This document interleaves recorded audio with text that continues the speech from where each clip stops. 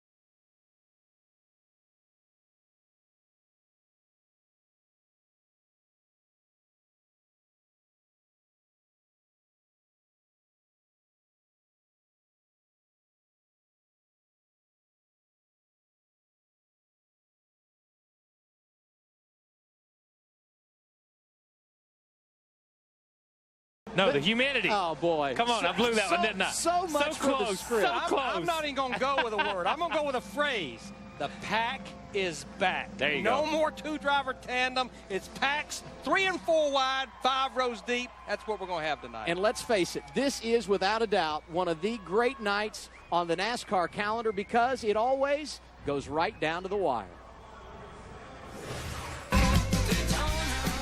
They're side by side, right to the line. Big crash. Here they come. Checkered flag.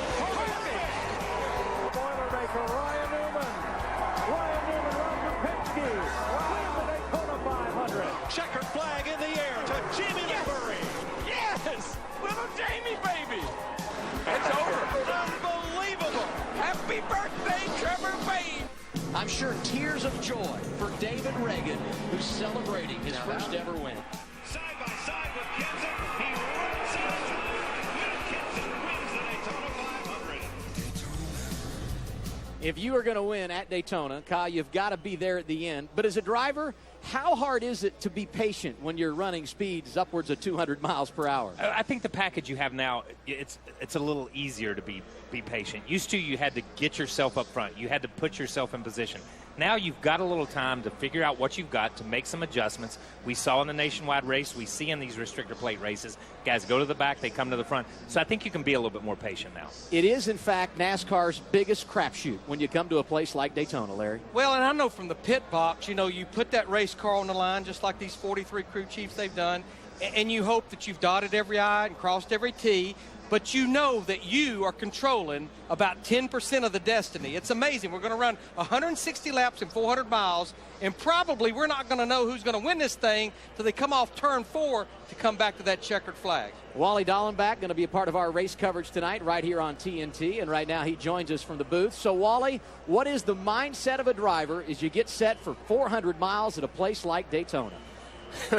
Okay, well, first of all, KP, did we watch the same nationwide race? I don't know. A lot of patience here last night. There was tons of patience, baby. Yeah. I think as a driver, when you're sitting there, really the biggest thing I think when I thought about it in one of these races is I hope that none of those other 42 guys make a mistake, because you're out there, you're trying to settle in for the race, you're trying to let things settle out. In the first part of the race, everybody's 3 wide, 10 rows deep, and you're just just getting past that first 25 laps for things to settle down a little bit. I think that's the first step of this race. I think you take this race in different stages. Obviously, like these guys were talking about, you got to be there at the end.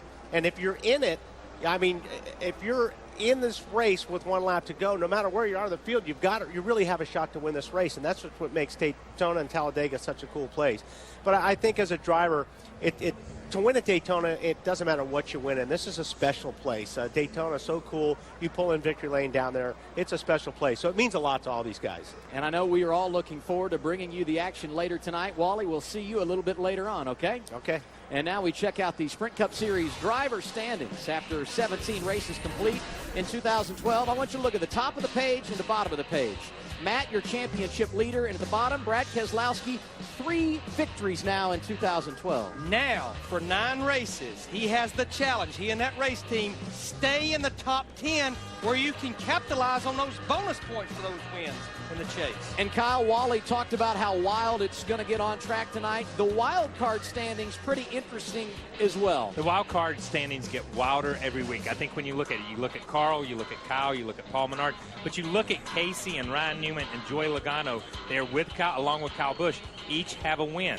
We look at Jeff Gordon. My gosh, how long can that bad luck continue? He may turn it around here, but he's going to have to win quick. But 3 consecutive top 10 finishes, and I think the key with Jeff Gordon, he's only 10 points behind those 3 drivers that are tied for that second wild card spot. He said it this week, I'm 1 win and 10 points away from being right there in wild card situation. And there are a lot of drivers very nervous tonight because they realize while they can help themselves by going out and getting a great finish, they can also put themselves behind the 8 ball in the standings if they get in the big one. Yes, and it's just like Wally said. I'm worried about those other 42 drivers making a mistake. When you're in that situation, when you're in Jeff Gordon's situation, Casey Kane, those guys, that wild card, you're worried about the other guy just as much as you're worried about yourself. I think Wally was what he was trying to say. I just hope I'm not around one of those other 42 drivers when they pull the pin out of the grenade. Yes, exactly. The championship standings, certainly a big storyline at this stage of the season. Many more stories going to play out right behind us on the pit lane tonight. Let's get to the guys who will cover the action, and we start things off with Matt Yoakum. Well, Adam, I'll be covering the very first section as the cars come flying off turn 4, trying to power down. You'll see them lock up the brakes, trying to get down to pit road speed. A host of contenders in my area tonight, including 2-time Daytona winner Kevin Harvick. Now, Harvick told me that he probably played it too conservative, too late back in the Daytona 500 and finished 7th. Not really sure what to expect here tonight. Now, off-track news, an update on the Harvick Baby Watch. Now, this morning, Delana Harvick flew back to Kernersville, North Carolina for precautionary measures. Remember, she is within 2 weeks of her due date. She told me about an hour ago on the phone, I spoke with her, that she is resting, doing fine. Feet will be propped up tonight. I'm sure she'll be blasting up on Twitter about tonight's action right here on TNT. But everything is fine. But in case she should go into labor tonight, they have Kenny Wallace standing by here in the 29 pit. Roush Shaheen? Matt, I'm going to be covering the section of pit lane tonight that goes from Michael Waltrip to my right down to Ryan Newman to my left. But right here in the middle is where you would find Juan Pablo Montoya. Back here in February during the running of the Daytona 500, Juan was a part of one of the wildest, most spectacular moments of the 2012 season. He lost control of his number 42 during a caution period, slammed into the back of the jet dryer, and it burst into a major explosion.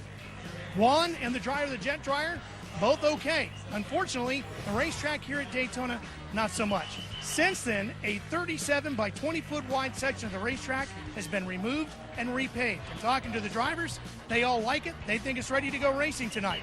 He's going to start 14th. And Chris, he told me the only thing he's hoping to see tonight as far as fireworks is after the checkered flag falls. Hey, Ralph, I've got from Eric Almirola all the way down to Casey Kane. And last night, this guy, Kurt Busch, took an unsponsored overheating car to victory lane in the nationwide race. Kurt looks at this track a lot like Sonoma, a track that levels the playing field, a track that a small team could win. Kurt Busch has got some of the best stats when it comes to restrictor plate racing, yet he has yet to win a plate race. Although that could all change tonight. He's in a car that took Brad Keselowski to victory lane at Talladega in 2009. All the way down at pit out, Marty Snyder.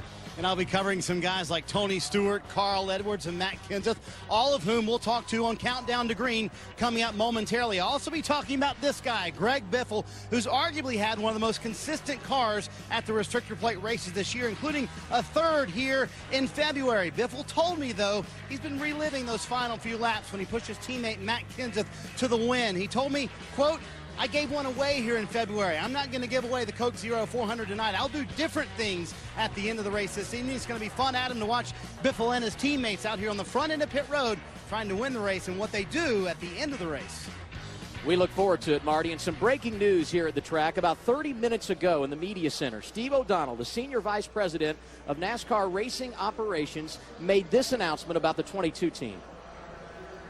Driver A.J. Allmendinger has been temporarily suspended from NASCAR competition based upon notification of a positive A test NASCAR received from its medical review officer, as stated in Section 19-11B, 6 and 7 of the NASCAR substance abuse policy. Pursuant to the rule book, Allmendinger has the opportunity to request within 72 hours that his B sample can be tested. NASCAR will follow its policies and procedures that are set forth in the rulebook in dealing with the matter. And as Kerry stated, out of respect for the process, we're not going to take any questions at this time. Thanks. Thank you all very, very much. So the team working in the garage, changing the seat and the foot pedals in preparation to put a different driver behind the wheel tonight. Sam Hornish Jr. drives for the team in the Nationwide Series. They're hoping that he can get here, but he has yet to board a plane. So the team going through all of their options, and as news continues to come from the 22 bunch, we will keep you posted right here on TNT. Straight ahead on Countdown to Green, we got some good stuff going on. The man who has won 3 championships, including getting it done 1 year ago, Tony Stewart, going to be with us. He's got quite a history at Daytona as well. And NASCAR Generations tonight, well, it's all about Daytona and the big-time speeds we've seen here. It's going to be fun.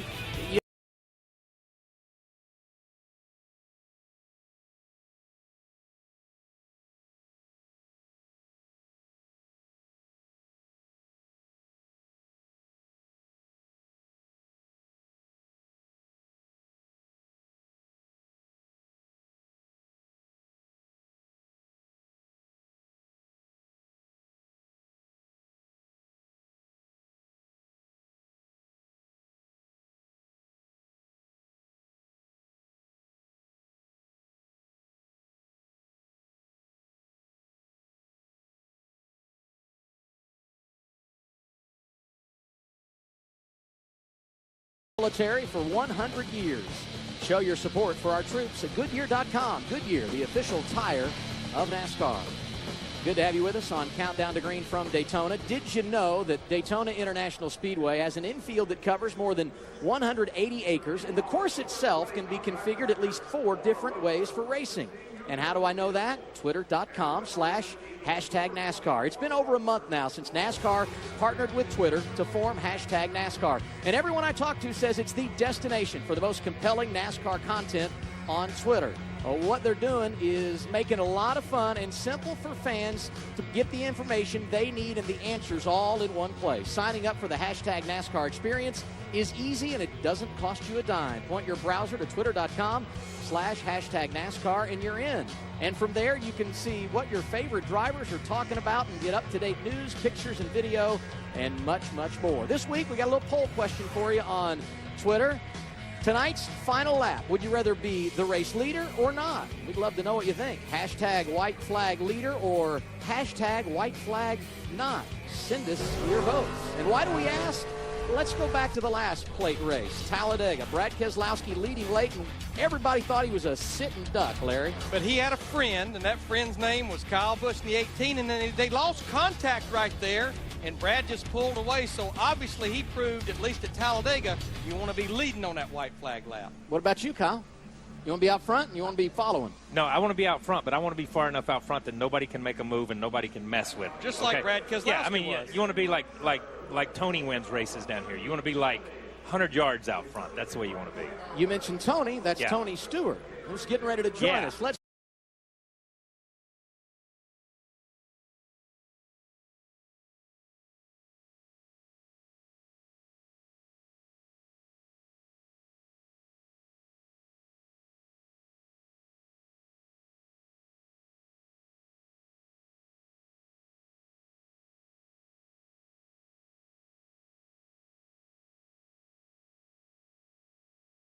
and the 9th position in the Sprint Cup Series standings. Always good to have Tony with us on the rig. He's getting mic'd up and ready to go. Smoke, thanks for being here tonight. Thanks for having us again.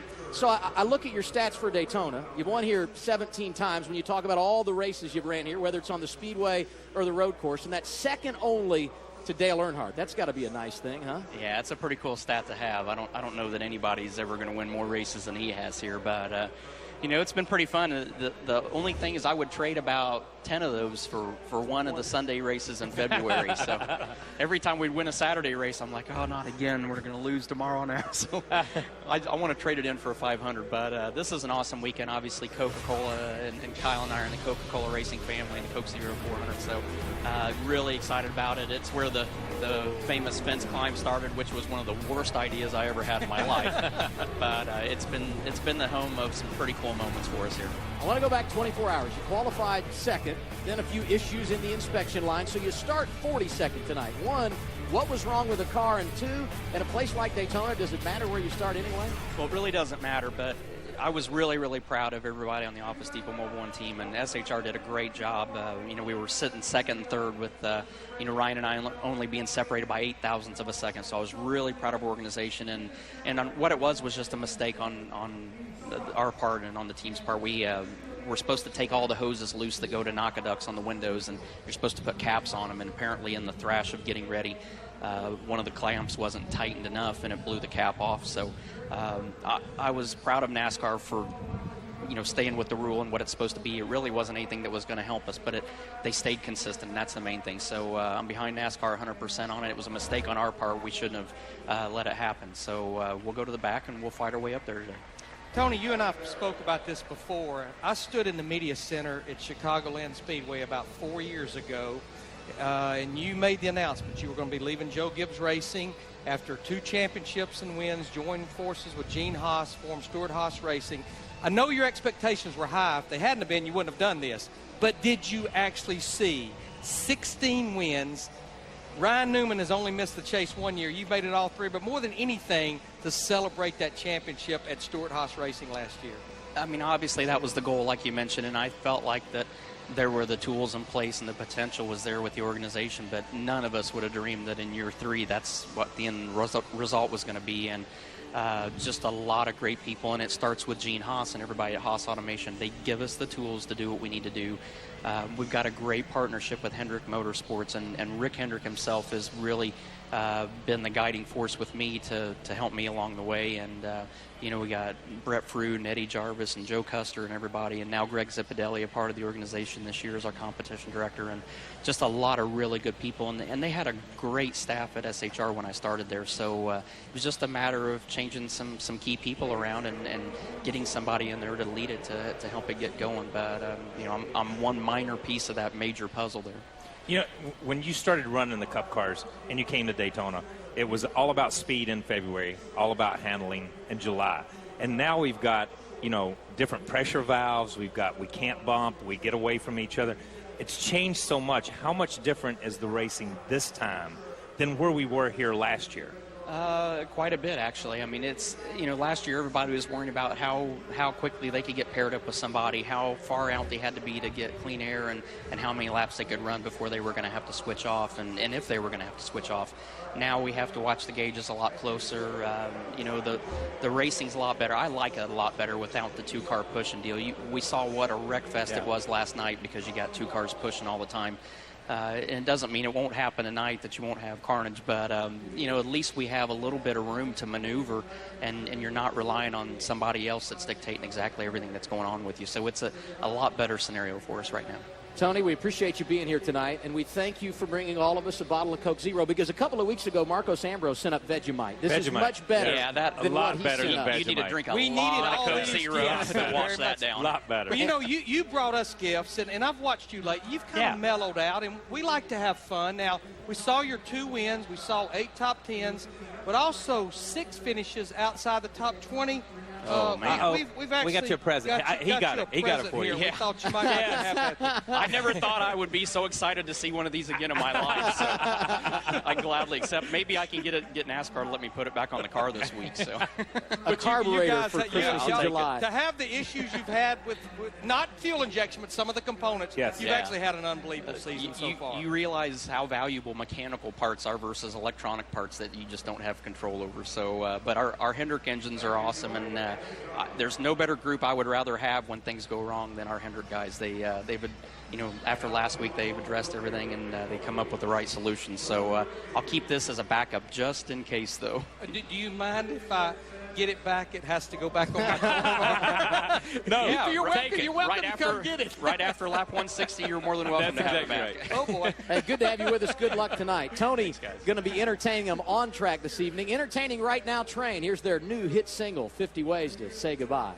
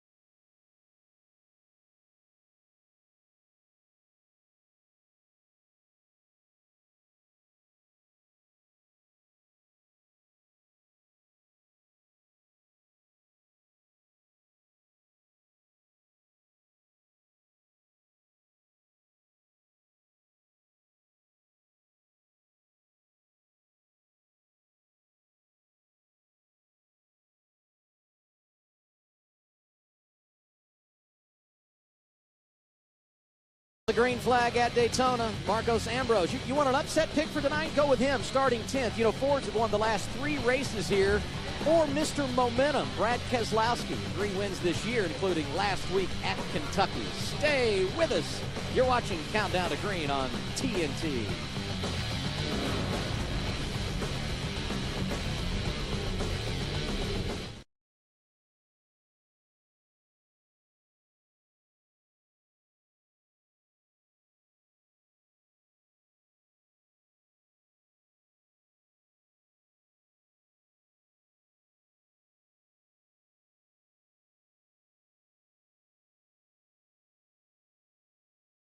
On TNT going prime time tonight. It's all about Daytona. You know, they call Daytona Beach the birthplace of speed, and the Daytona International Speedway the world center of racing. That pretty much means there has been a ton of NASCAR history made right here. This week our panel recalls their favorite Daytona memories, including record-breaking speeds and a touching father-son victory.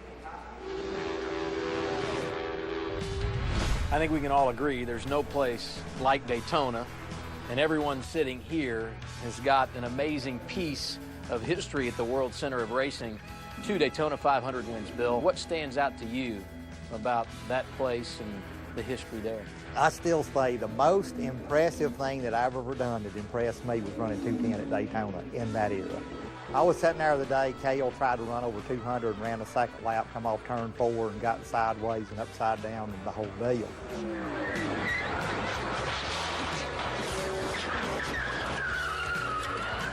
Kellen, absolutely a phenomenal run out there. What happened? Well, just got airborne. The wind got it, just took it off the racetrack. Back then, we could take the spoilers down to nothing. You know, you could plane them out and do whatever you wanted to do, and you were just hanging on. I mean, you were literally hanging on. And I didn't think when I left pit road that day I was coming back.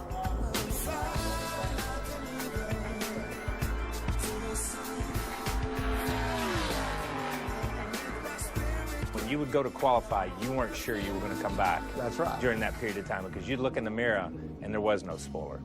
That was an amazing thing that day when you busted that.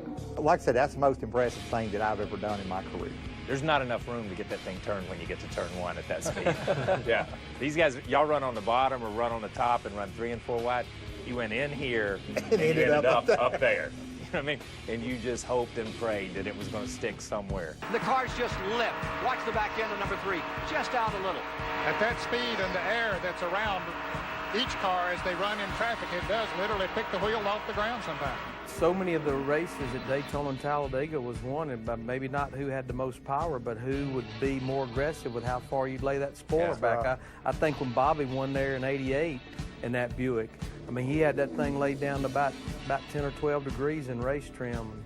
You catch a late caution, and guys come in and wipe off the grill. Knock Beat that the spoiler spoiler. down. Beat that spoiler down. Send him Give back it 4 out. tires. Yeah. Let's go. And you're out there, your tongue's hanging out because you've already been out there for 450 miles, just hanging on and praying to God every lap that you didn't hit anything. And then they're like, okay, now it's time to race. Go. Yeah, go. So what we've been doing. Yeah.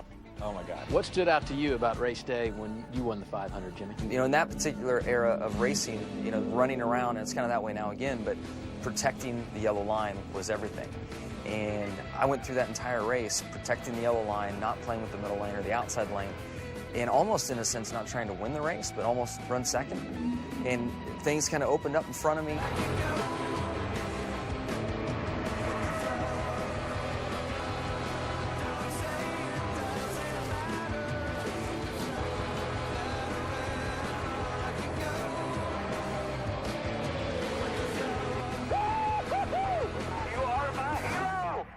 It's such a weird mind game to win a plate race in today's era of racing, because you can't do it by yourself. You know, the best car doesn't win. It's who's willing to work with each other the most. And that's what led to my win, and to stand there and try to pick up that trophy. It's a pretty big trophy in victory lane and celebrate. There's nothing like it. I'll tell you what, I still think the most classic line I've ever heard was Tony last year. It said, this is a high-speed chess game, and I ain't even smart enough to play checkers. That explains Daytona, right? What about 93 when Dale won the 500? That one probably tops them all. Even anything that I did on the racetrack. It was the first time that anyone knew of that a dad was in the booth broadcasting and his son win a major event. All right, come on. I know he's got it to the floorboard. He can't do any more. Come on, take her to the inside. Don't let him get on the inside of you coming around this turn. Of course, the producer of CBS at that time, he sort of turned me loose on the last lap. He had told Ken Squire and the late Neil Bonnet, who was working in the booth with me, that said, we're going to let Ned call the last lap. You guys back off. Well, he didn't tell me that. See, I didn't know it. And then he came on my headset and said, okay, said, call your son home, be a daddy. You know who I'm pulling for. It's Dale Jarrett. Bring her to the inside, Dale. Don't let him get down there. He's going to make it. Dale Jarrett's going to win the Daytona 500. All right. Oh, look at Martha. Oh, can you believe it? Way to go. Hey. Man. Take it away, Ned. Super job there, Dale. I tell you, I'm really proud of you. You did just exactly what you had to do, like I told you, right? That's right, exactly like you told me all along, Dad. Thanks for everything. I appreciate it. This is a great day. If you have been to a race here at Daytona, you have made a memory. Kyle, what's the top of your list? Hey, you know, the top of my list is not even a race. My grandfather won the first race when they paved this place, when they came here. My father won so many. I raced here. But I think coming here with Adam and seeing Daytona for the first time through a 19-year-old's eyes and watching him come here and watching him practice and watching him go out and experience everything again for the first time that every one of us had experienced. That's my favorite memory of coming to Daytona ever. A feeling you can't replace, yes. I'm sure. Larry, what about you? Well, it would have to be being a part of winning the 2 Daytona 500s. And, you know, as a crew chief, sitting on that pit box, we didn't have these big, tall pit boxes we have today.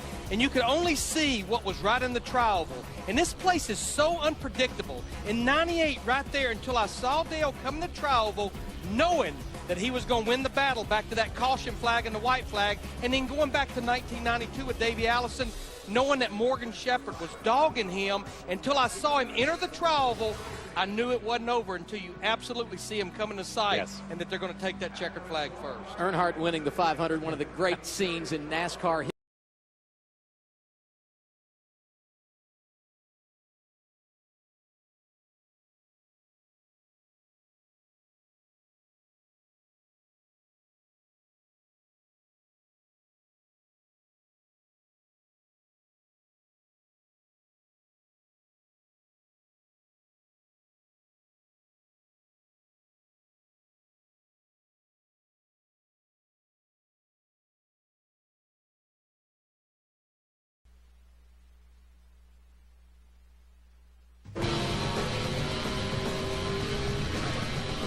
Welcome back to Countdown to Green, NASCAR on TNT. That's where I'll be spending the evening here during this 400-mile race, Saturday night, under the lights. Now, let's come inside and do what we do each and every week, and let's open up Larry Mack's toolbox and take a look at this 2.5-mile Superspeedway.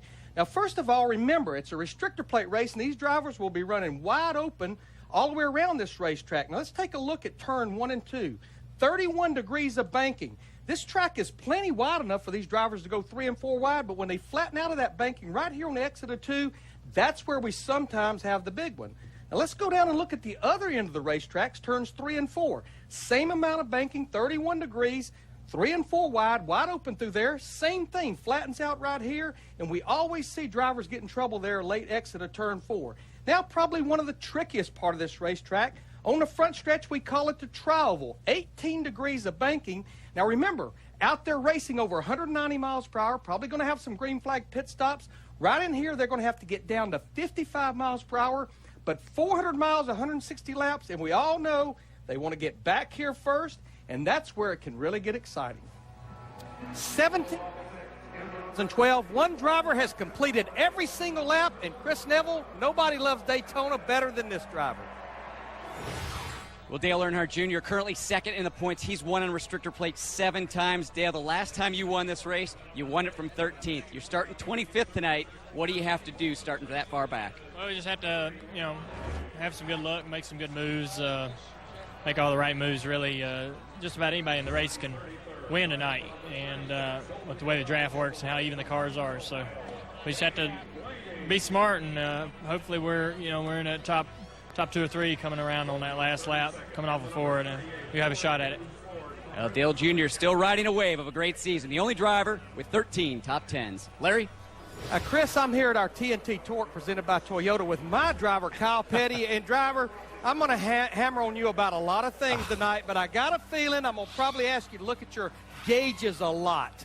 And that's going to be my job tonight, is protect that water temperature, to protect it, protect the pressure, protect the oil temperature. We saw in the nationwide race, that one car of Kurt Busch, all those gauges turned absolute red in the last 8 or 10 laps. 8 or 10 laps, you're going to have to turn me loose, man, because I'm going to have to go then. Well, the good news, I made it simple. You just have to look for red. And green. Thank you.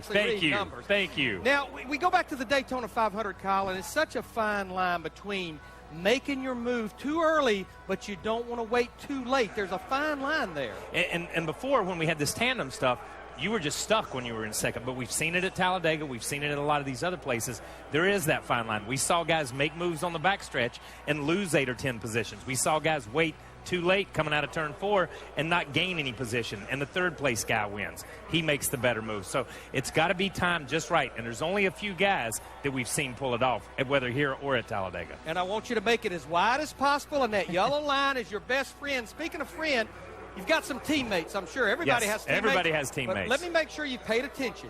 Who is your partner? Who is your friend? I can have some friends and I can have some partners early in the race. At the end, nobody is my friend. I'm a jerk. I'm going for Kyle Petty. I'm going to win this thing, and I don't care who I make mad. Sorry. And don't forget, that yellow line can be your friend as well. All right, now we need to take a break here from Countdown to Green. Take a look right here. There's the man, the fastest man in NASCAR, over 210 miles per hour back in 1987. Countdown to Green. The clock is cooking down. You're watching NASCAR TNT.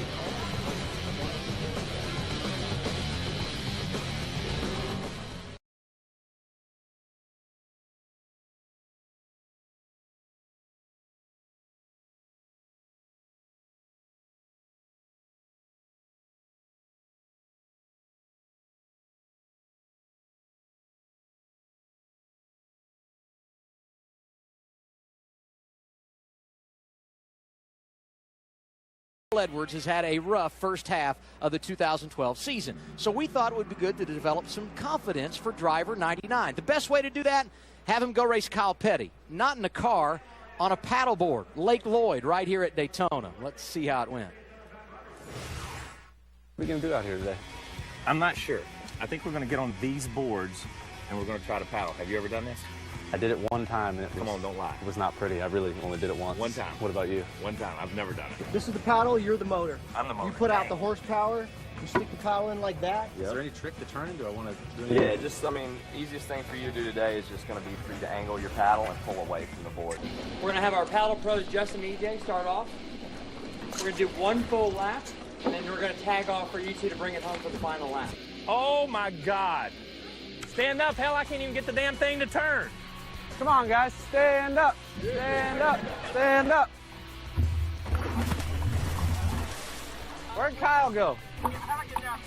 Kyle's having a little trouble. I want to make fun of him, but I think we're both going to look pretty stupid here in a minute. Do me proud. Whoa. They are hustling.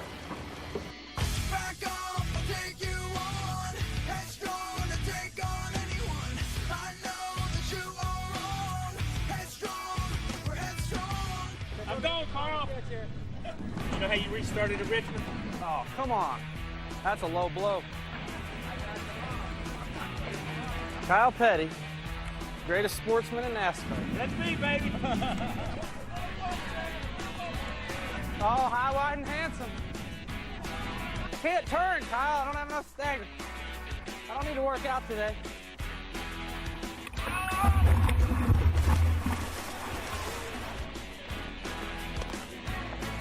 Hey. Good win. Woo! He's a broken man. My turn 3 has been a little bit like some of your season this year. I am so sorry for you. I think this is the first win of the year right here. Well, Carl, you won on the lake earlier this weekend. You got to do a backflip into Lake Lloyd. What do you got to do to get a win on the high banks tonight?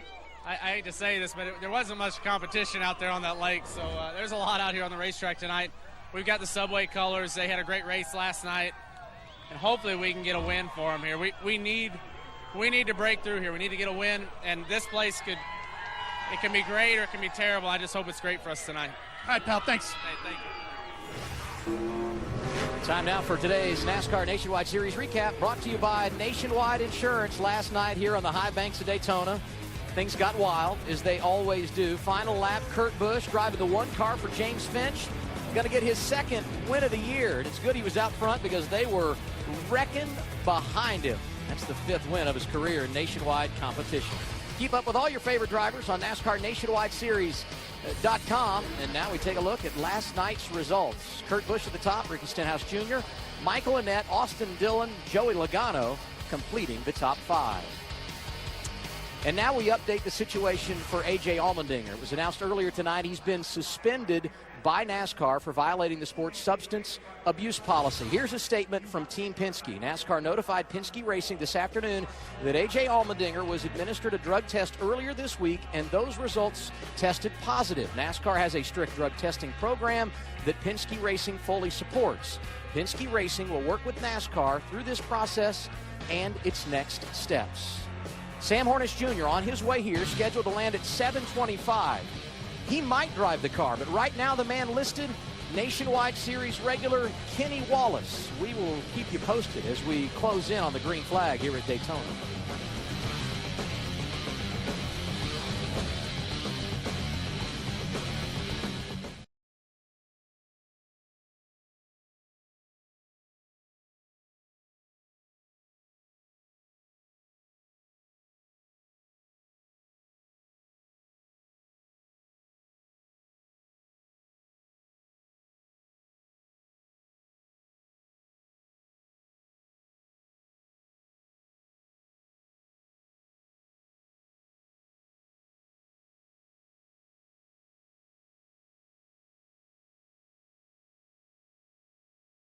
People might want to be following this guy tonight. I know he's got a lot of speed in the car, and I know qualifying in a restricted plate race is a lot about the engine and the horsepower, but it also changes your perspective, doesn't it? It kind of makes you look forward to these plate races when you have a fast car like this, doesn't it, Matt? Yeah, I mean, our Speedway stuff this year has been spectacular, and that's really a testament to everybody at Roush Fenway Racing that builds these fast forwards, and Doug Yates and all the guys in the engine shop. So really fired up to get the race going tonight. We've had 2 really good plate races so far, and I think sitting on the pole today in impound race and basically in race trim really is a testament to this race team and how hard they're working.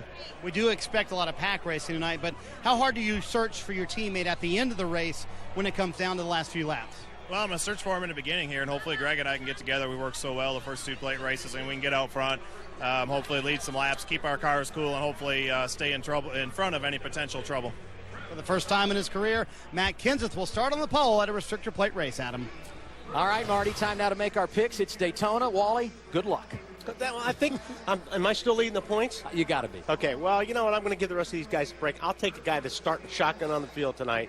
I'm going to go with Tony Stewart. Oh, that's yeah, I'm really stretching it, but I think he's got a pretty good record here. Is where smoke goes off tonight. Let's hear now from Larry and Kyle. Gentlemen, who you going with? Mr. 4-time will become 7-time at Daytona. Big Daddy Jeff Gordon going to victory lane here tonight. Good pick. And Wally, my math has been off the last 2 or 3 weeks, so I'm going to hold up 3 fingers just for no apparent reason. Because I am picking the 17 car to become the first man since Bobby Allison to win the 500 and the Coke Zero 400 in the same season. And that happened in 1982. We could make history. First time in 30 years. Good picks, guys. Good luck to you on your pick. And we have some more breaking news. Guess who's made it to Daytona? Sam Hornish Jr. Will he make it behind the wheel of the 22 car? We've got the watch on it. We'll follow that story when our race coverage begins. That's next. Thank you for watching Countdown to Green. Live from Daytona. We're going wide open after a break.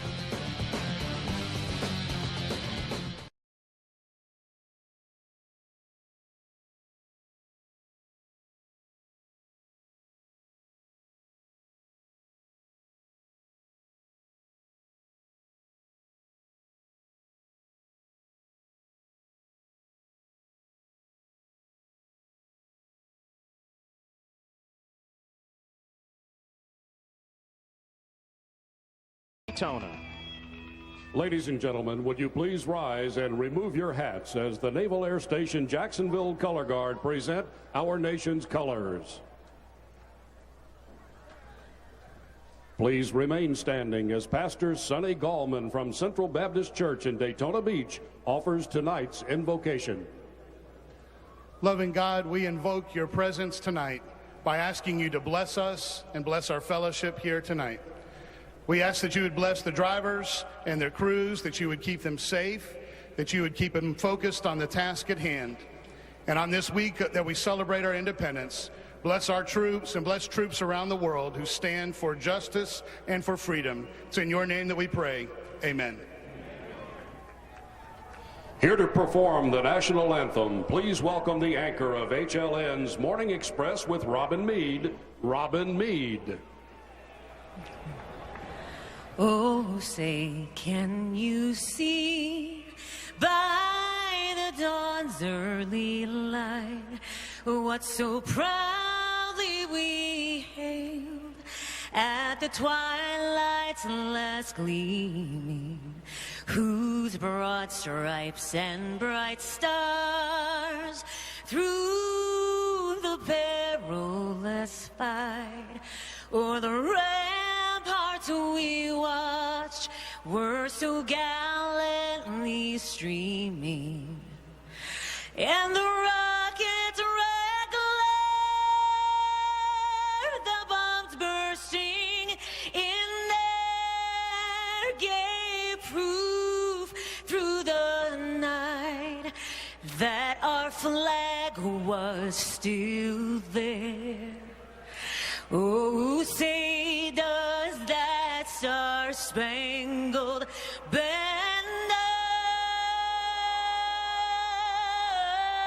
yet wave o'er the land of the free and the home of the brave?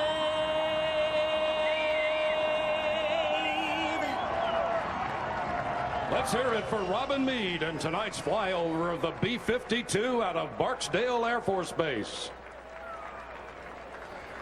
Ladies and gentlemen, in honor of the July 4th holiday weekend, we have some very special guests we would like to recognize. Each of these individuals went above and beyond the call of duty while participating in daring operations against enemy forces, earning each of them the Congressional Medal of Honor. The Medal of Honor recipients tonight: Jack H. Jacobs, Michael John Fitzmaurice, James Allen Taylor, and Robert Martin Patterson. As we celebrate our nation's independence this weekend, we thank these four men, as well as servicemen and women around the country and around the world, for protecting our freedom.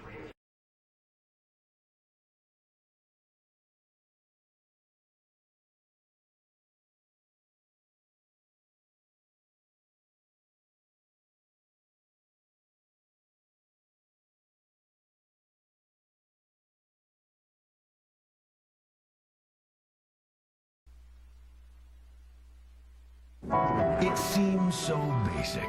The air we breathe, the words we speak. They're just gas molecules in motion.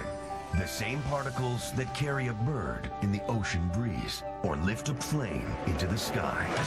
This is aerodynamics, and it is the law of the land in Daytona.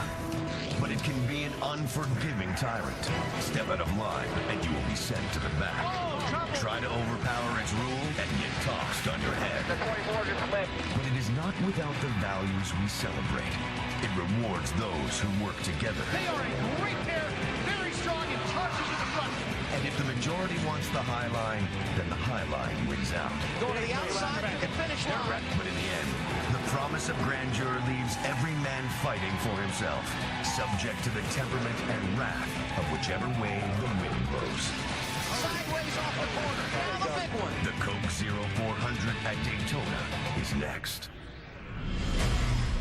Yes, the draft is back at Daytona as we close in on the start of the Coke 0400, powered by Coca-Cola.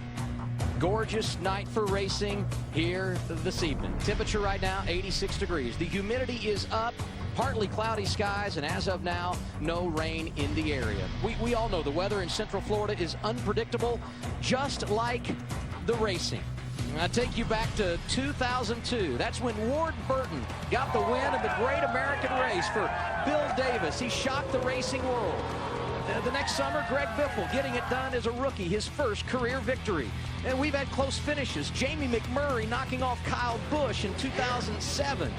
And then you had Ryan Newman with an assist from his teammate Kurt Busch getting the trophy in the 500 in 08. Last year, amazing. Trevor Bayne, the youngest ever winner at Daytona. And 1 year ago, David Regging with his first ever win on NASCAR's biggest stage. So who will it be tonight? And what role will tonight's race play when it comes to a run to a championship? Well, if you look at the standings outside the top 10, there are 4 drivers that have a victory. Right now, Kyle Busch leading the wild card standings, and Casey Kane has the tiebreaker over Ryan Newman and Joey Logano. But don't forget about Carl Edwards, Paul Menard. You got Jeff Gordon and Marcos Ambrose. A victory here tonight, and they can be right back in the playoff picture, because at this time of year, it's win or bust. To make the chase, you have to win at least 2 races, I believe, if you're not in the top 10 in points. I think we're at the border point now of racing your way in, just numerically based off where the points are for the top 10 and where we are as a group, the guys with 1 win, and getting that second or even maybe potentially a third to lock yourself into a wild card position. You know, you don't want to have to get in by the wild card. You want to get in by points. So we're looking for max points, max fun, and max wins. So we'll see what happens. Yes, we will, Jeff. It's going to be fun tonight. Number of drivers with plenty of anxiety as we get set to go green, and their playoff hopes hanging in the balance. For more, let's send it down to Ralph Shaheen. Adam, one of the guys right in the middle of that wild card roller coaster is going to be Kyle Busch. He's 12th right now in the points. He lost a race here in July by 5 thousandths of a second in 2007, came back and won in 2008.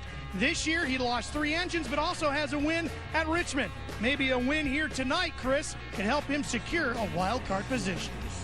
Ralph, with Casey Kane's 1 win and his 2nd place last week at Kentucky, he currently holds on to that 2nd wild card, and he knows if he can get 1 more win, that could be the tipping point that gets him into the chase. But also 1 misstep, he hands that wild card back to Ryan Newman or Joey Logano. It's a very fine line, but at least he's starting up front tonight. Marty?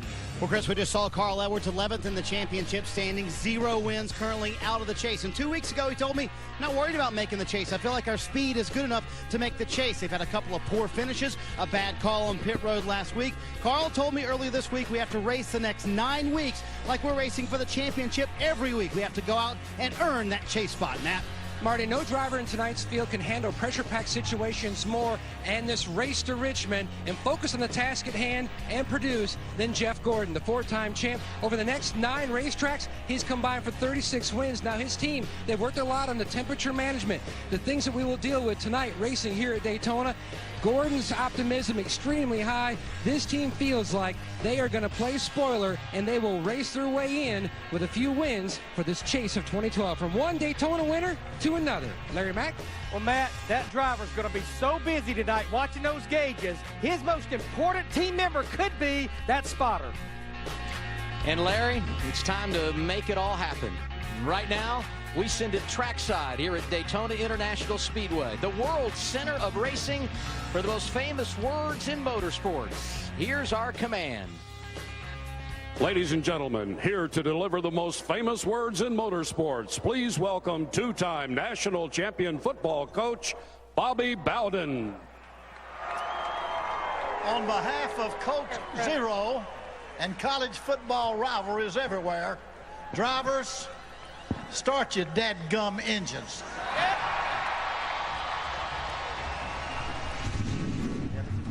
I don't know.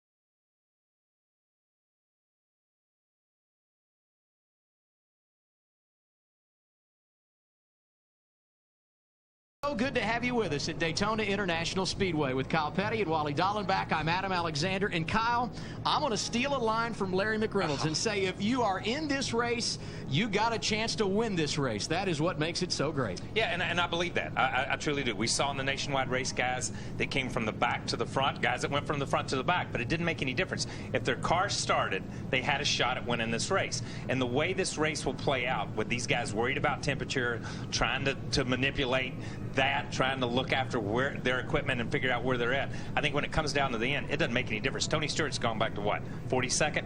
Yeah, he may be standing in victory lane when this thing's over. And one of the other drivers back toward the back of the field with him is Dale Earnhardt Jr. And he said something interesting this weekend, Wally. He said, if you're going to win this race, you got to be a jerk. Why? Well, if you talk about jerks, you're looking at one of the best out right here. No, I think what he said is the deal is at this racetrack, you're going to work with your teammates. You're going to play nice for most of the race. But if you're going to win this race, you've got to be a jerk. You don't have any friends at the end of the race. It used to be, yeah, you needed a dancing partner, you needed a friend at the end of the race. But this thing's got so aggressive these days. These guys are all out for themselves, especially when it gets down towards the finish. It's going to be pretty cool. And I think the three of us agree this is one of the best nights on the NASCAR schedule. 400 miles at Daytona. There will be plenty to watch on TNT here this evening. What a great scene. NASCAR racing here at the World Center of Speed. Our wide open coverage begins next. The Coke Zero 400 on TNT, brought to you by Coca-Cola Zero. Real Coke taste and 0 calories.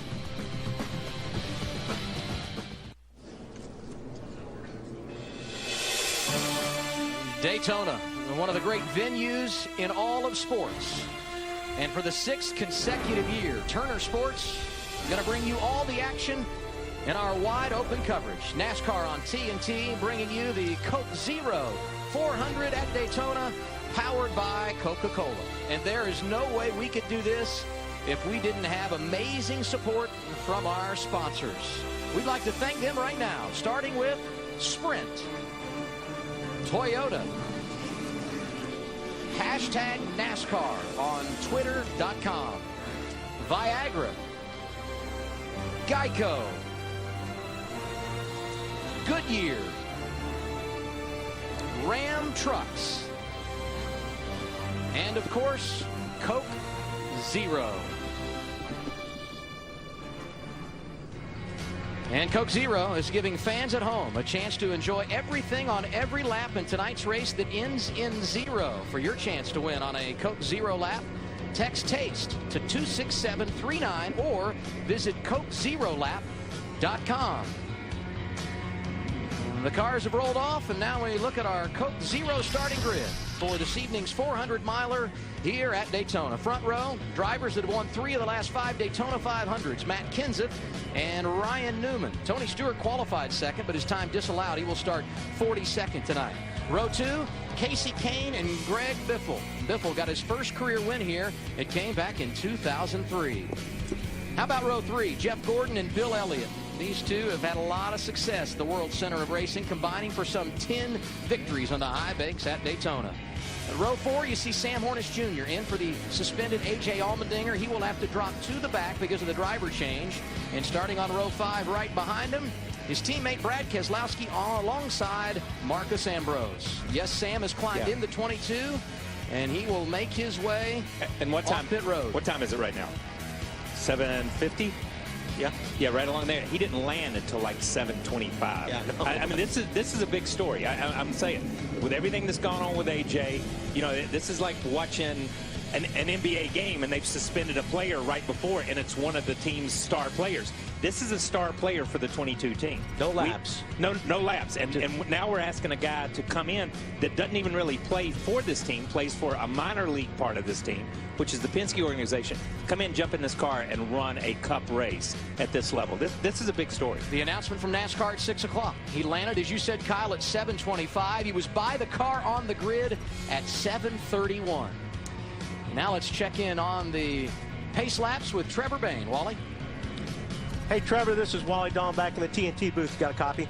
Yes, sir, I got.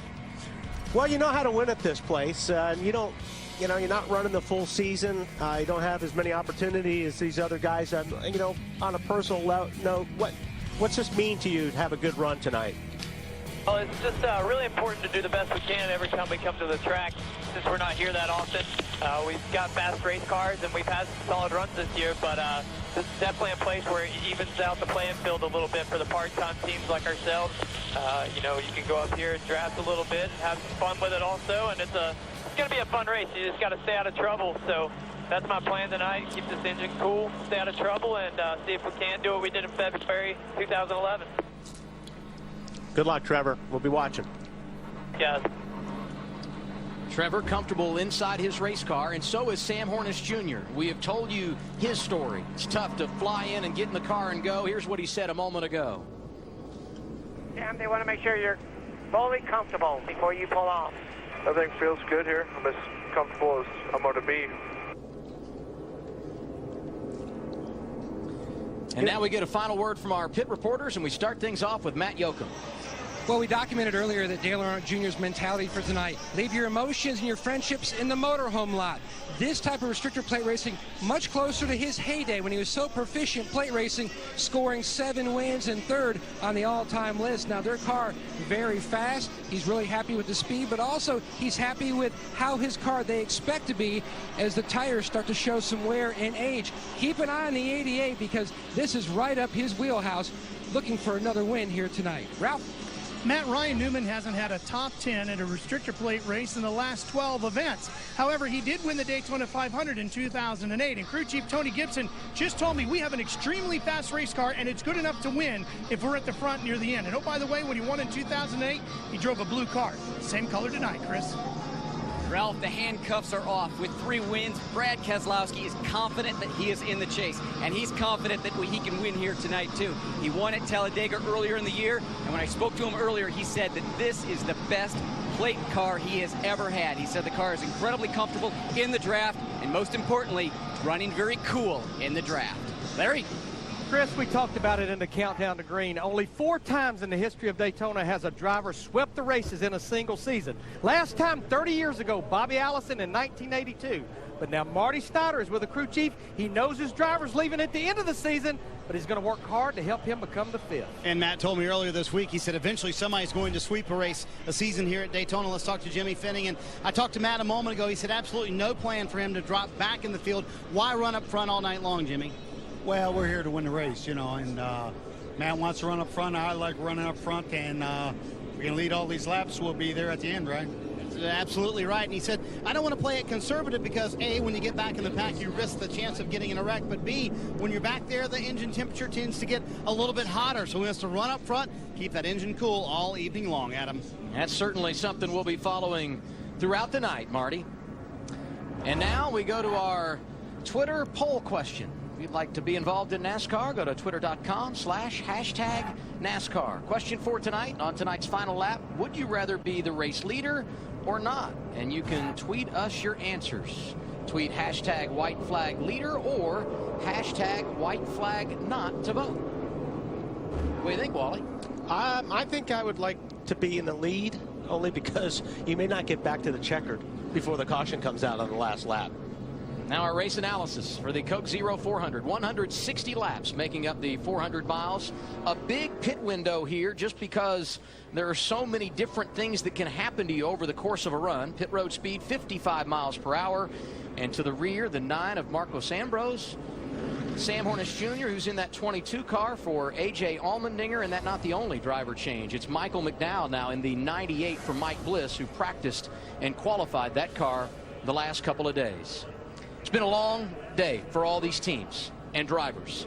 And now finally, you get the opportunity to do what you came here to get done. And that's go after a trophy in the Midsummer Classic at Daytona.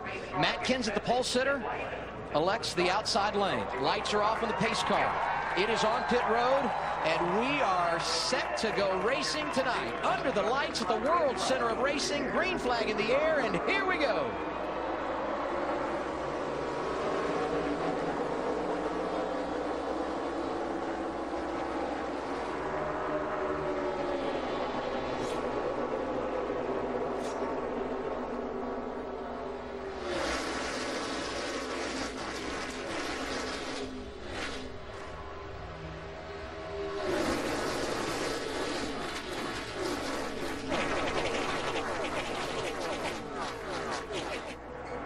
say, why did Matt Kenseth choose the outside lane? You see Denny Hamlin sliding down below the yellow line, down the back straightaway.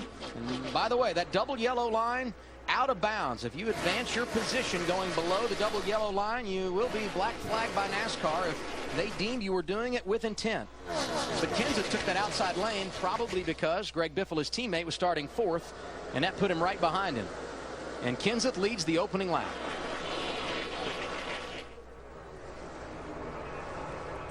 Well, you see these guys working up on the high side already.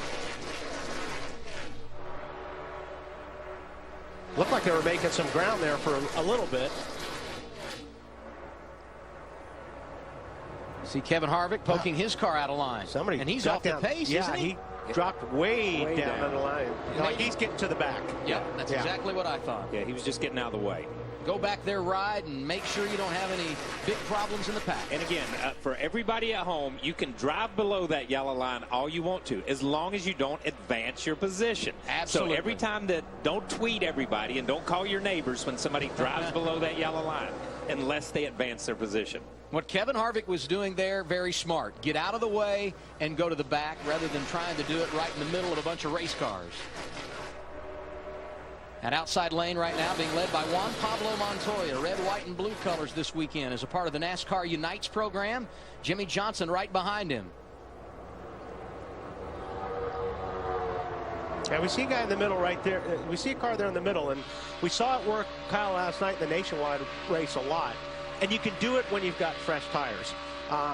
Once these tires go off and you get to a corner and you're in the middle, I mean, it feels like Porky Pig waddling around up there. Yeah, because there's no air in the middle. There's no air at all in the middle. And we saw it for 8 or 10 laps in the Nationwide race when it first started, but then it would go away, and then we'd see the guys get spread out a little bit. On board here with Jeff Burton, who jumped in the outside lane. He appears to be floating to the back, trying to keep his nose clean early.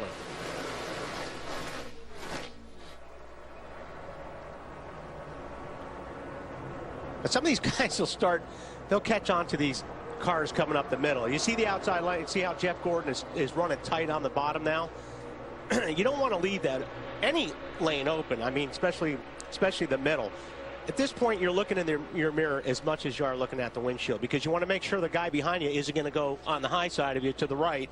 That's why I think the bottom line is a preferred line with a lot of these guys, because you're only going to pass me on one side if I'm on the bottom, and that's to my right. When you're on the high side, you've got to watch your middle, and you've got to watch way on the outside. So you're doing a lot of mirror driving. Yeah, a lot of mirror driving, and we saw that and on Countdown to Green in the interview with Jimmy Johnson when he was with Ned Jarrett and Bill Elliott and those guys. He said when he won down here, he just got to the yellow line and just stayed on the yellow line the whole race. And he thought he was going to run second, and it just opened up, and everything was good for him. Menard looks like he's off the pace right there. I think that's just another Childress car probably going to the back to join up with Harvick. And they've all three done it. Jeff Burton did it on the high side. The 27 and 29 did the same. I mean, I think those guys are just going to sit back there and ride this thing out for a while. I mean, obviously they want to hook up and eventually make their way, but right now they're just going to be comfortable, I think, just hanging out back there to see what develops. Most of the time when you drop to the back, you don't do it that dramatic. You kind of work your way back there. But just to pull over and slam on brakes to go to the back is a little dramatic. Matt Kenseth has led every lap tonight. Started on the pole. Maybe he saw something he didn't like. Kenseth drafting with his teammate. Very similar to what we saw here in Daytona in February when he got the victory in the 500. Wide open race coverage plus real Coke taste and 0 calories. Coke Zero wants you to enjoy everything about tonight's race.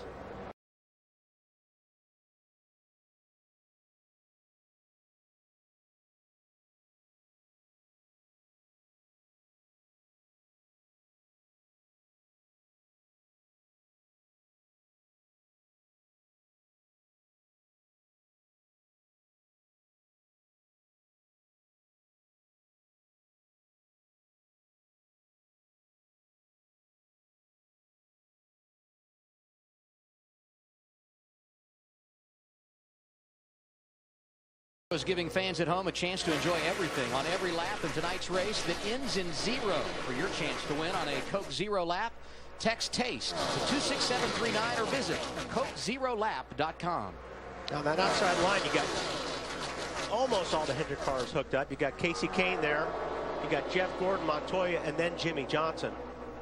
Let's see if these guys can make something happen on that outside. So far, it just doesn't look like it's happening.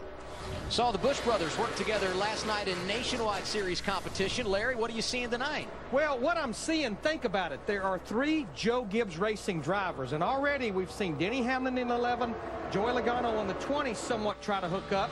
So that pretty much leaves Kyle Busch, odd man out. Guess who he has found? Remember, his brother Kurt Busch started deep in the field back in the 33rd position up there working with his brother Kyle. And we should point out as well, Kurt won the Nationwide race here last night. And these guys will find each other a lot of help from the spotters. You know, you're going to ask your spotter, hey, where is so-and-so? And you could actually work your way to the back to get to who you want to work with. And then you start moving forward again. And you'll see a lot of that going on tonight.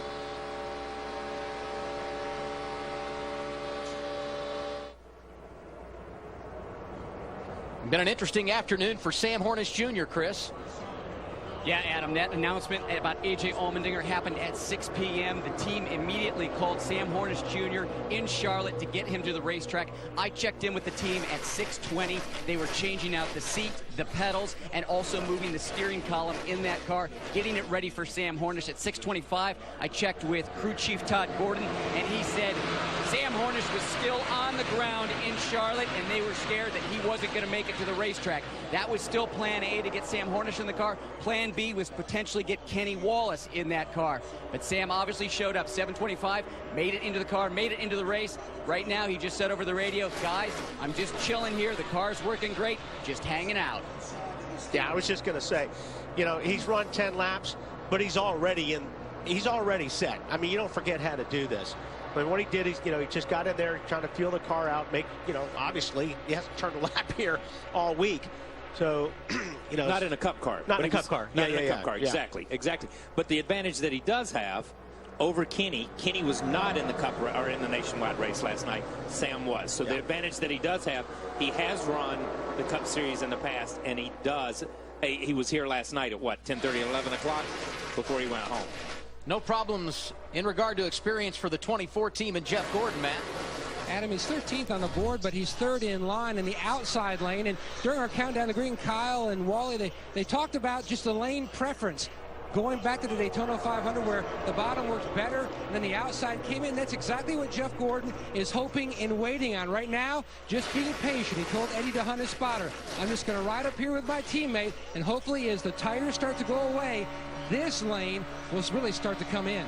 Yeah, and that's a good point, Matt. I mean, what's going to happen, the handling is going to start coming into these cars. You know, these cars work so good on fresh tires. In the first 10 or 15 laps, you can't do anything wrong with these cars. But as you get some wear on these tires, that's when you'll start seeing cars slide around. And if you've got a good setup, that's where you start making forward ground. So, like you say, they're trying to hang out on that high line, just hoping for some of these tires to wear off so it settles things down a little bit. Interesting, in that outside lane, you've got Casey Kane and Jeff Gordon running nose to tail. Both drivers need a win. Kane to help his wild card chances, and Gordon to get back in the wild card conversation.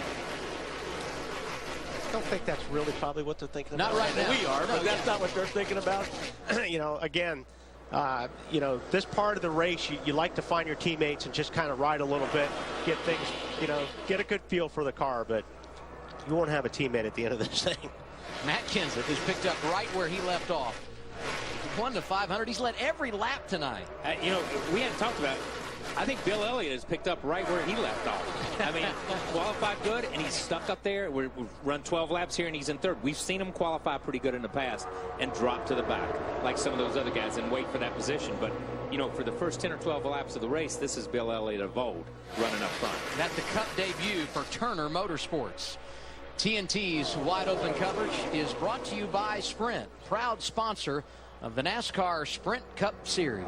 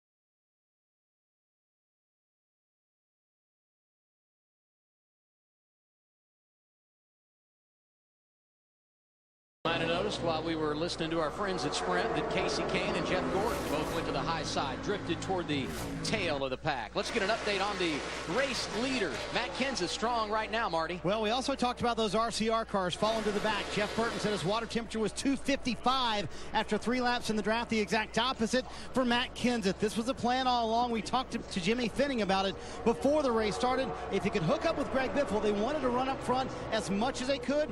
Oil and water temperatures very low for Kenseth right now, leading all the laps. Ralph. Marty, Ryan Newman's a little bit loose in the number 39. In fact, his spotter asked if he wanted him to talk to the spotter of the 56, Martin Truex, to get him to close in a little bit. Ryan said, absolutely not. I'm loose enough as it is.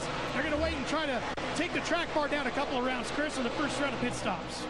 Well, Brett Keselowski sitting in 7th right now. When I spoke to him earlier, I asked him if that great drafting move that he used at Talladega to win the race would work here. He said he thinks it would. He just has to take into consideration where start-finish here. It's a little bit closer to turn 4, so he thinks he's going to have to back that move up a little bit earlier into turn 3. Matt? Chris, shortly after the drop of the green flag, Ty Norris and Billy O'Day were working to try to get their 2 drivers, Kevin Harvick and his former teammate Clint Boyer, together. They're running near the tail end of the second pack, just being patient and riding, knowing there's so many laps left, keeping a good management control over their temperature. And basically, Brian Patty, that was his game plan going in. He was hoping, just ride at the back to try to keep yourself out of trouble, because we've had so few incidents this week, they could just feel like this could just be one of those e-ticket type of nights. And Matt, you talk about Boyer and Harvick. They have combined to win 4 of the last 10 races at restrictor plate tracks in NASCAR's top series. Pretty good combo to be working together here tonight.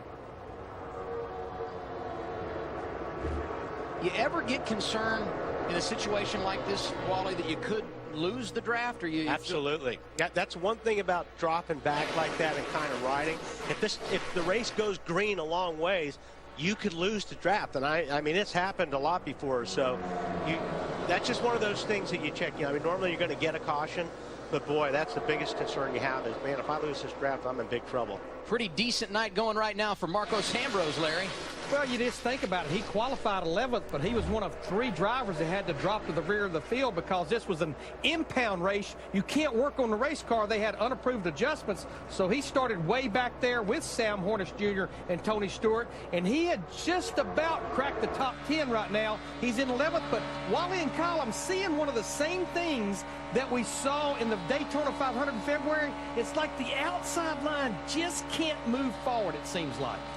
Yeah, they've been struggling since the green flag dropped, Larry, and nobody has made any gains. And we've seen different guys leading that outside line, and you think eventually somebody's going to get up there that's going to be able to pull the rest of the cars up, but nobody's been able to do it yet. You know, and just as Larry said, we saw it in the 500. Do you think it's because they repaved the racetrack? You know, a lot of places we go and they repave a racetrack, the groove goes back to the bottom of the racetrack because there's so much grip. And these guys talked in February how much grip there was, that the faster way was around the inside. And it could just be because of the pavement, because in the past, the high line has been that one that got that momentum. And don't forget about the bumps that you got down in 1 and 2. So if you ran the low line and you go through those bumps over there in 1 and 2, it was a handful and it would move the car around. So that could have a lot to do with it, yeah. The top 8 cars in that bottom line, about 7 or 8 of them that are lined up nose to tail. In the outside lane, you get about 9 deep before they start stacking up. So that gives you an idea of where that wall comes if they hit. And right now, that's Michael Waltrip in the 55, leading that group in the outside lane with Kurt Busch right behind him. Hey, he's got, you know, that's a strong outside line right there. They're just not able to make any moves up towards the front. See how they're keeping tight down to that bottom line. They're actually trying to get some side draft. You see the 55 car go down on Trevor Bayne's car.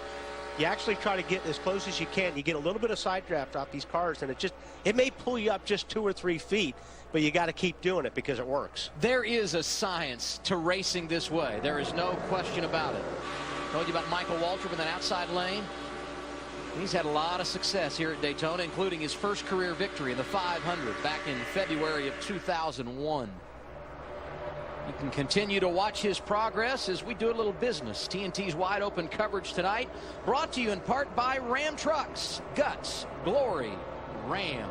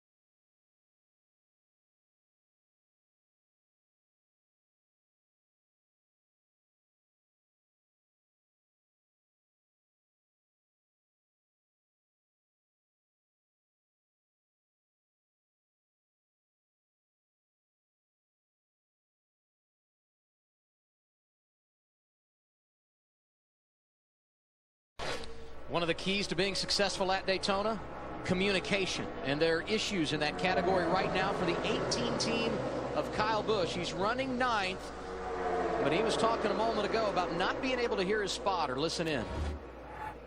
40, 20, up top, 5 total.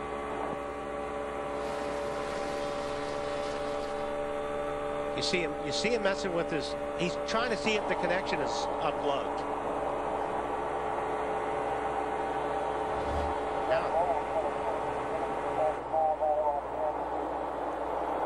All right, off 4, still single file.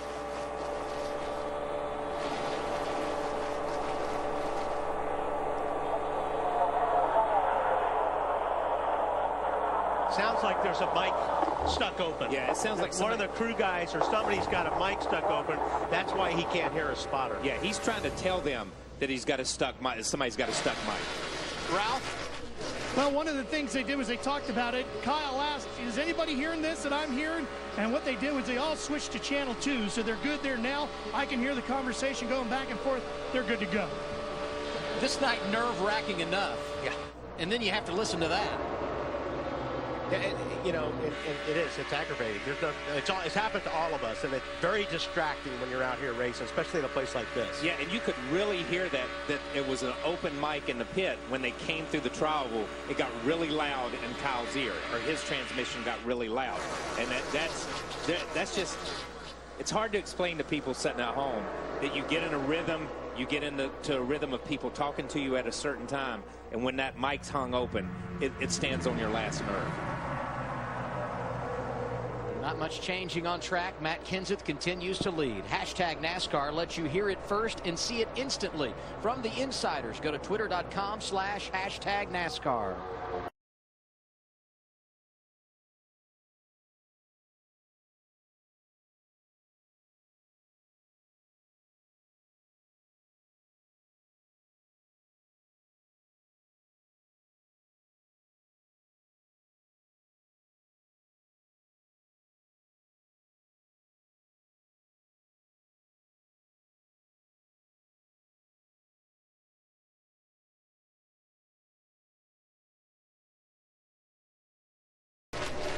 .26 of 160 laps complete at Daytona International Speedway in the Coke 0400 powered by Coca-Cola.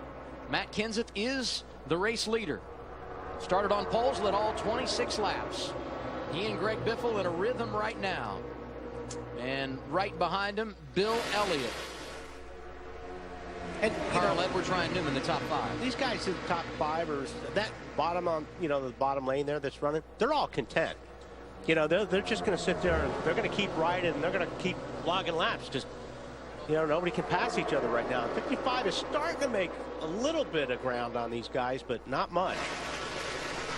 Michael Waltrip making some progress in that outside lane. We will update you on his situation when we return. Got to take a 90-second local break, and then we'll return to the World Center of Racing. We're under the lights on the beach.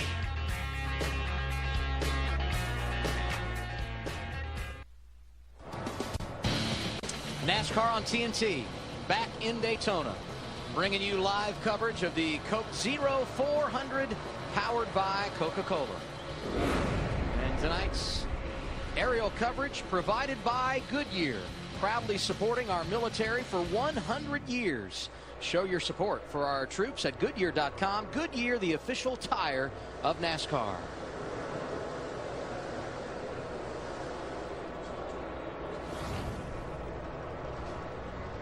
Now, if you're going to win this race, you got to keep the engine cool. It tends to overheat when you get in the draft. Understand the 24 team having some problems, Matt.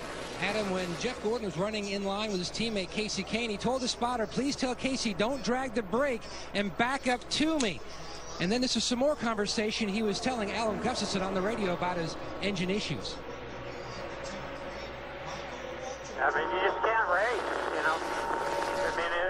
all I do is go get up in there, and we're going to be warm again. So I just got to keep this gap. There's 10-4. We're doing fine. There's plenty of time here. Yeah, I think we just need to explain some of the rules that NASCAR has put in place, but the biggest reason is why did they put these rules in place is to bust up the two-driver tandem. But they have a maximum capacity on the radiator at 2 gallons. This is a pressurized water system, and it has a pressure relief valve, and it goes off. It starts spitting water out at 32 psi. Plus, the grill opening has been moved up into the front bumper area, and you have to run it 2.5 tall by 20 wide, and then also they have lowered the rear bumpers by 2 inches to block air when a driver is pushing another driver. All these 4 or 5 things was done to bust up the two-driver tandem, guys. Yeah, and that's exactly right, Larry. It was NASCAR made these rules for all these fans on Twitter and all these people that are sitting at home complaining about it. They made these rules to break up the tandem because everybody complained about the tandem. Now NASCAR breaks up the tandem and everybody's complaining about this style of racing. This is a style of racing that we've had for so long. We've got to stay off each other. You have to give each other a little bit of room, and you've got to be able to make a move on your own. It's not team racing. It's individual racing. And right now, these guys are in the early stages of the race, and we've heard some of these guys from the pit reports down here that these cars aren't handling best. So they're going to make their first pit stops. They'll get their cars driving a little bit better.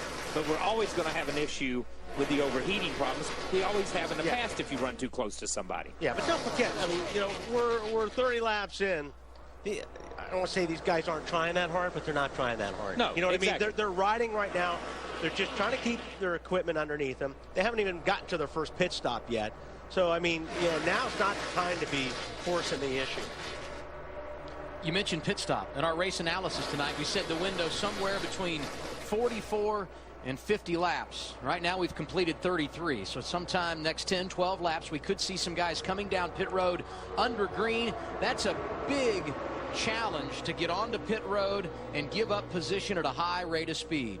What do you see, Larry? Well, I've been watching Sam Hornish Jr. in that yellow number 22 car. When we dropped the green flag, he kind of stayed back a little bit. I think he just wanted to get a feel for what was going on out here, even though he ran the Nationwide Series race, started back in the 40th position. He has now cracked the top 20, so I think he's starting to get comfortable with where he's at in this 22 car.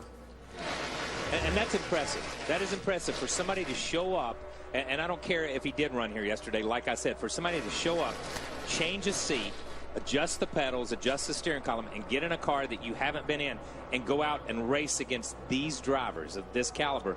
That's impressive that he's come from the back to the front like that. Wally, easier to do what Sam is doing tonight at a place like Daytona or a place like Kentucky or Bristol? Oh, absolutely. Daytona, I mean, you know, the cars work pretty good, and you're pretty much flat out around this place. And, you know, Sam's got a lot of laps around here. So, yeah, this is a pretty, if you're going to jump in a car with no practice in a Cup car at some racetrack, this is the place to do it. Can you continue to watch Sam's progress? And we tell you this, TNT's Wide Open coverage brought to you in part by #NASCAR on Twitter.com.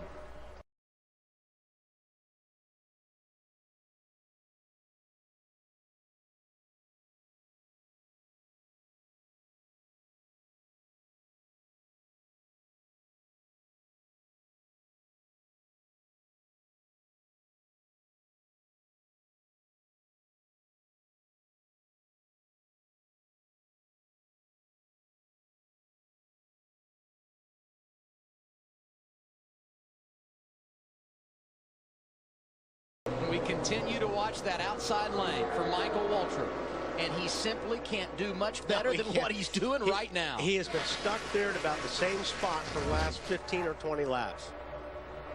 Tell you somebody to keep an eye on. 4 cars behind him. You got Landon Castle and at Burger King number 83. We made the point earlier. If you're in this race, you got a chance to win it. 1 year ago, David Reagan made a name for himself. Perhaps the door is open for Landon Castle tonight, a youngster out of Iowa who has really done a nice job for BK Racing in 2012. Jump on board here on the 48 car. This is a really cool shot to begin with, but kind of keep an eye on his gauges, and these gauges will turn red when things start to heat up. If you look at his dash, this gauge over here is turning red, and then we got this one right over here. It's flickering red as well every once in a while. So he's obviously keeping an eye on that, and I don't know how you can't. When it goes red, you can pretty much see it. but he's going to be talking to his team about it, and obviously monitor. He's got to monitor those temperatures. And because of the importance of temperature, do you want certain gauges in different places when it comes to a race like this? Well, I think, yeah. I mean, as long as it stays white and it just flicks red, you're doing your job. You're keeping that car cool. That's what's important, is when those gauges go to red and they stay red, then you've got a problem. Hey, Wally, the most important gauges would certainly be water temperature, and we talked about it being a pressurized system, water pressure.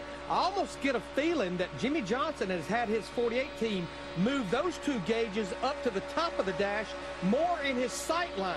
Now, the other thing you have to be cognizant of, when you're on the throttle as much as these drivers are, is oil temp. That certainly can get up there, and a lot of times that will actually bring the water temp up with it. Yeah, I can't tell which gauges he's got up there, Larry.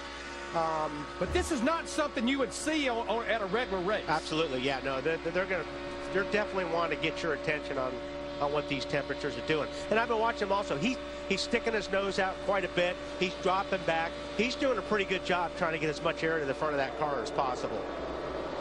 The mental aspect of being successful at Daytona and Talladega, simply amazing. Is that car right outside of you? And that's interesting. And Wally pointed that out early with those two gauges up there, and we heard Larry say it. You put it in the driver's line of sight, so even if they're not looking at it when it turns red, a lot of these guys, if you go back in racing 10 or 15 years, a lot of teams would put a red light on the dash at Martinsville to make those guys keep their foot off the brake, just to make sure their foot was off the pedal. You also look at the way he's got his mirrors in this car. This is typically, pretty much the mirror that you run every single week. But this mirror right here, this is giving you a shot of your blind spot. Yeah. And that's something here. Listen, your spotters are really important at this racetrack, but you have got to know where the race car is. You got to know where everybody is around you. Yeah. Again, for the fans at home, that's not a vanity mirror. Okay. Sorry. And the green flag pit stops are underway. First of the night coming at lap 40. Kyle Busch is in for service. Going to be 4 tires for him. Bobby Labonte right behind him. Kurt Busch, Joey Logano also making stops. Matt? And Kevin Harvick has already completed his team service on his number 29 machine. He had hung at the back and then got up to about 23rd, so that way, no matter what other team strategy was, you see a lot of cars have hit pit road. Less cars for him to deal with, and we've got more cars. Dale Earnhardt Jr. making his way in. They are smoking those tires as they come to pit road to make sure they are not caught speeding, Chris. Brad Keselowski very happy with the 2 tonight. No changes to that car. It's been running cool. He's happy with it. Going to be fuel tires. Don't know if we're going to go 2 tires or 4 tires. Doing right side tires now. Wait and see if we get the left side here. The 39 car, Ryan Newman, called in aero tight. They made a track bar adjustment on that, put 4 tires and fuel, and also made an air pressure adjustment. He's away.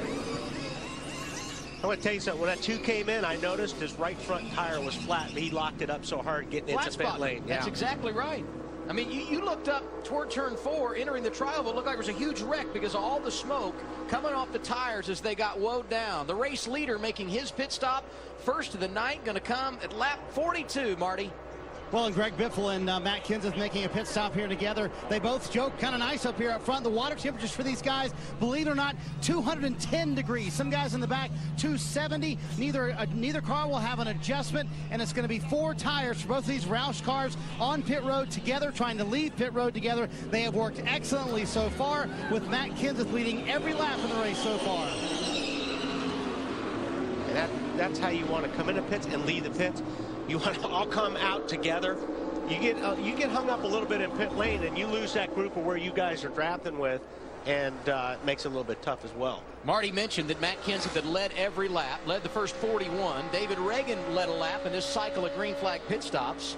He has given it up to come to pit road, I do believe. Josh Wise now the race leader. Now look at this outside line coming, and they've got a head of steam on them.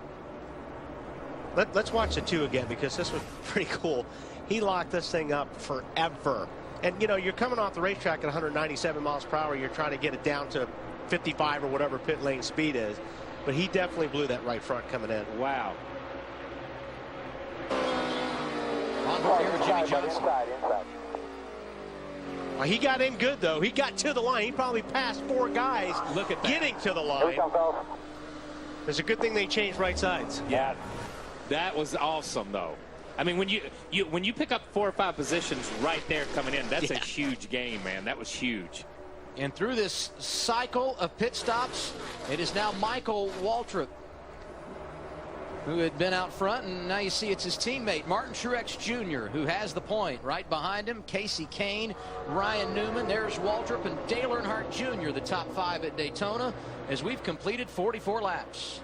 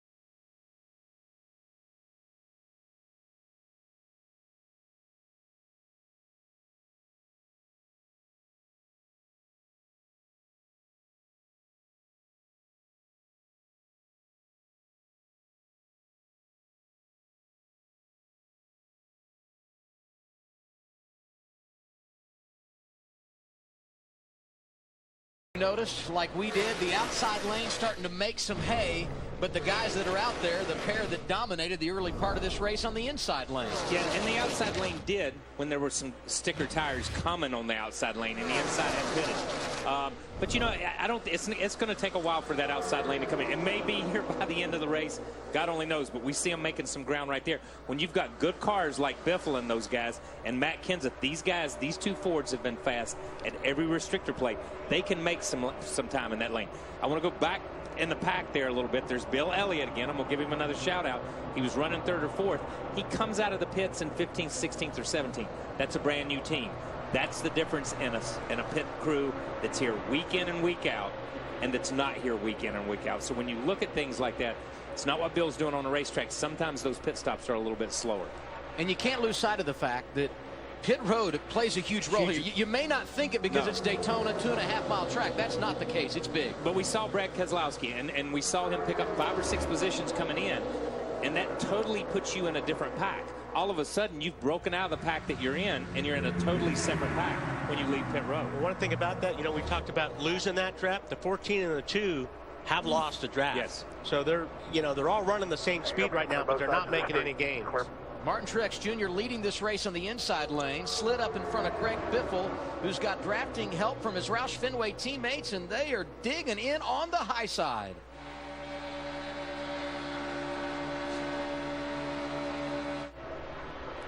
Kind of gives you a good look of. Oh, Kenseth is pushing water right now. Yeah, but he's pushed this 16th on the high side. He's pushed Greg Biffle on the high side around, and that's the first time we've really seen that. And you see, they go straight to the bottom, and they hang that outside line out. It'll be interesting to see if the outside line can stay sucked up there and come back with, I guess that's Carl in the 24 car of Jeff Gordon. I was going to say, if you want to see 2 of the probably strongest cars in the field, you just saw it. You saw it. They came up on the outside. You saw it. I mean, these 2 really have dominated. We're 1-2 at the end before Dale Jr. went around Greg Biffle in the 500. Of course, Kenseth won, and they were great at Talladega until they got separated late in the race. I'm talking about the 17 and the 16. Now I think the 17's got to get some air to the front of that thing because it got hot quick too.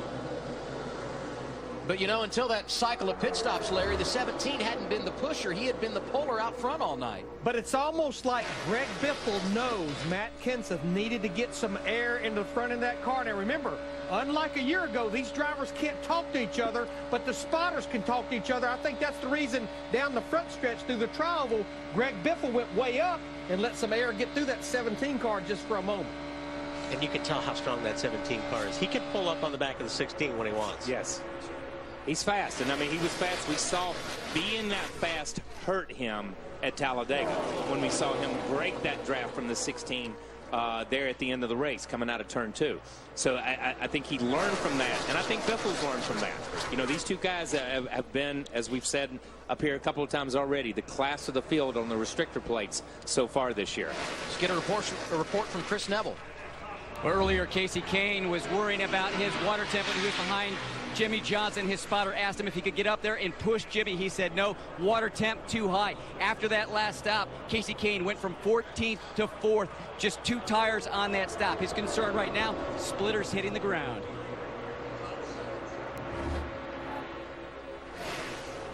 Yeah, you know, it's cooled off here. I mean, these guys have done the majority of their practice and the majority of their running on this racetrack in the heat of the day. And when this thing, we talk about how much grip it had in February when they repaved it and the tire that Goodyear brought. It was a very grippy racetrack, had a lot of grip built into it.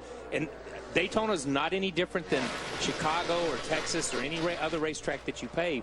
When it gets night and it cools off and the grip comes up, these cars are going to travel, or at least travel, they're going to travel a little bit more. Even on the bump stops, they're going to go in at a faster speed, and they're going to get on that splitter. Keep an eye on the situation with Casey Kane as we step aside. Here's Ryan Newman, driver of the number 39 Army Chevrolet, to tell us about Goodyear's special program to support our troops.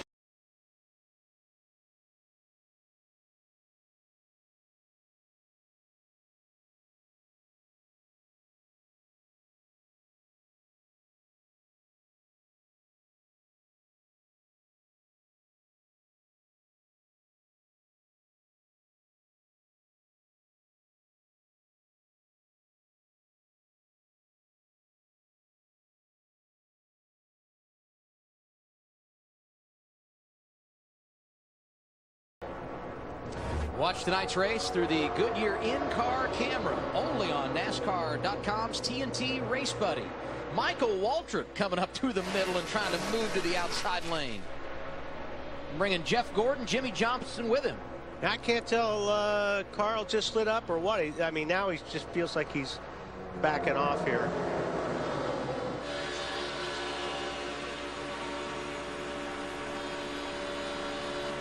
Kyle Busch right now finds himself in the 9th position. On the radio, he was talking about the 2 drivers out in front of the field. There you have it. Anybody see how the 17, 16 work together at these plate races? That's how you're going to have to do it if you're going to beat them.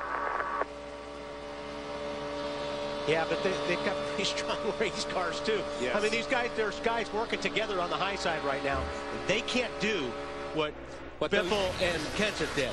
Okay, I mean, you got the 24 up there. You've seen a lot of guys, you know, Michael. All these guys got strong cars, but they can't do what those 2 cars did.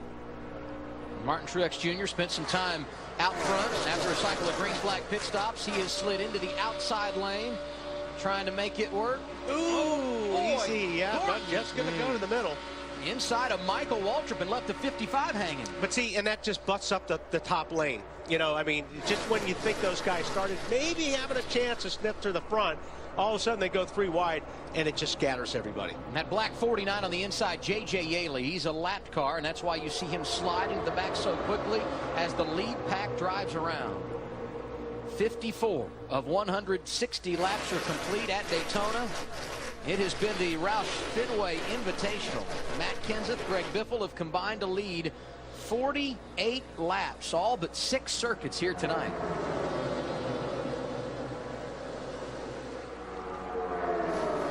We're going to go away for 90 seconds. More wide open coverage live from Daytona of the Coke 0400 in a moment. Gorgeous night in Daytona Beach, Florida. NASCAR on TNT rolling on with our wide open coverage of the Coke 0400, powered by Coca-Cola. Race leader in this one, Greg Biffle. Matt Kenseth, Casey Kane, Ryan Newman, Dale Earnhardt Jr. make up the top 5. Kyle Busch, Kurt Busch, Martin Truex Jr., Jeff Gordon, and Trevor Bayne are the top 10. Speaking of the 21, let's listen to what they're saying on the radio. Here we go with Inside Tracks.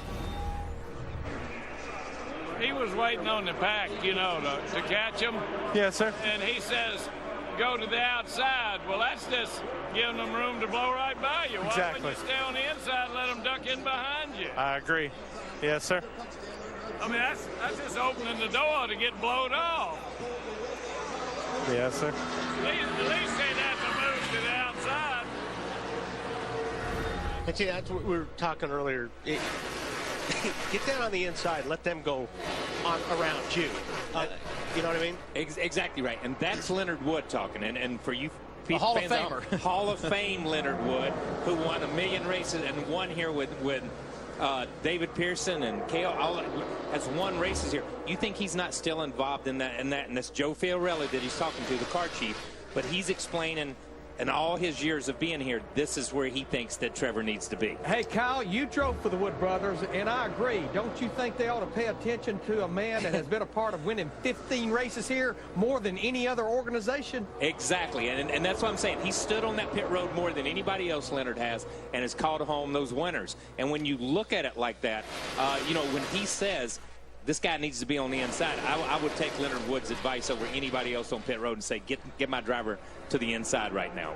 I mean, and don't forget, you're talking about a relatively still a rookie in this race car. I mean, you know, and these are things that need to be relayed to him. Say, hey, listen, next time, you know, I mean, this is always a learning process when you're coming to these places like this. You know, you see he jumped to the outside, and I think he jumped to the outside because he saw the 24 coming. Those guys have worked very well together in the past. Yes, they have. So I believe he was just content staying on the inside, but when he saw Jeff Gordon out there, he decided maybe we can bring up some of that old magic again. Yes.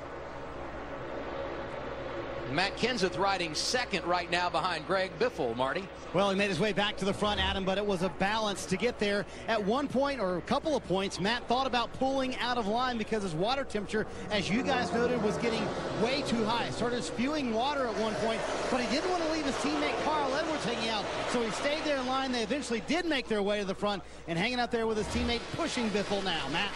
Now, Marty, during the first segment of the race, Jeff Gordon had an issue where he was running too warm. He dropped back, got a bigger cushion of fresh air, cooled off his water, and rode it to the first pit stop. Made some big gains, and then about 10 laps ago, his dash lights, which we documented earlier in the show, what they look like, started flashing red. He was too hot again. That's why you're seeing the 24 having a cushion between himself and the 21 of Bayne. He keeps dipping out, guys, trying to get more air in to cool that water temperature.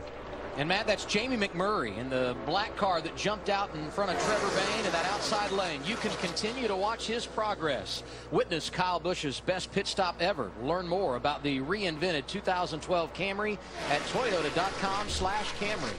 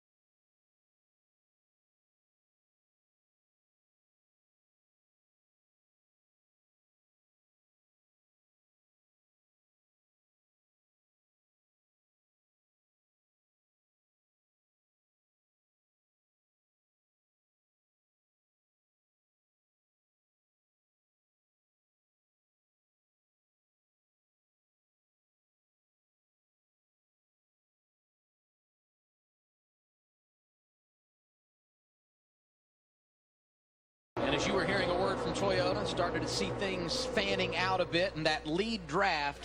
And actually way back behind them, Wally, there are a few drivers that have gotten too far behind the 8 ball. Well, you were asking Kyle and I about, you know, are you ever worried about losing the draft? These guys have. The 2 and 14 are about 2.5 miles per hour slower than that lead pack. They're losing almost a second lap. Now, more than likely, we're going to get a caution.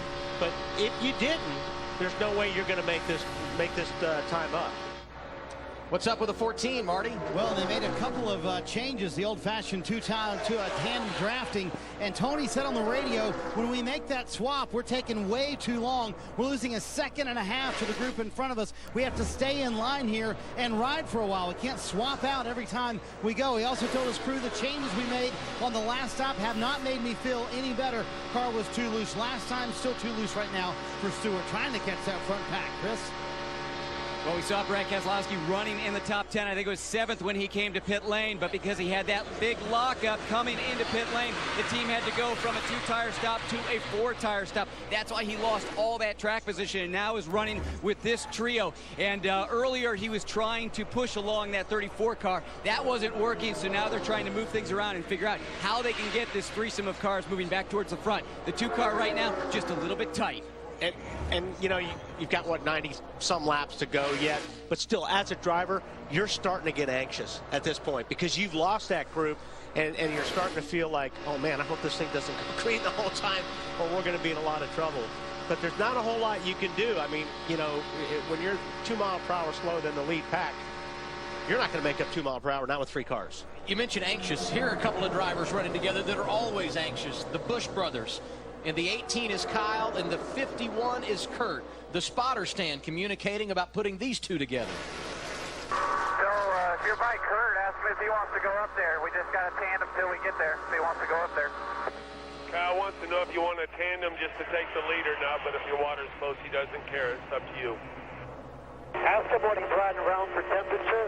Right now, I'm 260, 280 riding around. Yeah, he says he's a little hotter than he wants to be right now. He can't really push. He's 260, 270. So you got those guys running on the inside lane. They are scored right now back around 6th or 7th.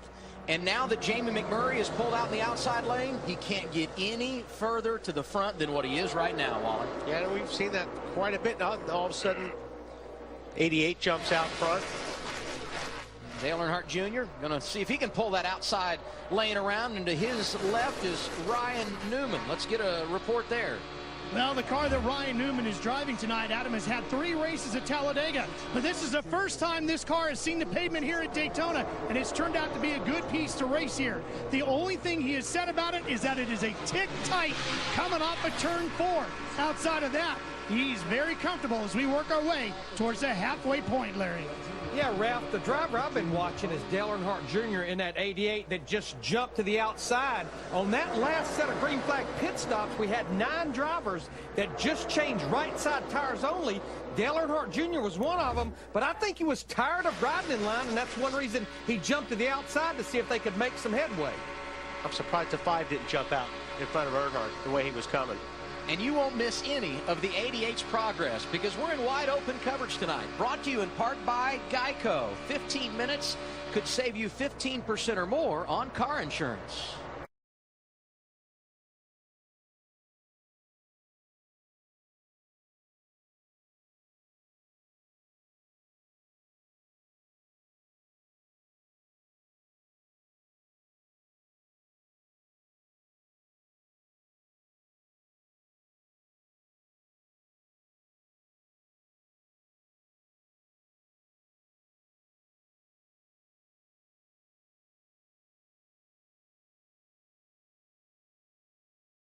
Casey Mears driving that Geico 13 car tonight. He's 24th in the race on track.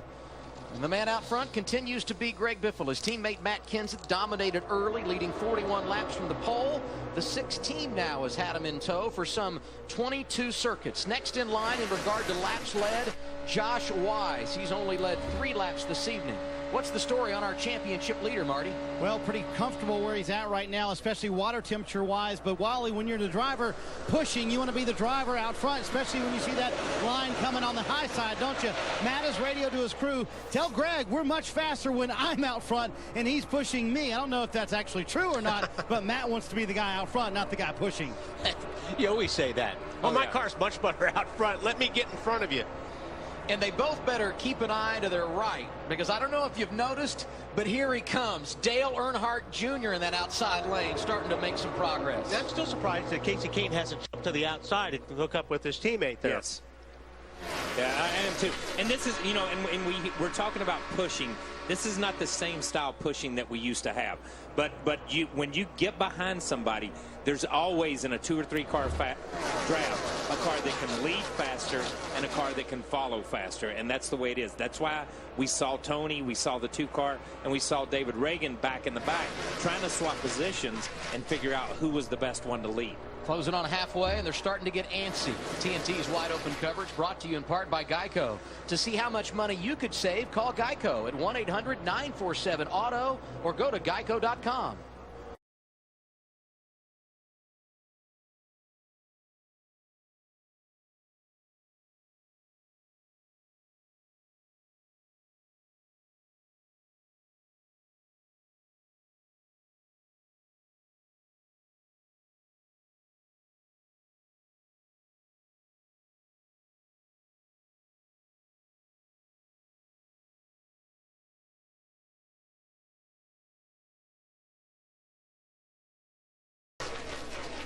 .72 of 160 laps complete here at Daytona. If you're just joining us, we are caution-free. Matt Kenseth started this race on pole. He's led 41 laps, and right now on the inside lane, he's behind teammate Greg Biffle, who is on point. Matt? Indianapolis winner Paul Menard running back in the 26th position. Now Paul has a vibration which has progressively gotten worse during this run, but it's not in the steering wheel. He feels it more in the headrest when he is pulled back down in the seat, hitting those G's going through the corners.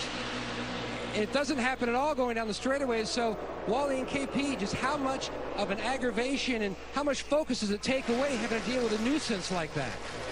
Well, I think the biggest thing is if you don't know what it is, I'm trying to figure out what would cause that in the corners unless something's rubbing, you know, obviously. But that's kind of strange. And honestly, how many times have you driven where all of a sudden you get cocked in the seat different, or you move around in the seat and your head touches a different place, and it's like, oh my God, what is that? It could be touching the roll bar could be or something touching, like that. He could just be in a place on the seat where there's not that padding, and he's actually on the carbon fiber seat, and it's got a little bit different frequency, so it feels like a vibration to him. But as long as he's really not feeling it in his hands or in the seat of his pants, and the steering wheel doesn't get as big as a beach ball, and that's the way they get when they vibrate it feels like, then it's not a major problem. It's more of an aggravation. And you get used to it. It's an aggravation, but you get used to it. If you're like, okay, all right, the wheel's not going to fall off, or if something's not going to break, eventually you do get used to it. And you can see how tight you sit in these cars nowadays. I mean, basically, you've got these headrests on both sides, especially here at Daytona. I mean, you're pulling some G's in these corners. There's no doubt about it. So those headrests, not only are they there for protection, but they're there to keep your head in place. You know, so you're not falling out of the seat. If these headrests weren't here on this car, like, his head would be way over here going through the corner. Yeah. I know this race is incredibly intense from a mental standpoint. We've gone caution-free for 75 laps. Does that start to wear on you as a driver, not having a break under caution?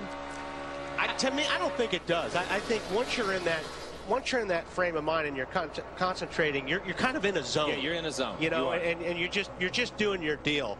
I think you know, of course, when a caution comes, it's nice to get a break a little bit, but you know, you're in a zone and you're concentrating. You're not thinking about anything else, so you don't really feel mentally tired until after it's all over. So Michael Waltrip in the race car. Good look here at Trevor Bayne, last year's 500 winner at Daytona. And I'll tell you something about the way these seats are and the way you sit in these cars. It's not as physically demanding as it used to be because you're held in the seat better. It used to be you'd flop around in these cars so much, you'd get out, your back would be hurting, and you'd be twisted, your neck hurt. But these things are, you know, really keep you in the place, and it's comfortable to drive that way. First pit stops of the night came back just past lap 40. We could see some more green flag pit stops coming up soon. 76 laps complete. Greg Biffle continues to lead here at Daytona.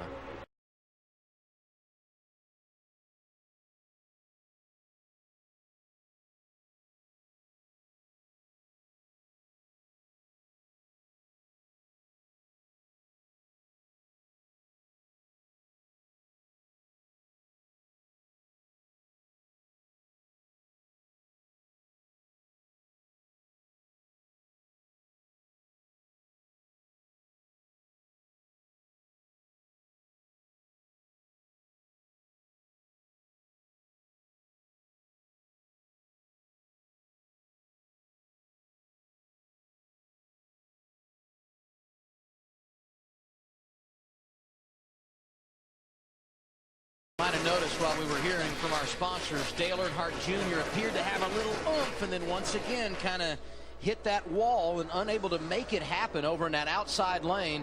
And it appears that McMurray just can't get up to his rear bumper. Wally, am I right? Well, it also appears a lot of these guys on the outside are ducking for air. It's almost like it's warmer up there for whatever reason, because they're not staying in line like the guys on the bottom.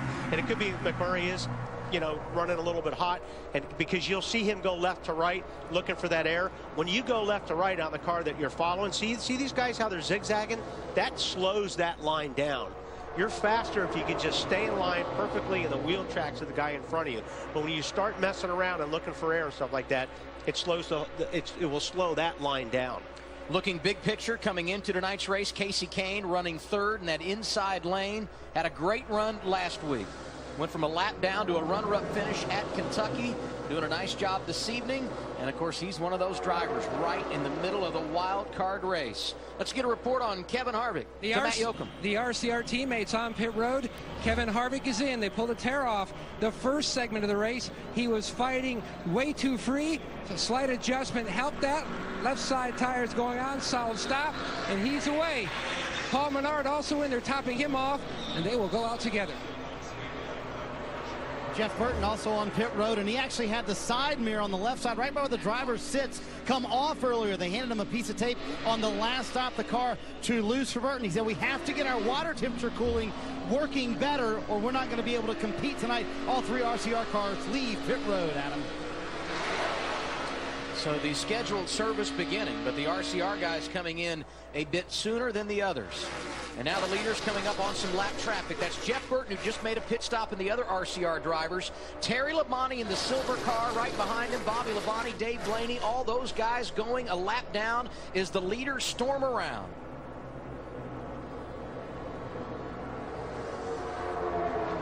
Well, that'll make you a little bit antsy in the seat when you come up on lap traffic, and now we've got three wide through the corner. Let's go shake things up a little bit now, especially when you come up on cars like that.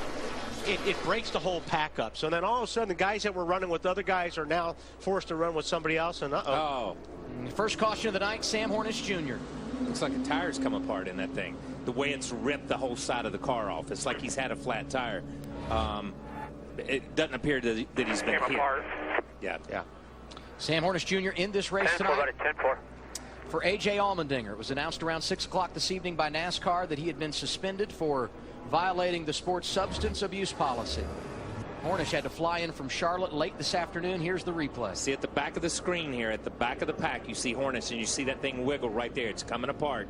He chases it across the racetrack. And there, when he gets to the corner, he spins around, does a good job of keeping it out of the wall, because obviously as it landed on the backstretch, as he came down the backstretch, it came apart, and it's amazing. You see the damage this thing did when a tire does come apart. He got to slow down to about 160 before the tire came apart. Exactly right. So. And it's still, look, it just rips the side all the way to the door, almost to the A post off the car. This is our first caution of the night, and we told you the leaders were going around some guys to put them a lap down. The first one lap down when the caution came out, two-time champion Terry Labonte, who will receive the free pass. That's big. Well, I'll tell you what, it's a big break for Keselowski and Stewart, because they were a half a lap down right before that caution came out. Half a lap down, getting ready to go into green pit stop cycles again, which was going to compound their problem. Yep. Made it past halfway before we had our first caution of the night. Sam Hornish Jr. has been on pit road, and there are going to be a number of other guys that join him. Pit road is open. First 81 laps tonight, caution free. Here they come, Matt. And Dale Earnhardt Jr.'s guys up on the wall while they're going to go 4 tires at this juncture. Their teammate Jeff Gordon's only going to go 2. Now, Gordon, his car was a little bit overheating. Junior says his car is really good. No changes, Ralphie. No changes down here with Ryan Newman either, Matt. They did have an extra man go over the wall to take the tear-off off, and they're also going to give him some water. Outside of that, they're good to go, Chris. Casey Kane saying the 5, running a bit cooler, saying the car working better too. Not using the throttle as much, not going to take as much to fill the car up. Marty? Greg Biffle, bottom right of your screen, 2 tires for him. No changes to the car. Matt Kenseth also 2 tires. Kenseth will win the race off pit road, and there's a problem on pit road, Adam. Something we saw in February. Brad Keselowski and Ryan Newman getting together on pit road. This is a tight place when you put them all there together. Yeah, that's ugly. Something happened there because you could see the rear of the 2 car. Yeah, and a lot of it depends. When these guys are coming in late, we'll take a look, but I bet somebody was coming in while somebody was going out and got clobbered. That's Casey Kane in the 5 car. Oh, so Gordon got into Newman and turned him into the 5 car. Watch this. Oh, that's dangerous. Gosh. Very dangerous.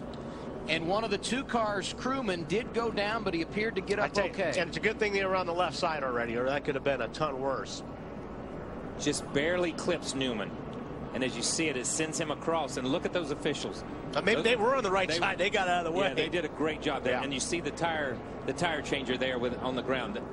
Those guys are very blessed. Pit road is a dangerous place. And you see why right here. First caution of the night at Daytona. We'll reset the field when we return. We've just passed 9 o'clock in the East on this holiday weekend. NASCAR on TNT back at Daytona International Speedway for coverage of the Coke Zero 400, powered by Coca-Cola. And this evening, our aerial coverage provided by Goodyear, proudly supporting our military for 100 years. Show your support for our troops at Goodyear.com. Goodyear, the official tire of NASCAR. Took us 81 laps. Finally, we have a caution. Everyone has come down pit road.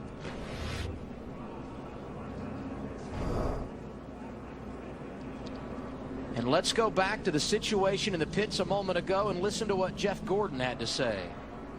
I was just getting ready to ask you if we were clear to the outside there, because I didn't know. And so that 39 just nailed us in the left rear, probably going to have to come back in. Yeah, you can see he's got damage on the left rear. They'll bang that out low. But I think Keselowski's got a lot more. Yeah, you see he just got clipped. I just want to mention the 2 is sitting there. He got himself in this position to begin with because they were that half a lap down. Yes. And they were sitting there. They would have been gone if they were with the pack already. So that's just one of those things where you drop back and you try to play it safe. Sometimes it comes back to bite you. It comes back to bite you. And I want to say something. Jeff explained that perfectly. And as we saw on the replay there, Jeff was just getting ready to ask, am I clear to the outside lane? So Jeff was still in that middle lane. So he had the 29 and the 5 kind of pinched down as he came out. Jeff wasn't sure and had not been told that the outside lane was open. If Jeff had moved out to the outside lane, it would open that up. But I'm going to give a huge shout out to these guys on pit road. I think we criticize them a lot of times, or they take a lot of criticism when they have slow pit stops. But I'm going to tell you what, they put their lives in these drivers' hands when they go out there, and there are a lot of brave guys on pit road. Drivers and teams are joining Goodyear to help support our troops. Let's find out more.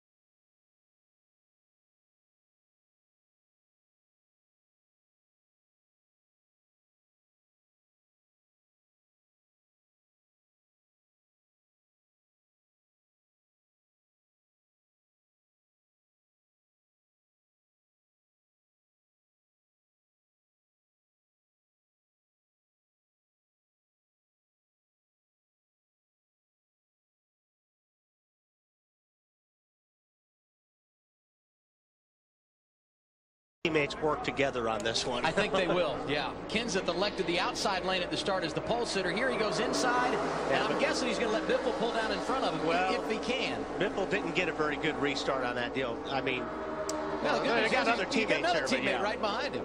Here we go. He'll slide in there on the second spot. Maybe. Clear low, clear low. Edwards doing everything he can to let Biffle in line. Kenseth going to slide up there and pick him up. Oh, that's a little scary. Yeah, they got it done, though, I think.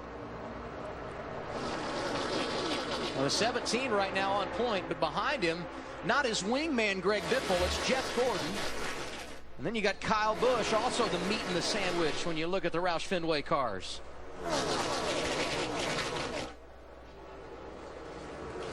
33 cars on the lead lap here at Daytona as we work the 87th of 160 laps. Jeff Gordon damaged, not hurting his car right now, doesn't it? Yeah, and I was gonna ask Larry about that. I think where the damage is on the left rear, Larry, I don't think that's gonna hurt him. I wouldn't be surprised if it helps him a little bit the way that thing is. But if it was behind the rear tire, I think it would probably be a lot worse. Well, I think one thing that put Jeff Gordon's mind at ease, that there's a lot of reasons that having a teammate pays off. Under that caution, he pulled up beside Dale Earnhardt Jr. in the 88 car. Dale Earnhardt Jr. gave a thumbs up and told his crew to tell Jeff and Alan Gustafson everything looks good, shouldn't be no problem. And you saw as a part of our wide open coverage, Jeff Gordon started the race 18th in the standings. He's 13th as they run right now. That could be a moot point, though, because he needs a race victory, and he's quite capable here at Daytona. 6 times he's gone to victory lane at this facility. Just looking in the middle of the pack there, I see that 14 car sitting about 15th or 16th when he was long ways back before that caution. And he was another one in the same situation as you pointed out with Brad Keselowski. On board here with Smoke. He's won 3 of the last 7 400 milers in the summer at Daytona.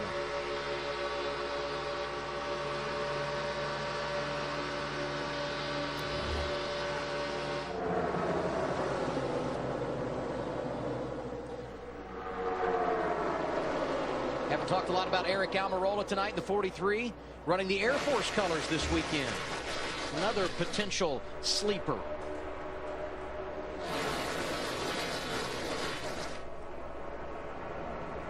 There you got the telemetry down there with Tony. See if he hits 200 down here going into turn 3. The green light is what you want to look at as the throttle. I mean, you're pretty much all the way around here on the throttle. You drag the brake a little bit if you have to.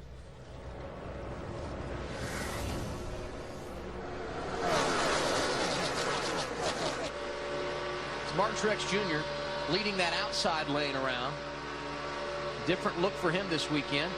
So we go back on board with Tony Stewart. Yeah, they're taking a look. You look at the throttle, and then there's actually a box underneath the throttle. That's the brake. If that turns red, then you know he's laying on the brake. But these guys have got a pretty good gap in between each other. So you just you'll roll out of the throttle more than you drag the brake in this instance.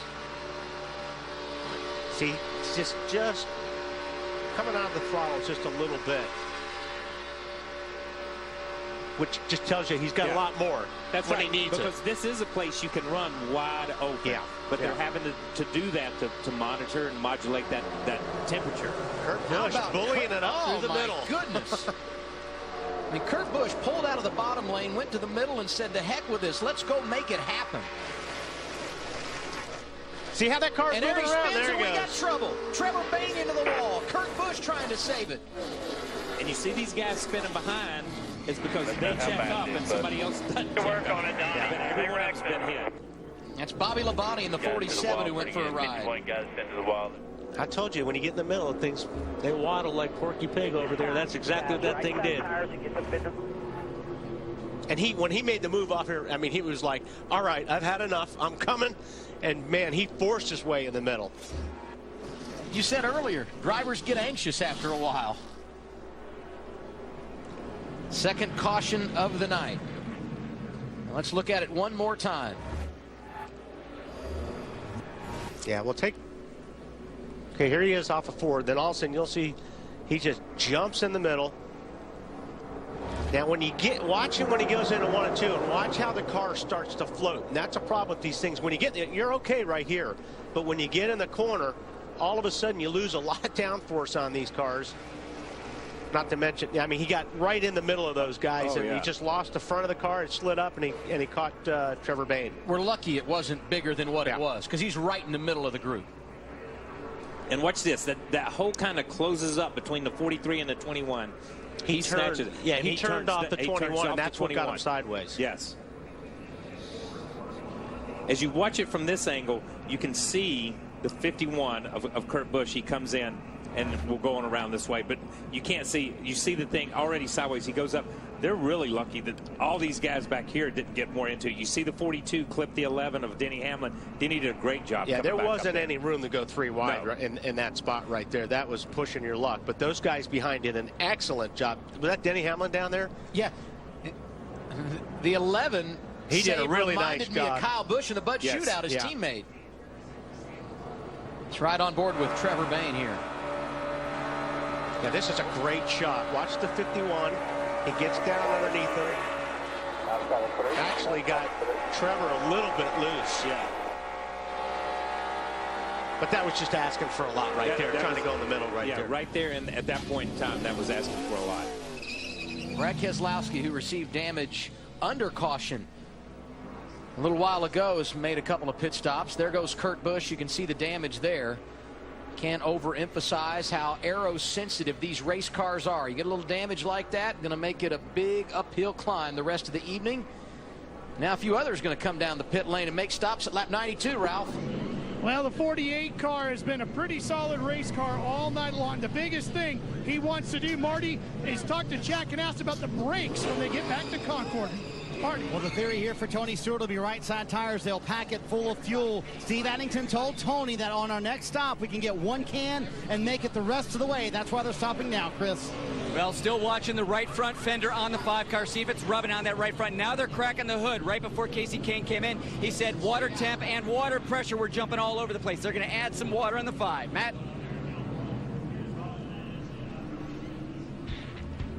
Not everyone came down pit road under our second caution of the night. Among those staying out, Matt Kenseth, Jeff Gordon, Kyle Busch, Greg Biffle, and Carl Edwards. They're the top 5 with 92 complete at Daytona.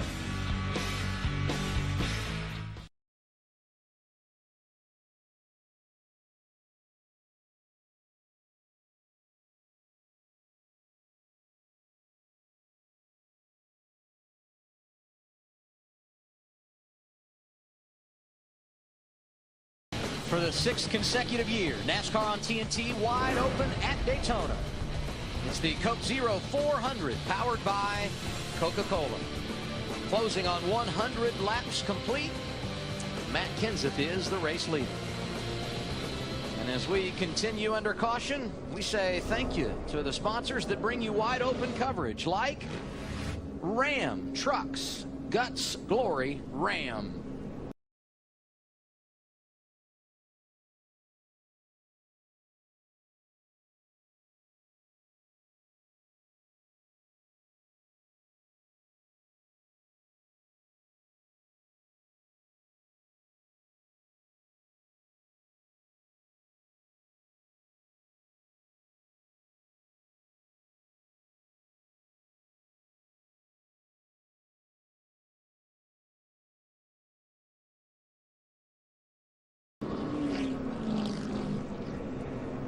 We continue under caution, our second of the night.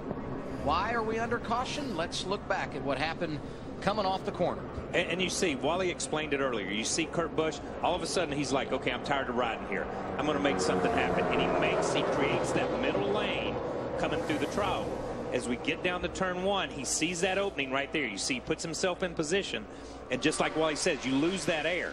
And the car goes in. You see him touch the left rear of the 43 up into that. There's another angle that we have of this. And the thing is, when you see these guys wreck in front of you, even though these guys aren't bump drafting and they aren't running like that anymore, there's multiple wrecks that happen here. We see the 43, the 51, and the 21 get together. Then, in another shot, we see the 42 all but spin Denny Hamlin down across the flat. And then, as you see these guys right here, these guys get together, and you see them go up. As they come around, right here, you see the 42 into the 11, sends 11 down across the flat. Right back out of this shot a little bit, there's the 47, and those guys, they check up, all run into each other, and they're up dragging against the wall. So that one little incident from Kurt sticking his nose in that one hole where he thought it was affects probably 7 or 8, maybe 10 race cars and affects their night. 3 wrecks, the 2 didn't happen. Two didn't happen, exactly. And the save of the night right now goes to Denny Hamlin, Matt. And his concern early on, after you saw him go down and hit the apron and the sea of sparks from the tailpipes, he told Darian Grubb, you're going to have to check the splitter. I hit that, as well as possibly some damage to the left rear corner. They looked at it from our various camera angles, as well as from the spotter stand with binoculars. They feel like, at this juncture, the car is okay. They don't want to take a chance and give up track position to pit. So he's going to stay out, restart in 10th. You can see the damage to the left rear. And that's probably from the banking, from when he got turned sideways and he got on the got on the apron.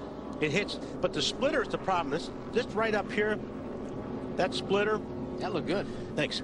You have to have that thing right down on the racetrack when you're at speed, and that's what really creates the stick on these race cars. And when you damage that, if you start getting air underneath that splitter, then the car won't turn. And you'll go right to the back. So look pretty good right there, though. And let's not forget, Denny Hamlin, sore back, didn't practice the car on Friday. First time he got in it this weekend for 2 laps of qualifying yesterday. Put the green flag in the air as we complete lap 95. Front row, Matt Kenseth, Jeff Gordon, Kyle Busch, Greg Biffle on row 2. And Kenseth has taken the outside lane. That's good for him because it puts his old buddy right behind him, Greg Biffle. Green flag back in the air in the Coke Zero 400. That'll be interesting to see if they can clear and get down the bottom, because trust me, they want to get back to the bottom. They don't want to stay on the high side. And everybody bailed on them, too. Yeah, and they're the only 2 guys that have come from the outside and got around those guys.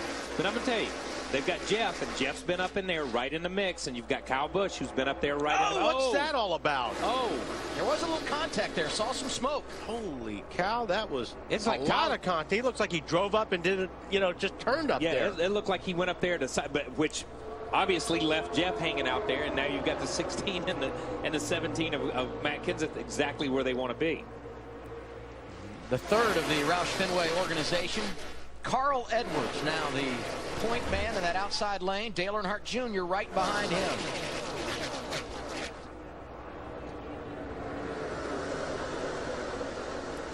That was almost like a you're clear kind of a move, and he wasn't.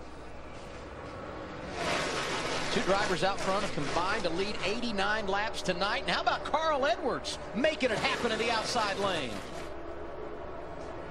Put the 99 on point, and Dale Earnhardt Jr. liking it coming from behind, but he can't make it happen. Yeah, he got almost out there a little bit too far out front.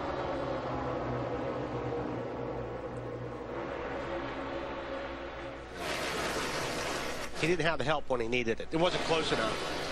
Yeah, he kind of lost Junior as he made his move. Yeah, he got a good push, it seemed like, up there, but he couldn't do anything with it. Man, that bottom is strong, though.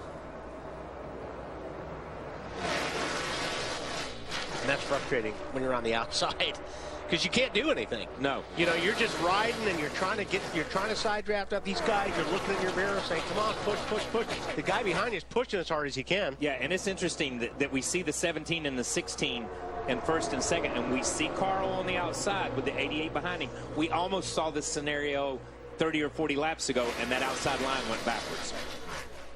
From wide open race coverage to VIP experiences, Coke Zero doesn't settle for just watching the race. Coke Zero helps you enjoy everything about race day.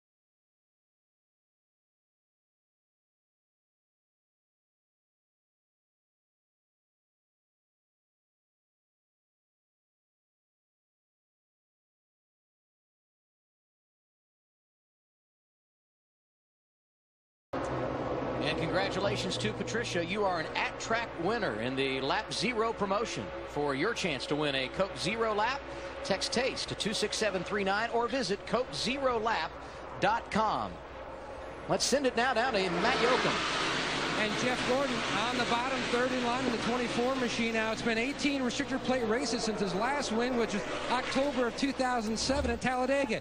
We told you earlier that this is when Gordon really needs to make his push to try to lock down one of those wild card spots. The only way he's going to be able to do it, Ralph, by starting with some big wins, especially right here at Daytona. Well, Matt, right behind him is Kyle Busch, another one of those guys fighting for a wild card position. He's had a really good race car tonight. Just took 4 tires and fuel that last round of pit stops. His biggest issue has been the radio. Turns out it was the spotter's headset that was causing them the problem. They did get it fixed, Chris. Well, the 51 had to come to pit lane multiple times to try and get that car fixed. They fixed the bodywork. They tried to get the camber and the toe settings back to pre-race conditions, but the big problem with that car is an upper A arm is bent. The car wandering all over the racetrack. Kurt not able to keep up with the pack. Marty? Well, Chris, it's been an interesting week for Carl Edwards after the mistake on pit road, not coming in under caution, staying out, and having to pit late at Kentucky when they had a top 5 car. What he called a hastily organized meeting came together this week. He told me the focus for the team has really changed. He said the next 9 weeks we have to have no mistakes and we have to act like a championship team to put ourselves into the chase. He told me tonight we'd love a win, but we can't afford a 30th place finish or worse, Larry Mack. Marty, I've been watching our reigning champion, Tony Stewart, in that 14 car. Remember, qualified second yesterday, but in post-qualifying inspection, his time was disallowed. He started at the rear of the field. I think Wally and Kyle are well documented. Tony elected to stay at the back, but until that caution came on lap 81, he had basically lost the draft. I think Smoke has decided being up front, near the front, as he cracked the top 10 may be the best place to be. And he's the only driver right now in the top 10, Larry, that pitted at lap 92. Everybody else stayed out under that cycle of pit stops under caution. Yeah, this is another good shot. I've been watching it. I don't see it now, but he had one of his gauges was turning red quite a bit. But it looks like he's got it cooled off now. But yeah, he looks like he's got a very strong car. It looks like the 18's awfully strong too. These 2 cars look like they're pretty anxious to get something done. And you can continue to watch the progress of Tony Stewart as we thank our sponsors for wide open coverage on TNT. 103 of 160 laps in the books.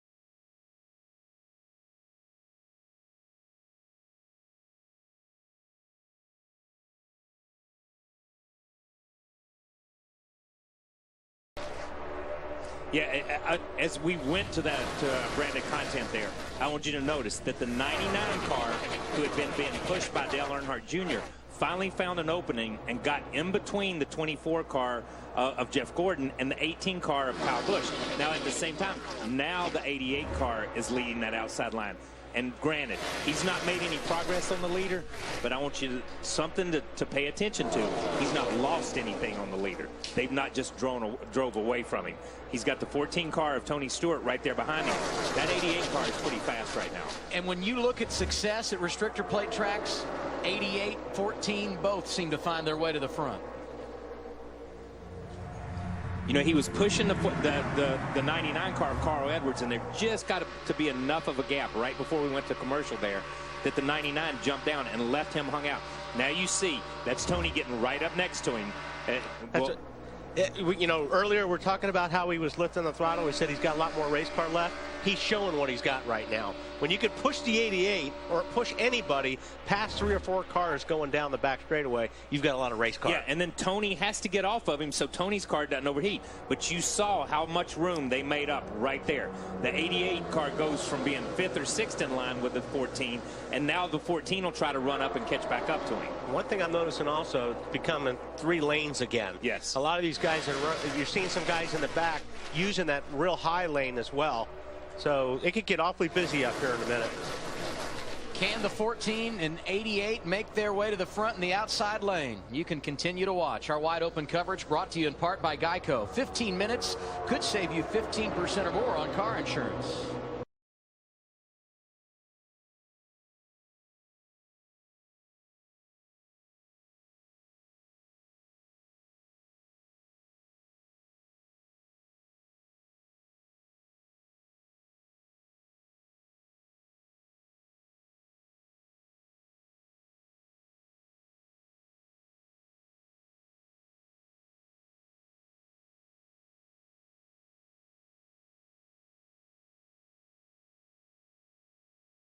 Marcos Ambrose probably noticed that while we were listening to a word from Geico, trying to make it happen in a 3rd groove up there, Wally.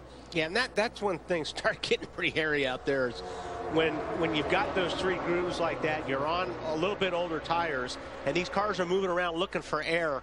That's when you start seeing a little bit of contact. So you could tell we're getting closer and closer. I mean, we got 50 laps to go, but everybody's a little bit, they want to get to the front a little bit more now than they did earlier in the race. So Kurt Busch, involved in an accident, has taken his car to the garage. Brad Keselowski had problems on pit road earlier, Larry, but they're doing a nice job in the top 15. Yeah, and they're actually making a 3rd groove work. He's getting a push by David Rudiman in that 10 car, and Brad Keselowski actually was one of about a dozen or so drivers that made a pit stop on that last caution about lap 92 or 93. But the scenario, the drivers that stayed out, and there's about 12 to 14 of them, they're going to have to stop here in the next 10 or 12 laps, but every driver will have to make at least one more green flag pit stop.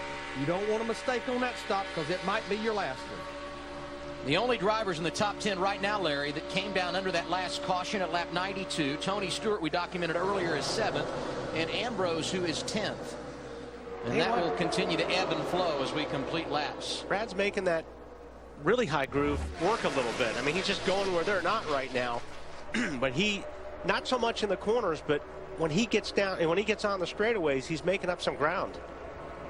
You look right here. I mean, he just goes past Casey Kane, making a pretty big run. I can't tell who that is, if that's Jimmy Johnson. Yeah, it looks like Jimmy. Jimmy kind of pulled over to kind of say, okay, if you come this way, I'm going to jump out in front of you.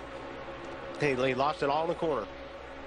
Been a little bit of a tough night for Trevor Bayne. Boy, he looks awfully right loose. now. Sorry, Adam, but boy, that time he looked like he had his hands full going through the corner.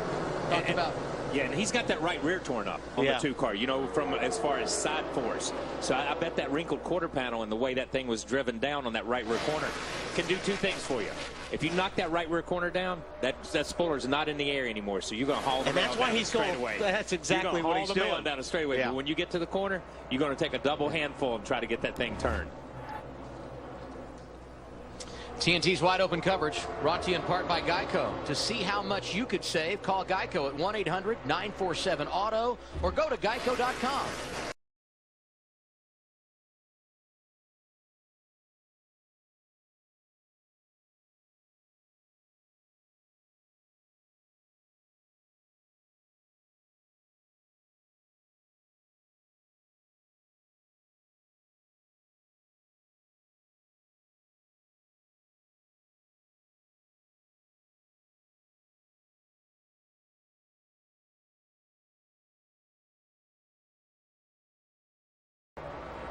Dale Earnhardt Jr.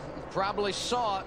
Outside lane, they continue to work it, and inside of him, Joe Gibbs Racing teammates Denny Hamlin and Kyle Busch working together. Let's listen to their radio. The 11 not staying with me is really hurt. letting people down.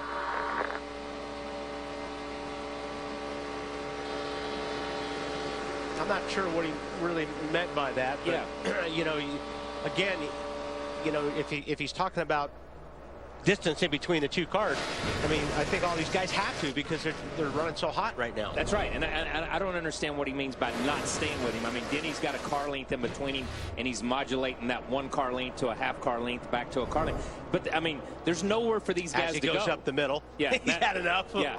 But there was nowhere for Denny to go. Right. I mean, Denny was doing everything he could to be behind Kyle and help him a little bit.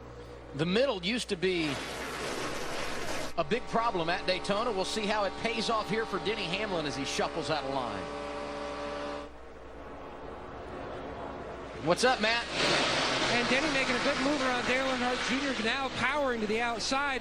After the first run, he told Darian Grubb, you are going to have to tighten up my race car. Absolutely way too free to run up in the middle of the pack. That was another reason why he dropped back. And KP and Wally, you talked about that all weekend. You've got to have your car at a certain balance because when you get back, you lose so much air on that rear spoiler. Yeah, the further you're up in the front of this group, the better your car's handling. There's no doubt about it. The best cars that'll handle right now are the guys that are running single file on the bottom. Exactly, and all that move that Denny just did, all that he found out about that was, A, the middle's not going to work for me right now. I lose a position, and it screwed up Dale Earnhardt Jr. and the 14 car of Tony, who had been just barely working that outside, not really losing anything. But you see the 88 and the 14, they're all the way back here in the outside line now, 4 or 5 deep. But also it gets to the point where we were talking about earlier where we're getting towards the race where you just start taking. Yes.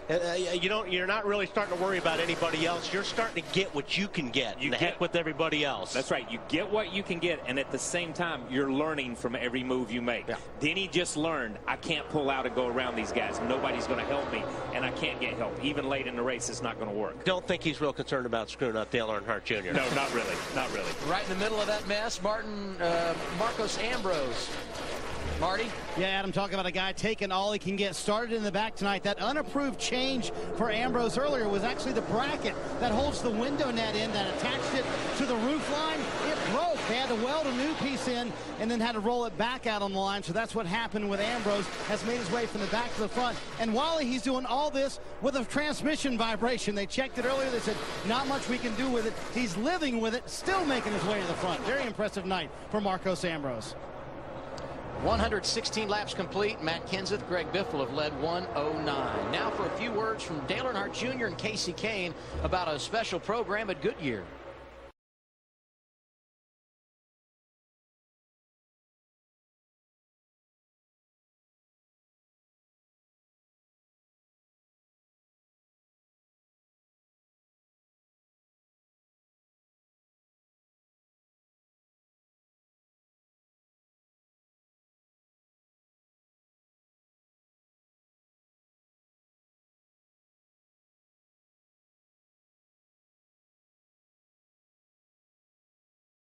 I think one thing, if you're anybody else in this group, you got to start figuring how you're going to separate the 17 and the 16. Because if you don't, it's going to be really hard to beat these guys at the end of the day. And I wonder if you don't work with the 99 at some point. He's the team car. Perhaps he's the wild card in this mix that could go up and make it happen. Well, you know he's going to bail on you at the end if those other two guys are up there. I just think you got to figure a way how you can break these guys up.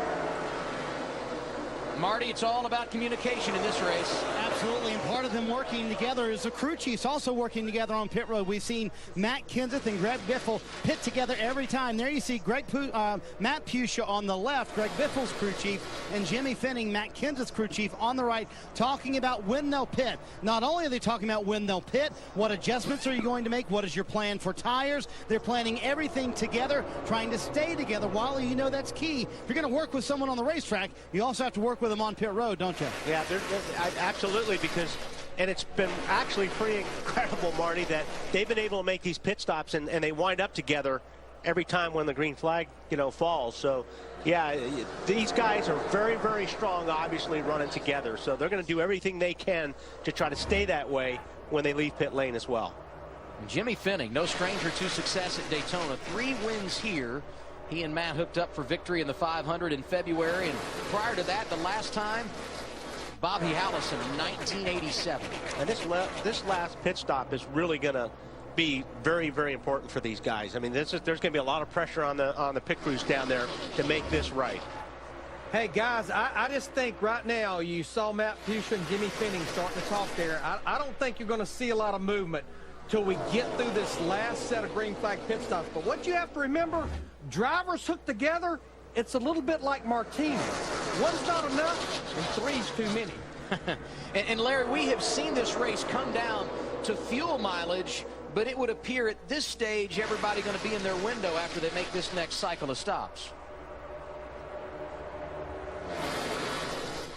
TNT's wide open coverage brought to you in part by Ram Trucks, Guts, Glory, Ram.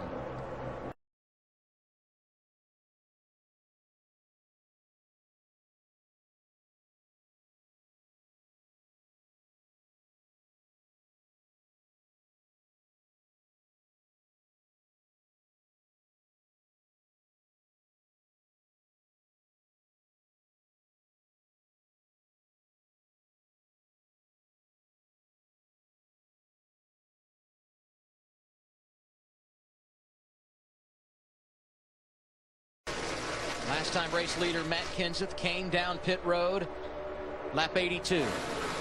We're at lap 121 right now, actually working lap 122, so it won't be long before he and others have to come down the pit lane.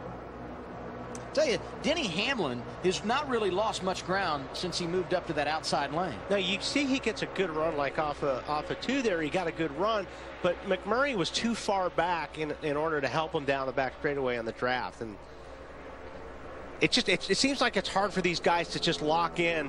It's like earlier we saw somebody give another guy a shot, and he got a great shot, and he passed 3 or 4 cars, but the car wasn't behind him to stay there to help pull it off on, draft-wise. So you're just not making any ground on that inside lane. No, not making any ground. And the thing is, as we look at those first 4 cars, back to the 9-9, first 5 or 6 cars, back to Marcus Ambrose, these guys are being incredibly patient.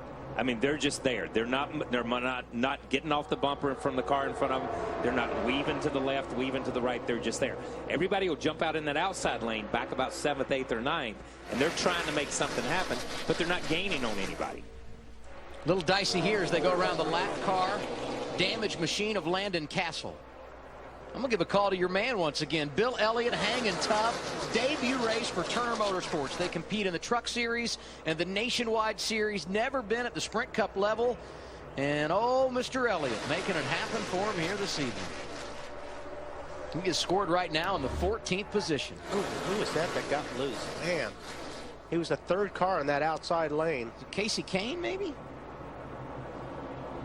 That thing got a big wiggle. Was that Tony? No, that was Casey Kane. You're right. Yeah. Ambrose doing a nice job hanging at the front.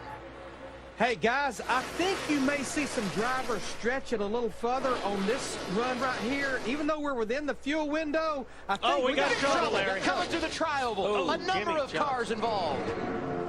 Still spinning. Jimmy Johnson, Jeff Gordon on the grass, Regan Smith, Michael Waltrip back up through the groove, and there's Bill Elliott as well. Yeah, and Jeff Gordon and those guys were up in the 4th, 5th, and 6th positions. So this thing, obviously, it may have started back a little bit, but it carried its way all the way to the front. Jimmy Johnson completed 1 lap in the 500. And better in that category tonight, but similar situation to what we saw then. Yeah, Jimmy got turned into the outside wall and hit head-on in the 500, and here he's got turned into the inside wall coming out of turn 4 here, and it's a softer, it's a soft wall, it's a softer barrier, so that's a plus, but still, that was a hard hit. But these guys, obviously, I think, did they hit pit lane before the flag came out? That may be why the caution was out. Sure these guys were probably slowing down, and then we just get a chain reaction. It'll be interesting to see because we saw the 16 on pit road. There's no way that the 24 wrecked and the 16 got it on pit road in time.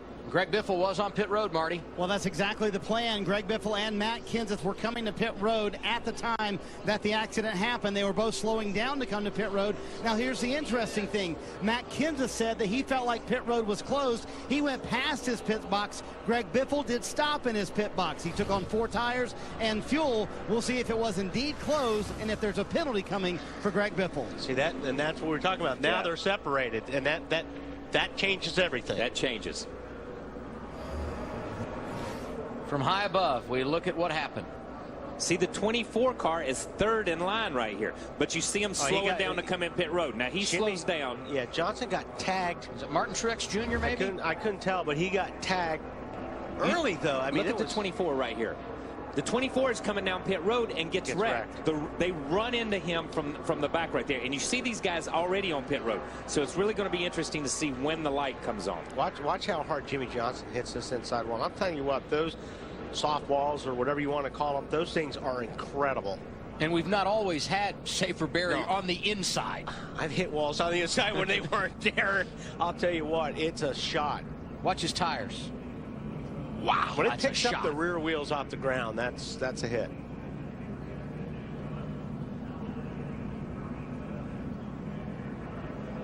Jimmy Johnson, 3 restrictor plate races this year, and it appears he will get his 3rd DNF here tonight. I want to see how violent it is when you hit a wall at Daytona at a $150. And he's already talking about pitting right here. See, he gets hit. Watch his hands.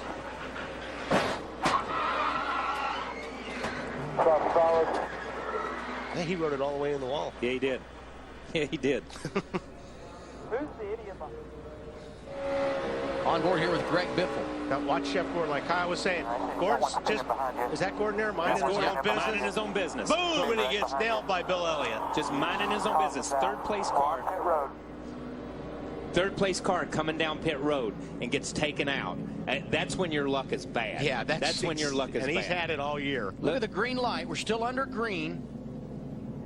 See when the caution comes out. Yeah, now, there you go. You see the start-finish line. There it is, right there. You see the light on the left is the light we have to look for. Yeah. The flashing red light right here. This is the light we have to look for, is the flashing red light on the left. That's a pit road light, as far as I know.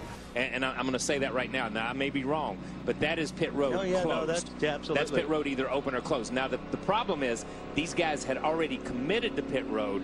That's why. So that's why we had the accident in the first place. So NASCAR is going to have to go back, look at that tape, and make that call. Okay, he here. I watch the 48. He's slide. Check up. You're wrecking. Check up, bud. Watch here. One inside. Watch him. Yeah, there's nothing Michael could have done on that. There's nowhere he could have gone on that. That car came back in front of him. Yes. That's on board with Michael Waltrip. Making his 2nd consecutive start in that 55 car. Not as much damage as I would have thought on the front end based on how much contact there was there. Yeah, that might. Yeah, I mean, the splitter's got quite a bit of damage. See how this front of the splitter is kicked up? That's what you don't want here. Well, the pits are open now.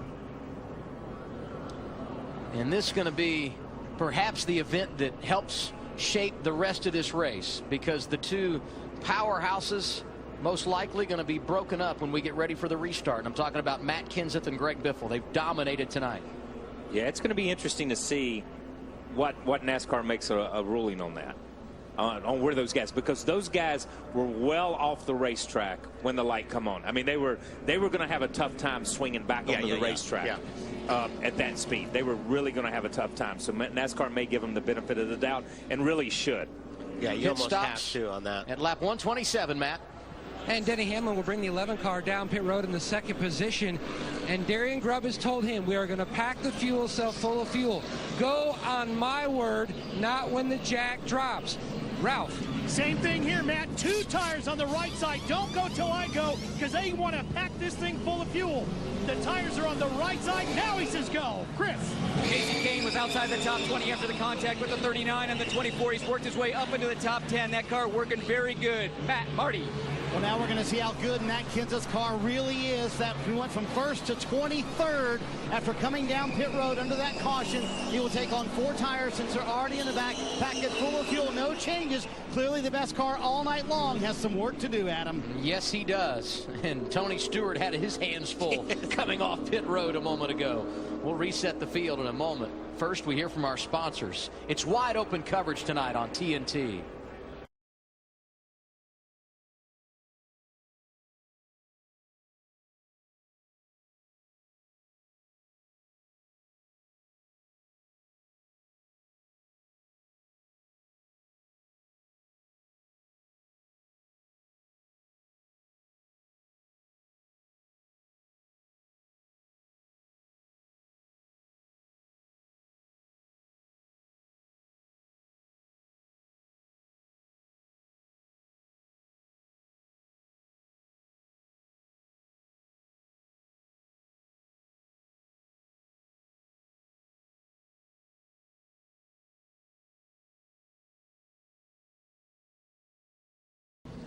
Things starting to get interesting down the stretch at Daytona. Just over 30 laps to go. We'll get you ready for it when we return.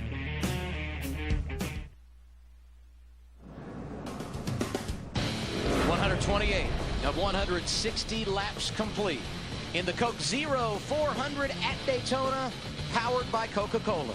NASCAR on TNT. I'm bringing you round 18 in 2012 for the Sprint Cup Series. We're under caution for the third time tonight. And there's a pretty good discussion going on down on pit road between the 16 team and NASCAR based on when did Greg Biffle get onto pit road and should he have been allowed to come down, or was it closed? Well, if you look at it right on the line right now, and basically they pretty much have committed themselves. You see the light right over here is still green. So they peeled off the racetrack. They've already slowed down. They're already going through the gears. I would have to say that, you know what, you're pretty much committed. Like you said, Kyle, yes. It's pretty hard to come back up on the racetrack at this point. Yeah. Guys, the bottom line is, though, we've been through this before. There's the commitment cone there, and it lines up with those lights. And if that light's red and you're not to that commitment cone, you're entering pit road too early. He could have went down pit road as long as he didn't stop and make a pit stop. Exactly, and that's what the 17 did. The 17 just went through and never made a stop. The 16 did stop and have decided to challenge it. And I understand. I give NASCAR credit. I give NASCAR credit for saying, okay, that's a rule and we've got to live by it, come heck or high water. But we understand that you guys did commit. And there is the commitment cone that we were talking about. Yeah, and what we're saying is here's the light. Here's the light that tells you whether you can come down pit road or not. When you get in this zone right here, like we saw some of these cars do, in this zone, it's hard to make that corner and get back out on the racetrack. And that's what I was saying. Here. Yeah, but what I'm saying is by the time they got to this point and had committed, we saw Jeff Gordon get knocked over into this area of the racetrack. So I mean, there was so much stuff happening at one time. But if you just go by your rule, and that's what NASCAR is doing, is going by their rule, then they're right. 16 car going to fight their case, probably going to lose it. In fact, you see him going back here. But Matt Kenseth came down once pit road was open. Both those guys have 4 tires. In a way, it's worked out. They work better together than anybody, and now they'll be together. If not, they've been split up and been very difficult for them to find themselves in the draft. And there's Matt Pucia, the crew chief. You know, it's hard to believe. It was about a year ago that Matt Pucia and Greg Biffle got together as a driver-crew chief combination. Similar backgrounds at Roush Fenway Racing, and they've made it work. Larry? Talking about that pin in the hand grenade, I think we may be close. Yeah, I was going to say it's a little bit. They can get to the front. There's no doubt about it. There's, what, 30 laps to go. Tony Stewart, Kyle Busch on the front row for the restart. 30 laps remaining.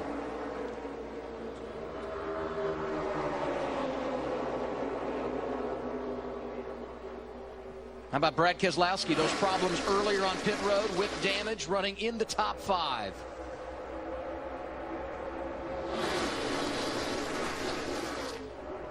Let's go down to Ralph Shaheen. Well, Jimmy Johnson is out of the care center. He's talking things over with crew chief Chackenhouse. Dude, that was a hard hit. Are you okay?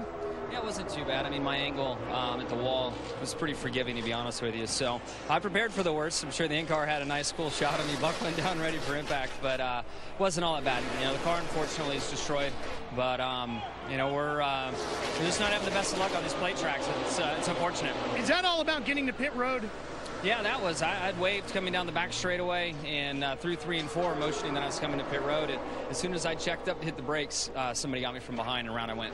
Next up for Jimmy, a triathlon tomorrow in Charleston, South Carolina. Oh, man, I'm telling you what. They're itching for a wreck right here. Yes, they are. Saw Eric Almirola getting a little bit out of shape. Right in front of him, Paul Menard, drafting with Clint Boyer. Keep watching as we thank our sponsor, #NASCAR. Once you hear it first and see it instantly from insiders, it's twitter.com/#NASCAR.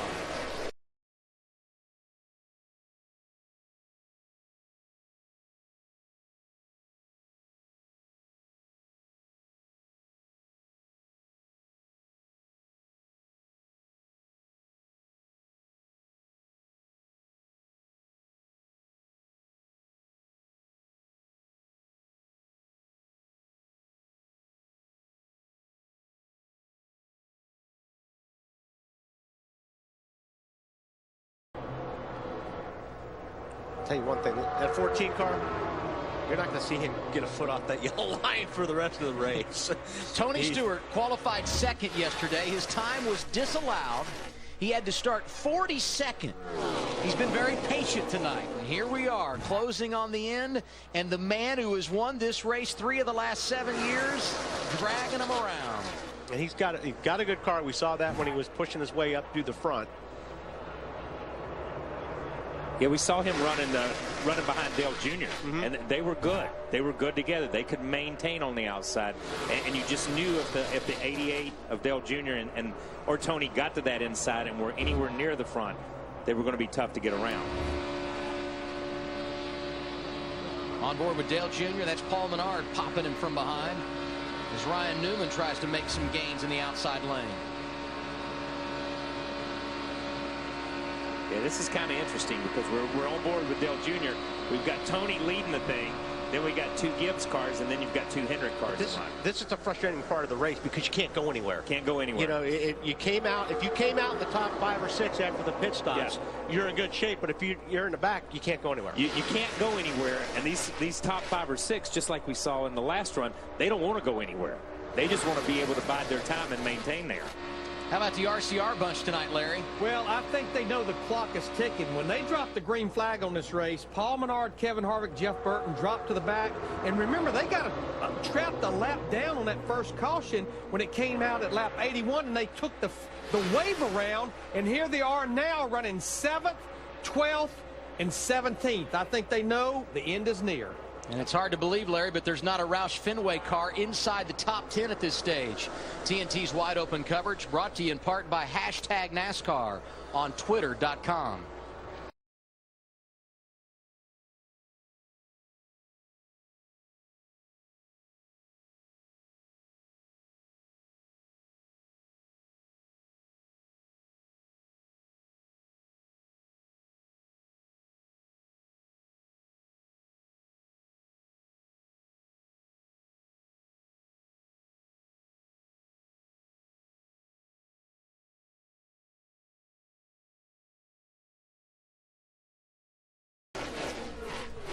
Keeping an eye on Matt and that 17 car, as strong as his car was most of the race, he got up, I think he's up to 10th or 11th right now already.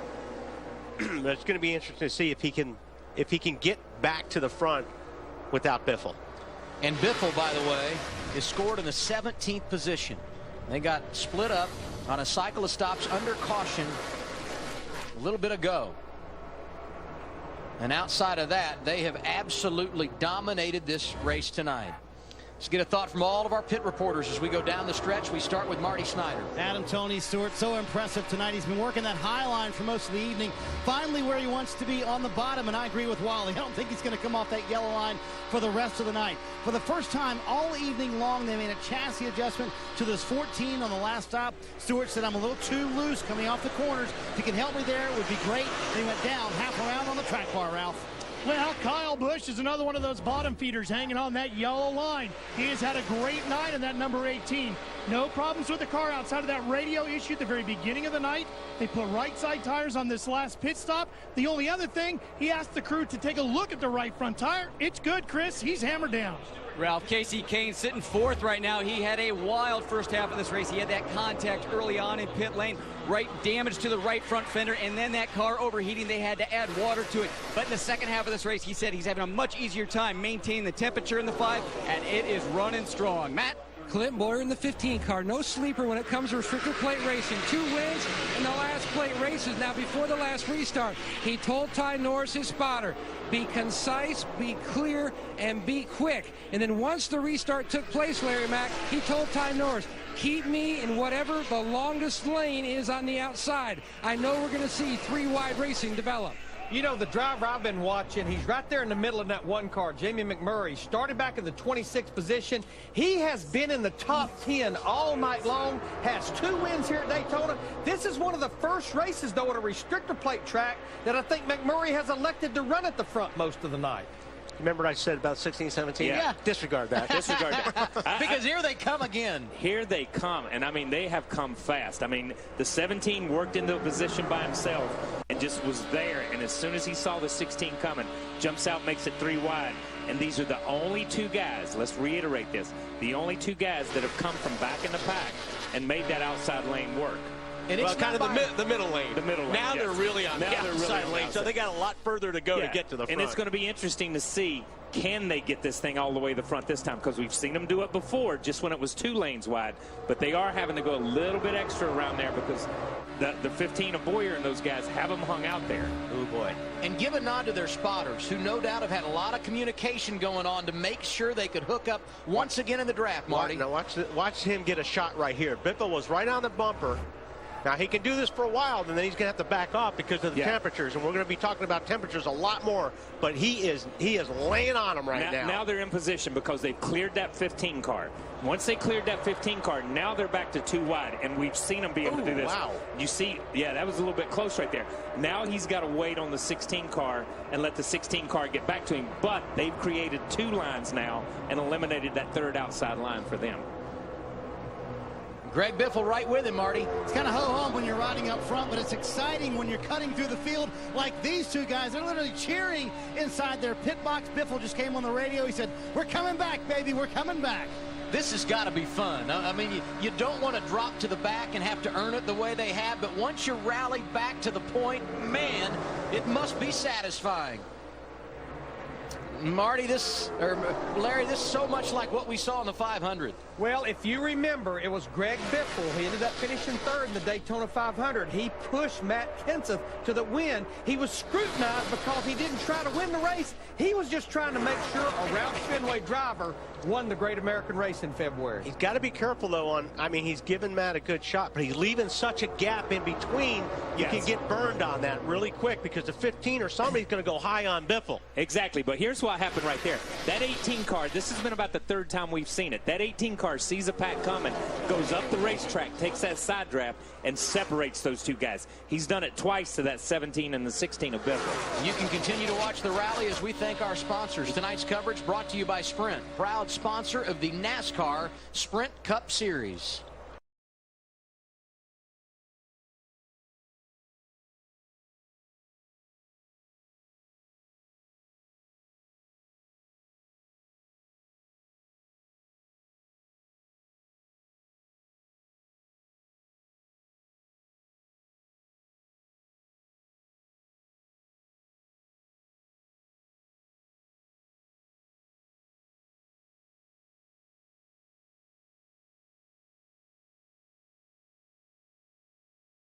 I want to get back to what you're talking about, the 18. You know, you remember the part about being a jerk? No, I'm saying that's not being a jerk, but he's doing what he's got to do. No, he's being a jerk, but he's doing what he's got to do. I mean, I'm not taking anything away from him. No, that's what you have to do at this point in the race on this racetrack. Yeah, remember when we saw it earlier when he went up the racetrack and we thought, oh, look what he's in. Well, he separated those guys, and we saw him do it just a minute ago. He goes up and separates the 17 and the 16, and he stalled those guys out at 4th and 5th. Got to step aside. Take a local break. We're back in 90 seconds. Tony Stewart on the point at Daytona with 17 to go.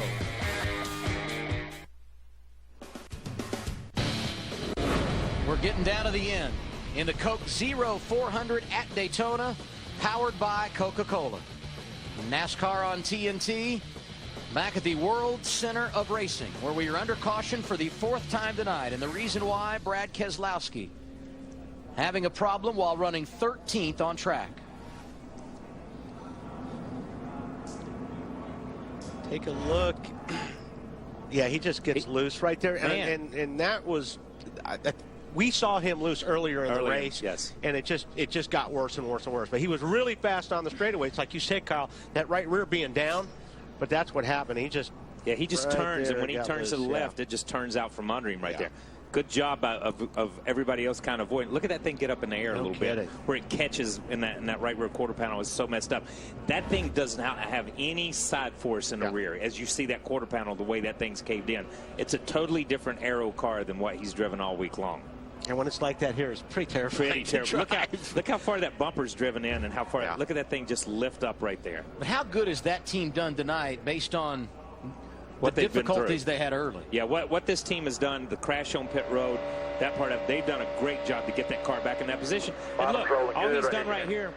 Clear low, clear low, clear low. You hear spotters talking. All he's done is spun that thing around. He can go down pit road, put 4 more tires on it. He's back in the hunt in this thing. Yeah, he did stay on the lead lap, and that's all you need to be, on the lead lap. And he needs 4 tires. Yeah, that car will handle for a little while on 4 tires. They only got 14 laps to go, so yeah, he still get a good finish out of this. Yeah, and for everybody watching at home, here's what you need to do. Call your family, call your friends, call people you don't like, because there's only 15 or 16 laps left in this thing, and I don't care about the rest of the race. This is what it's going to come down to, and it's going to be an exciting last 10 or 15 laps. Now is the time.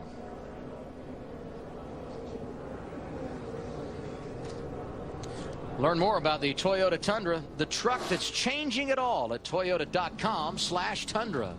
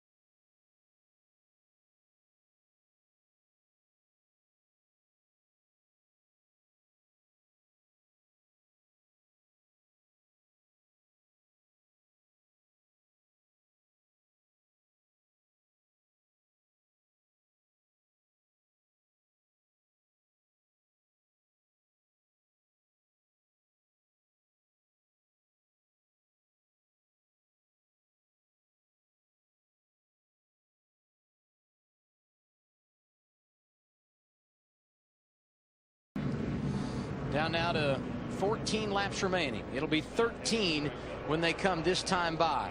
This our 4th caution of the night. Our 3rd caution came out when we were getting ready to begin a cycle of green flag pit stops just a little bit ago. Jimmy Johnson is going to be the big hit here. Yeah, these guys some of them are hitting pit lane. Jimmy Johnson got tagged. Some of these guys were like Jeff Gordon and Biffle and Kenseth had no idea what was going on. Now, don't forget, Kenseth drove through. You see the commitment cone there. You see the yellow light on the right. So they've committed. Now, Biffle got a penalty because he went ahead and decided, I'm going to make my pit stop. Where Kenseth knew, light was yellow, I'm going to drive through. And that separated them. Not that it made any difference. They're back together on the racetrack right now. Saving fuel right here. These guys, you see them cutting off.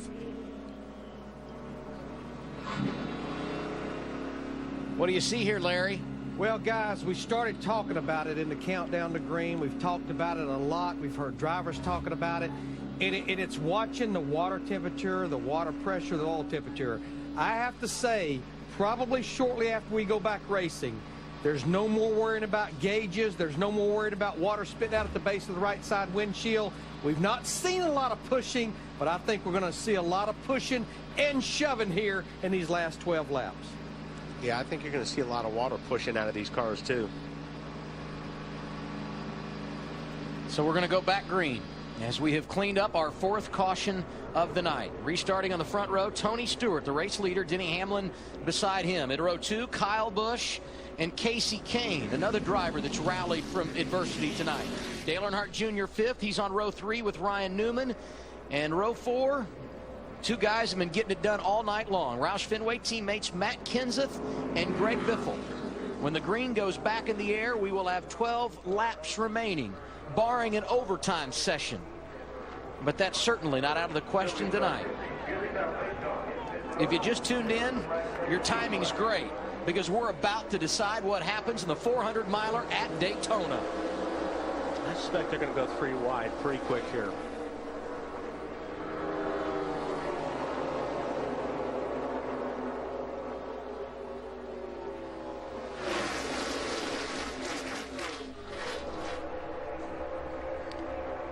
Tony Stewart, Kyle Busch running 1-2. Not the first time we've seen that in the late stages of a summer race at Daytona.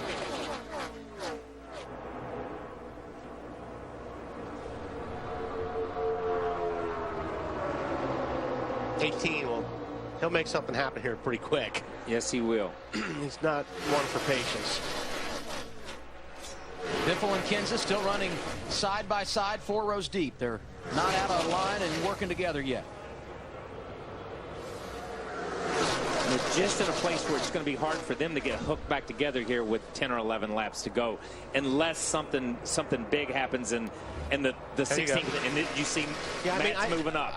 Matt moved up. Matt cleared and moved up in front of the 16. And I think Biffle just rolled out of the throttle enough to give Matt some room so he could get up there. Yeah, and that's almost what it was going to have to be. It's going to be interesting to see when they start and jump out there in that outside lane, and they got to do it that now. Outside lane. I was going to say, gone. They're gone. They don't have a lot of time left. We got, what, 11 laps to go here. Yeah. So you've got to get it done now. Yeah. It's going to take them 5 laps probably to get even with it. Yeah. Larry said in Countdown to Green, he reiterated it a moment ago. When you get inside of 10 laps to go, don't worry about the gauges. Let's listen to the 18 radio. All right, but once we go back green, you can bump up your temp to 260 from here on out. I'd save it the most you could, but don't be worried about going to 260 from this point forward. They told him to shut off all of his fans. Don't worry about that temperature. Just let it all go. He's had a great race car. Kyle Busch is ready to go to the front, see if he can make a move and lock himself into a wild card position. And I think if Kenseth and Biffle will get past whoever that guy in the middle, and they get down, now they'll make some ground up. But when they were way up on the outside, it's just that. We talked about it, that's a long way around this racetrack. It's hard to make up that ground. Yeah, and they wasted almost a whole lap right there. Now this is 10 to go, but they wasted almost a whole lap right there. 9 laps to go this time around. Keep an eye on the 18. If they get to the 18, I'm really curious to see if he starts going up the racetrack again and trying to do that side draft deal, try to separate them. And just basically break their momentum. Yeah, and like I said, that's what you got to do. I mean, you know, you're out here to win this race, so whatever advantage you have, take it.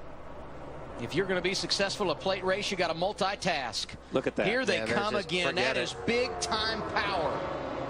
That's Kenseth huge. on the outside, getting a push from Biffle. They're trying to go back to the race lead as they come off the corner. And you saw Tony try to ease up there and get up next to that 16 and break that side draft a little bit, but it's almost like he waited too long to make that move to get up there. Yeah, and if they clear Tony, it's going to be over.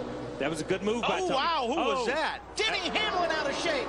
Here's the big one. A number of drivers involved as they come down toward turn 1. Hold your brake. Oh, wow, that was a ton. This is big. Man, was that Ambrose? Somebody hit a ton up there. That was big. Biffle got hit a little bit and got sent back across the racetrack into the 11 car, I think is what we'll see. Trevor Bayne, one of the drivers involved. And the second wreck of the night for him. Window net going He's got caught down. in 2 of them. That's a sign to safety workers that he is okay. Wow. Get out your pencil, because there's going to be a long list of competitors that had their night come to an end on this one. Joey Logano, Clint Bowyer, among those involved. And there's the Bowyer car. We said earlier, when this thing gets down to this stage, it's all take and no give, and that's what happens when you get to that place. Everybody's just trying to did not realize that the 18 car was in it. What a great night that Kyle Busch has had until this point. And he was the wild card leader coming into this race, was Kyle Busch. Watch the 16, yeah. Yes. And Hamlin just gets a big run. Got tapped. Did he get tapped by the 5? It was close. It's hard to say from that angle. It almost looks like he gets the 9. Look at the 9 car go back up the racetrack. Oh. Yeah, David Gilliland, Dave Blaney, Martin Truex Jr. Saw Hamlin was involved. The damage for Kyle Busch, Juan Pablo Montoya. And that's one thing, too, when these cars don't change direction very good. I think he went to turn to the left. It almost looked like Biffle maybe went down a little bit, but regardless, when you turn these cars as hard like that to avoid something, it's hard to keep them straight. Yeah, it almost looked like I couldn't tell where the 5 car was, but it's like Denny came down across the hood, and the 11 and the 18 really looked like they got together more so than the 5 car involved. That 9 car took a tough hit, and all these guys had no place to go because they're going. Some cars are going up the racetrack wrecking, some cars are coming down. Look at Denny right there. He changes lanes, and he just barely clips the 18 and gets knocked into the 16. It almost looks like it's almost like a pinball kind of thing. Trevor Bayne took a pretty good shot, too. Yes, he actually took 2 of them.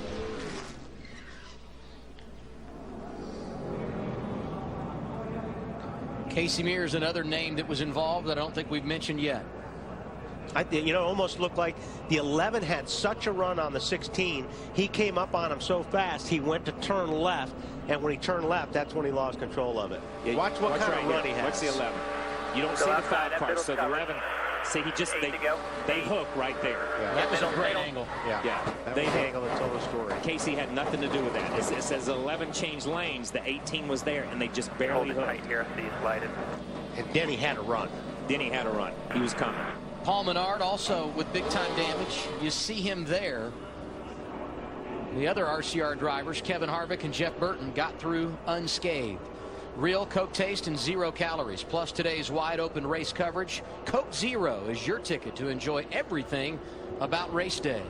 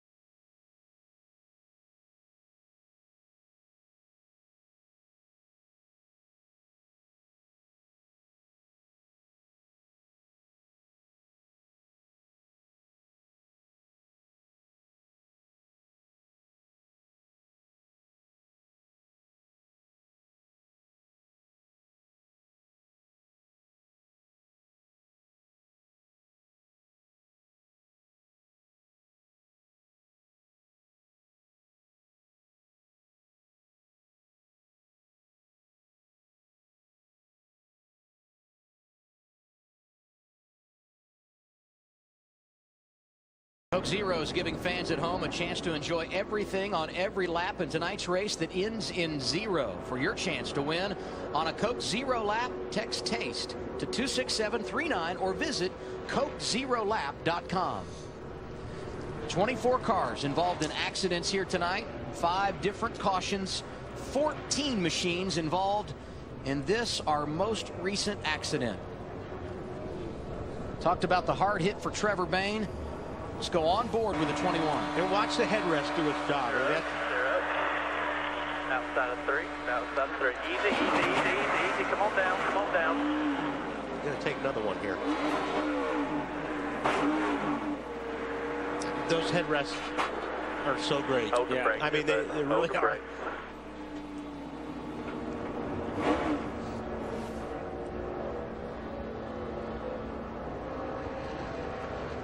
Kind of been working our way up all night long. A couple of cars involved early in a caution, then we had 6 or 7, and now 14. It always builds. Seems to happen this way, doesn't it? Yeah, well, I mean, you're getting to the end of the race, you get greedy. And when you know, it's almost like you got 10 laps to go. You're not thinking about what am I going to do 20 laps now. You've got to get everything you can get every single lap of this race right now, or what's left of the race. And there's not enough room sometimes, but it's typical.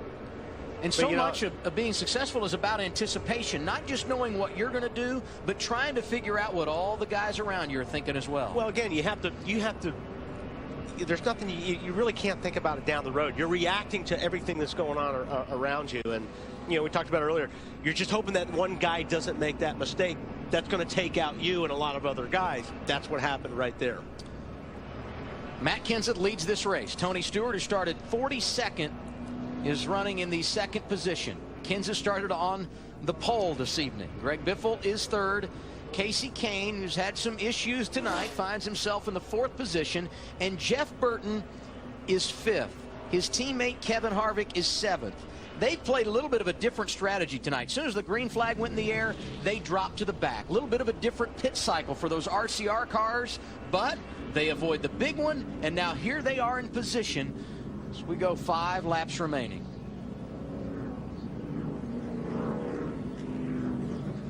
So we go down the stretch at Daytona, and the question becomes, do you want to lead this race, or do you want to be the man coming from behind to make it happen? Here's a survey of some of the drivers in the garage. On the white flag, you want to be second. I think the slingshot's going to work where you can pull out and pass coming to the line. I think you want to be in second, and you want to be able to get that run. Depends on the scenario. You know, if you're in a tandem, obviously you want to be second. If you're in a tandem with a pack, you know, a couple groups of cars, then you want to be leading. So circumstances. When I won in 2008, I was second, maybe third, I think, coming off of turn 2. But sometimes it's good to be up front. Sometimes it's good to be second, third, or fourth. It all depends. That's great if you're going to come back and get the checkered flag. Yeah. You know, I mean, if you take the white flag and you're in the lead and the wreck happens, you just won the race. Yeah. You know, it's going to get interesting here. You've got Kenseth, a Roush driver, in first. Biffle, a Roush driver, in third. Okay, let's stick Tony over here to the side as a Stewart-Haas driver. Then we got Casey Kane in fourth, Dale Earnhardt Jr. in sixth. So here's team drivers. Now we got Burton in fifth and Harvick in seventh. They're team drivers. So out of the first 7 cars, we've got 3 groups of teammates. So it's going to be interesting to see how they pair up because they're all behind each other. You know what I mean? It's the way it's staggered. Tony being in there staggers things. Yeah, kind of, because he's kind of in the Hendrick umbrella. Oh, yeah. You've got, no, I'll give you that. You've got but, Kane you know, in there. right now I want to be Kenseth or Biffle. Oh, well, those guys just after watching this race so far, yeah. But if anybody can be the spoiler in this thing, it's Tony. I think Tony's one of the smartest restrictor plate drivers, and you've got Casey right there with him, and Casey's ready. And who can doubt what Earnhardt can do? I mean, we've seen this guy come from 10th or 11th to finish second or to win races seemingly from nowhere. So he did a tremendous job driving through that wreck down there a minute ago, just avoiding that. So it's going to be interesting with these guys. And you saw the results of our Twitter poll. Do you want to be leading or not? 51% said in the lead. 49% said they would rather rally from behind. Let me quandary this. Was it during the truck race or the nationwide race that the 13th place car won the race? That was the nationwide race in February. Okay, who's 13th right now? Quapple. I'm taking Travis right now. I mean, you don't know at this point in time. Ralph?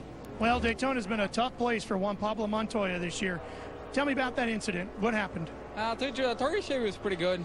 I felt the first had a lot of motor, so I had 2 guys had the 21 on line pushing me, so we're making pretty good ground there. And to tell you the truth, what happened, I don't know. Somebody wrecked in front of us. I lifted, I got spun into the fence, and then I got hit everywhere. You know what I mean? It's Daytona. Good to see that Juan's okay, Ralph. Been an eventful year at Daytona for him. We all remember the jet dryer incident in the 500. 1982, Bobby Allison won both the Daytona 500 and the Summer Classic here at Daytona. Matt Kenseth trying to do it tonight. Heard from Juan Pablo Montoya. David Gilliland has also been released from the infield care center. When they take the green flag, there will be 2 laps to go. This will not be one of NASCAR's 3 attempts at a green-white checker because we are still within regulation. And once we get the white flag, the next flag ends it, whether it be the caution or the checker. And again, we remind you about our poll question tonight on Twitter. On the final lap, do you want to be leading or not? The fans have spoken tonight on Twitter. 51% say they want to be the leader. 49% say they want to be the leader. 51% say they do not. Matt Kenseth on the inside lane. He's led 88 laps tonight. And Greg Biffle right behind him. 4 last lap passes for the win in the last 11 races here at Daytona. We'll see if we get one. Tony Stewart, no stranger to success at this track. He's won 3 of the last 7 summer races. Pace car is off. We're going green, and we're going to settle it at the World Center of Racing.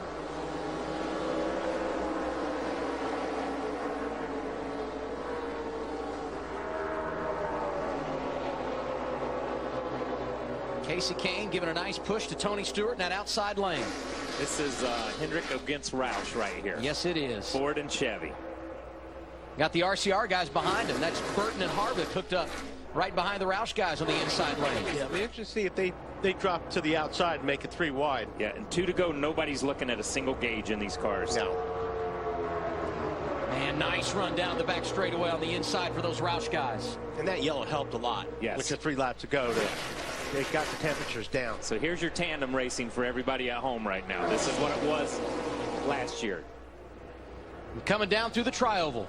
Once we get the white flag, the next flag will end it, whether it's the caution or the checker. And side by side with a lap to go at Daytona. And these guys are going to run. They're going to be leaning on each other going down the backstretch. Oh, my God. We got somebody sideways. Wow, Burton did an unbelievable job saving that race car. Amazing save by Jeff Burton. Now we got the 14 out there all by himself, but he got a big push to get away from those guys. Tony Stewart pulling down in front of Matt Kenseth. And Kane with a little charge in the outside lane. That's the break that Tony needed right there. This is going to be... This they're stacking up. They're stacking up. Through turns 3 and 4 here we go. The final time. Big crash behind the race leader, Tony Stewart. That's going to allow Smoke to pull away. What's going to happen behind him? Can Burton get there? No, he can't. Tony Stewart wins it at Daytona. Oh, we'll take that. Great finish. From 42nd to the win. Great move by Jeff Burton right there. I tell you, That Jeff, was a great race by save. Jeff Burton, I'm telling you. Incredible save, an incredible job to put him in position. And, you know, Matt's just where he's got to be. But Casey Kane deserves a lot of credit for that, too. Pushing that 14 and getting him in the right position. Did you see the water spitting out of that thing, Straight man? up, I mean, he sacrificed his engine right there.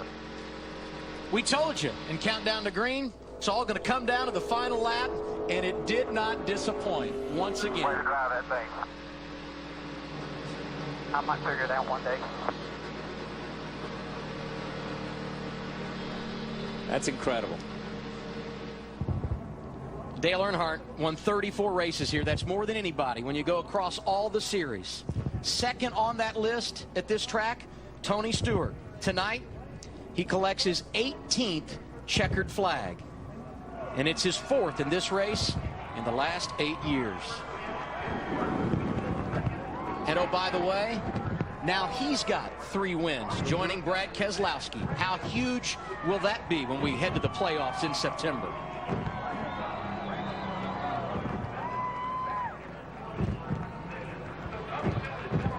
Did get a report that Marcus Ambrose, involved in that earlier accident, hard hit, has walked from the infield care center.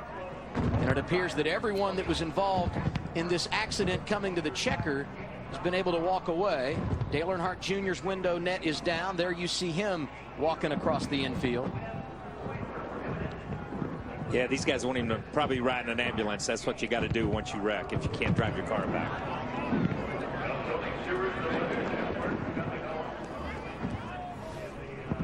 Everybody got their money's worth tonight. Now watch the 14 car. Gets a huge shot here. Watch his 17 go in the corner. He takes 2 handfuls. This thing goes down. You see him right there. He's got the 16 is leaning on him. Leaning on him, just leaning. And when they separate, that 14 car had just enough go to get around him, clear him, and pull over in front of him and block. And like you said, the 5 car gave him such a shove in 1 and 2 right there. And look at the 5 car coming. Yeah. Because the 17 and 16 had to hook back up again. And then as we get down in here, these guys are right on him. 17 wants to go up. He goes up. The 16's right there. He just... It looked like Matt comes down and gets into the 16 and knocks him down. How many times have you seen it at Daytona? Someone's coming to the checker flag and they're everywhere, scattering in the tri-oval behind them. I tell you, Harvick he did a good job too, because Earnhardt was in the back of Harvick, actually turned Harvick down on the apron and just about had it saved. Yes. Earnhardt took a hard lick to the outside wall. He got turned to the outside. You see him right in the middle of the race. So did back Harvick. Into the outside again. Yeah, Harvick took a shot too. See the 29 go down? Yes. And then the 16 gets hit by the 17 and gets into Harvick.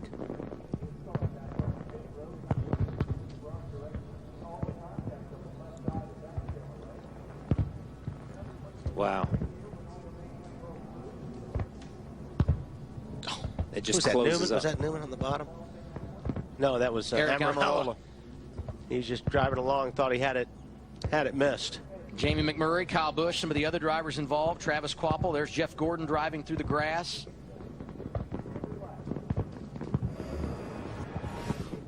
Tony Stewart will be glad to hear that everyone's okay after he celebrates in victory lane here this evening. Talked to him on Countdown to Green, asked him about the situation in qualifying after qualifying second, but his time was disallowed. Had to start in the 42nd position. Said our team made a mistake. NASCAR did what they had to do. I think we're just fine. And I agree. He played his cards right. And Tony Stewart is a winner for the 47th time in his career. Coming back to Daytona in a moment. The Coke Zero 400 on TNT is brought to you by Coca-Cola Zero. Real Coke taste and 0 calories.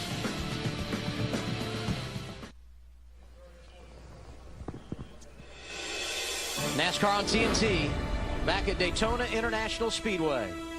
It's all wrapped up in the Coke Zero 400 powered by Coca-Cola.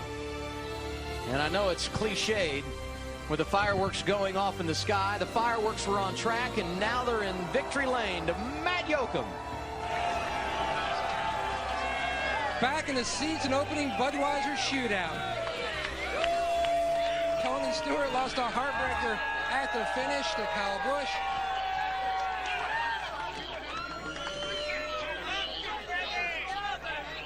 Smoke always special to win at Daytona, but walk me through that final lap when everything got jumbled. I don't even remember what happened that last lap. We just in that second lane and just tried to get the 17 and 16 pulled apart, and once we got them pulled apart, it gave us a run on the outside. So it shows what Mobil 1 lubricants and oils can do for you. It's just so good on restarts, and just a weird day. These races, I'm still voting for a figure 8 race here. 42nd to first. Not one, not twice, not 3 times, but this is your 4th Midsummer Classic, the Coke Zero 400 win. What's this one mean to you? Well, anytime you win at Daytona, it's special, but the Chevy was awesome, had great Hendrick horsepower, and everybody at Stewart-Haas Racing did an awesome job this weekend. I'm really, really proud of our organization. If it weren't for the cap blowing off the Nakaduck, we would have been second and third qualifying, and I'm really, really proud of that. So really proud of this Mobil 1 Office Depot team and everybody at Coca-Cola and U.S. Army, Quicken Loans, GoDaddy, Aspen Dental, Outback Steakhouse, everybody that's a part of this program. They just, Gene Haas and everybody at Haas Automation are the ones that got this started. So thanks to all those people. So Rick Hendrick, one of your corporate partners, poked his head in the window. What did he tell you? Can never tell that. So he just said good job. So thanks to all of our fans. It's it's been a long, hot 4th of July. We know that, and appreciate all the fans that stuck it out tonight. It's been a long, hot couple of days for them, and we got the toughest fans in the world. I think the only thing difficult for Tony Stewart, the confetti in victory lane. Marty? Well, I guess it's a good thing when you're disappointed to finish 3rd. Matt Kenseth, clearly the best car tonight. Was it just that the top line would not move enough to get you guys up to where Tony and those guys were? It's just disappointing. Whenever you have the best car, me and Greg, I thought did, and you didn't win. But I don't know. It seems like we made the wrong moves at Talladega by not keeping Greg with me good enough and getting separated. And today, I think I shouldn't have worried about it. Once we got separated off of 2 and I was under Tony, I think I should have just stayed with him and tried racing to the finish. But anyway, I tried to slow up and grab my teammate that's been helping me so much all night. And we started getting hooked together, and Tony was going slow, and I went to go outside of Tony, and then everybody wrecked behind me. I'm not sure what happened. You told me when you got out of the car that you need to figure this out. Is it something you're beating yourself up over, or what? Well, I don't know. It's just a different kind of racing. You can always second guess your moves all night long, but I thought we did good to get back to the front after the unfortunate caution, and I thought we were in perfect position. I thought it kept Greg with me perfectly for a lap and a quarter there, and then that last lap it gets crazy. Everybody gets shoving, and you don't really know what's going on 2 or 3 rows behind you. So did the best I could. Just disappointed we came up short because these guys gave me an awesome car. Clearly a dominant car for Matt Kenseth. He finishes 3rd tonight. Marty, he led 89 laps of the 160 here this evening. We just got word Kevin Harvick, after that hard hit, has been released from the care center as we look at championship standings with 18 races complete. Matt Kenseth, 136 points in front of the 10th position. That is big. He's going to be in the chase. Dale Earnhardt Jr., Greg Biffle, sizable advantages as well. Jimmie Johnson. And how about Tony Stewart with 3 wins He's now jumped to 5th in points, and you can't say enough about Brad Keselowski. Finished 6th tonight. He's up a position to 9th in the standings. And this is where things get interesting. Kyle Busch, number 1 in the wild card, and Joey Logano by 1 point in front of Ryan Newman as the 2nd wild card position. Casey Kane 6 points behind. He's 16th after 18 races. Now to Ralph Shaheen. Well, we got Dale Earnhardt Jr. We're going to do this one live, too, by the way. Hey, tell me about what happened to you in that big incident. We were going into 3 and looked like I couldn't tell what was in front of Harvick, but looked like everybody was coming apart, and we come up on him real fast, and Harvick went to the inside of the 16, and the 16 either came down or got shoved down into the nose of Harvick's car, and I don't know, you see it right there, but I was getting shoved at the same time. I was lifting off of Harvick and getting shoved into him, and just turning left and got clipped by the 16 going by. It's pretty wild. You know, we're all running into each other. It was crazy at the end. Marty? Well, Ralph, somehow these two guys made it through. Ryan Newman over here, Jeff Burton here. I'm going to start with you because I got to have you piece together your night for me. The mirror falls off on like lap 5. Lap 1, you're at 240 on the water. How did you hold it together tonight for a second-place finish? Well, honestly, we had to just kind of ride around in the back tonight. Right now, if we get in the pack and race, we're going to overheat and we're not going to finish the race. So unfortunately, we kind of have to ride around, and that kept us out of some trouble, though. You know, you know, we got going with about 30 to go and missed a couple wrecks. Had some fortune. Got Kevin and I had a good run going and just had nowhere to go. And you know, did my little thing in turn 1, saved it, and then they wrecked off turn 4 and ended up with a good finish. So anytime you can leave here with a car not tore up, you probably ought to be happy. You never knew going 3 wide in turns 3 and 4 would be so brilliant, did you?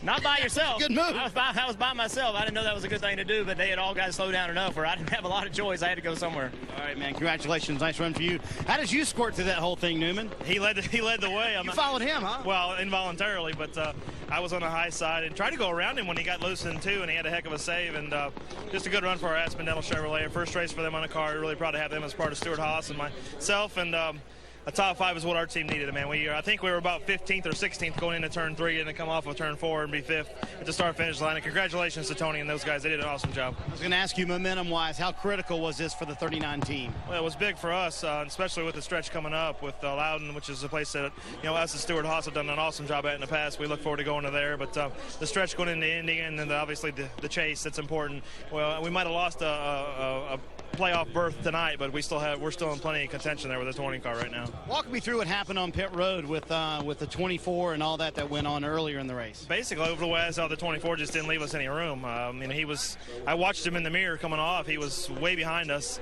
and he just never made it to the outside lane. And when I came off on the outside of the 5 turned out, and he had to go around whoever it was, and we just all 3 went together.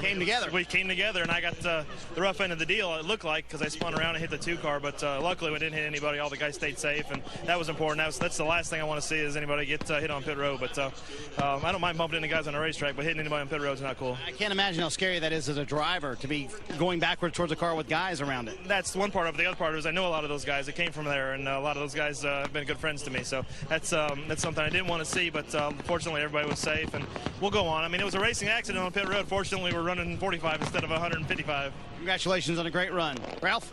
Here with Denny Hamlin. Denny, you seem to be moving a little bit slow. Are you okay? Yeah, I'm all right. None of the hits were too bad except for the last one in the right side door, but proud of our FedEx office team. You know, it was one of those weekends where it's tough to, going into the race with not much practice and things like that, but we put ourselves in a position to win, and just like there at the end, we were all jockeying for position. Air gets taken off cars, and it looked like the 6 team. I think he came down and got the right front fender, and I was already loose anyway. So after that, it's just you're just a ping pong ball after that point. But I got to thank my whole team for sticking by us this weekend, and we'll go to Loudon and try to win that one. You came into this race with back issues. Did you aggravate that in any of those incidents tonight, or are you now dealing with pain in other areas? Well, I was fine. I could have done without it, that's for sure. But I'll be 100% by next weekend for sure. As much strides as I take really every day in getting better. That I know once I get to Loudon next weekend, we'll be good to go. So just looking forward to getting to some of these racetracks where you can kind of control your own destiny. Well, Casey Kane involved in that last lap accident there. Casey, you gave Tony Stewart a huge push for the win. I think he owes you a beer. Yeah, that was. I was trying all I could. Another Hendrick engine, and as good as our Chevys were all night, I wanted to see Tony win over those other two. But you know, when Burton hit me in turns 1, I don't know where he came from or how that happened. I know the inside kind of got lined up, so me and Tony started falling back a little. Then he bounced off, I think, Biffle and myself, and just slowed the whole field down. And by the time we got to turn 4, everybody had caught back up, and it was way too many cars in too small of an area.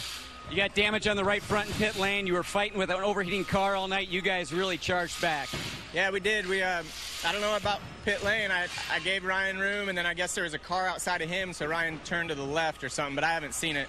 But yeah, we ended up spinning there, just a racing thing on pit road, and then you know, from there we had to fight. We had to put water in once, but the temperatures were great after that. Our HendrickCars.com Chevy ran great, thanks to Farmers Insurance, Quaker State, and everybody that supports us.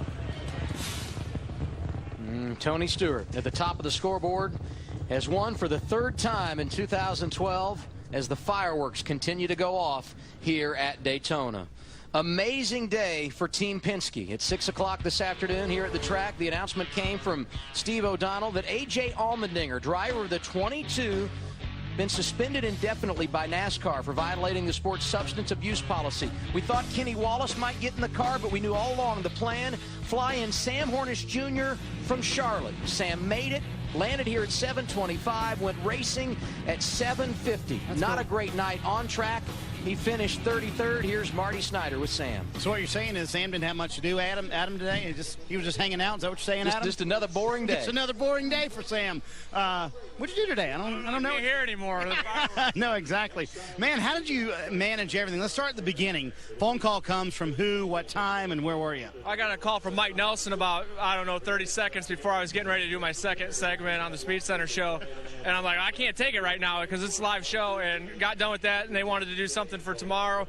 Can you spend a couple minutes? I was like, yeah, but I got to call back. I call back. I'm sorry, can't do anything. So headed off towards the airport, and after that, for about the next, 2.5 hours, it was pretty quiet for me because I was just sitting there waiting for the airplane to get there, and then also flying here. But done a lot of things that I've never done before. Put a suit on in an airplane. Glad I was able to come down here and help out. It's been a long time since I got to drive the Shell Pennzoil car. That was all the way back in 2003 in the IndyCar Series. So obviously wish that we could have gave him a better finish today. I was pretty comfortable in the car and really happy how it was running, just trying to make it to the end, and ended up puncturing a tire, and it came apart on us while we were trying to get to pit road. So, up and down day for sure, but got to spend the morning in the lake with my little girls, and then I got to come down to Daytona and race tonight. That's a good thing when you get to spend the first part of the day at the lake. Did you ever get comfortable in the car? Yeah, I was pretty comfortable. I spent about the first 15 laps just sitting there riding around, making sure that I was comfortable with how the car was. There was a couple things that, if we would have had, another 15 minutes that we probably would have worked on a little bit. But all in all, the car was a little bit tighter than what I wanted from the start, and I feel like we just were going to make some small changes along to that point. And the last half of the race was just for us, riding around there, unfortunately. But I was just I felt like the car was really good, and that once it handled well, it moved in and out of traffic. I don't know what the highest we got to was, but I felt like we could move forward when we wanted to. But for even the points where the car was good, we just wanted to ride towards the back of the pack, that first pack, make sure that we had a car to race at the end, and unfortunately we didn't get the opportunity to do that. You should pack some more into your schedule, I hope you have a ride home. I haven't even thought about that. Adam, can you give him a ride home? I'll send him with you, Marty. How about that? Sounds great. And now some questions to ponder in the 22 camp. Who drives that car next week at New Hampshire? And with a free agency situation, who might be in it down the road? Tony Stewart spraying the champagne. He deserves it. Here are our unofficial results, and they're in all capital letters for a reason. Jeff Burton, Matt Kenseth, Logano, Newman, the top 5. With some of these guys we didn't even talk about. Michael Waltrip had a great. Bobby Labonte. And Bobby, those guys got lapped. Remember, they were one of the first teams to get lapped. Yeah. Casey Kane, Jeff Gordon, both involved in multiple accidents, and unofficially both inside the top 12. Dale Earnhardt Jr. had a great car and was coming there at the end. You heard him talk about it. Kyle Busch, Denny Hamlin, a lot of time at the front. These guys ran up front all day, yeah. Ambrose had that hard hit, and he was 30th. There's Jimmy Johnson, 36th. After starting 12th, his third DNF of the year on 3 plate races. Talked about situation for Jeff Gordon, finished 12th unofficially, Matt. And absolutely, and Jeff Gordon fought back to that 12th place finish. And Jeff, the tone of your day, you were sitting perfectly in third. Everyone was starting to make their green flag stops, and then the tone just absolutely changed. What happened? We were just coming to pit road, you know, and I don't know what happened behind me, but they just started wrecking, and we got caught up in that. So, you know, that definitely changed our day. We were in great position, fast race car.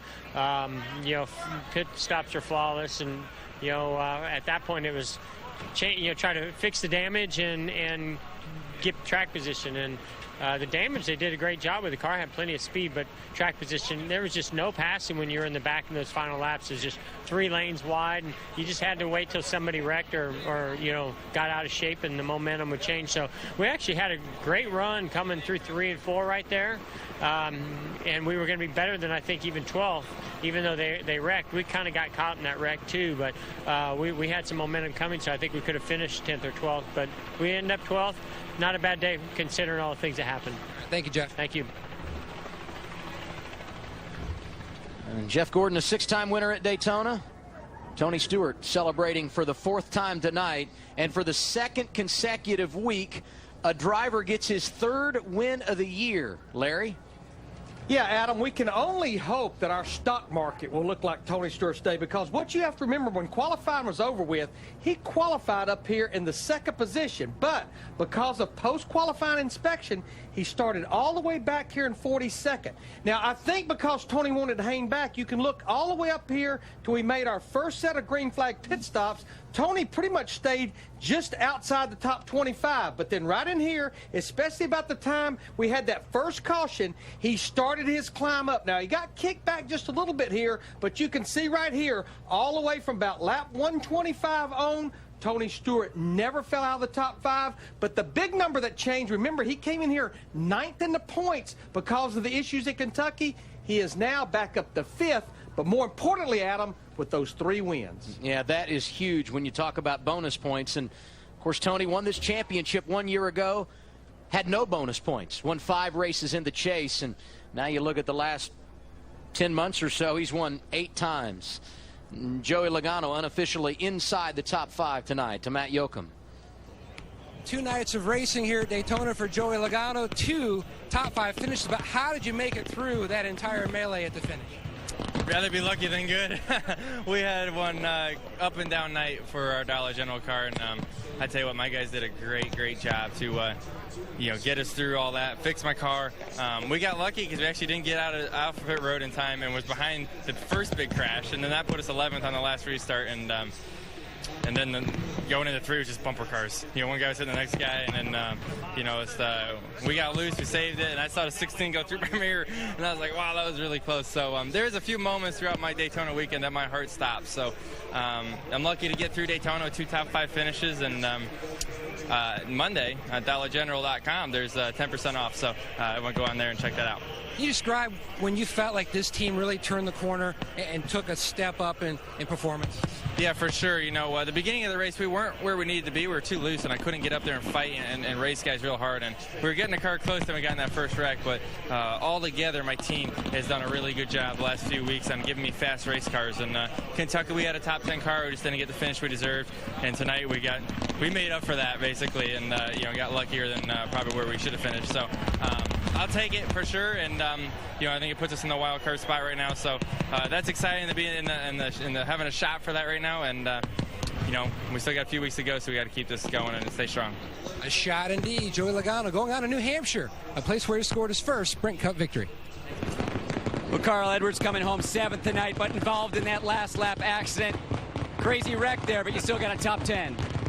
An accident. That's a nice word for what went on there. It was insane. And at the end, I mean, the subway car was right against the fence, and it felt like people were just piling into the car. And I thought, if I can just keep it against the fence and keep going straight, we'll be okay. And we keep moving up the pylon. They're showing us 6th now. So overall, a good night for Ford in general. I'm glad to have Subway on this Ford, and I wish we'd have got a win for him. But hopefully we'll go get a win next week with our Fastenal Fusion.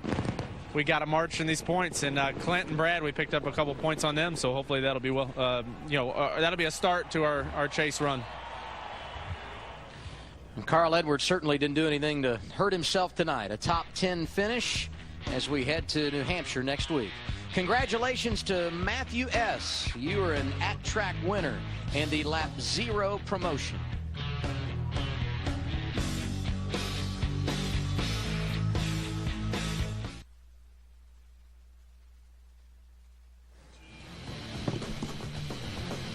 NASCAR on TNT, back live at the Daytona International Speedway. Our post-race coverage continues of tonight's Coke Zero 400, powered by Coca-Cola.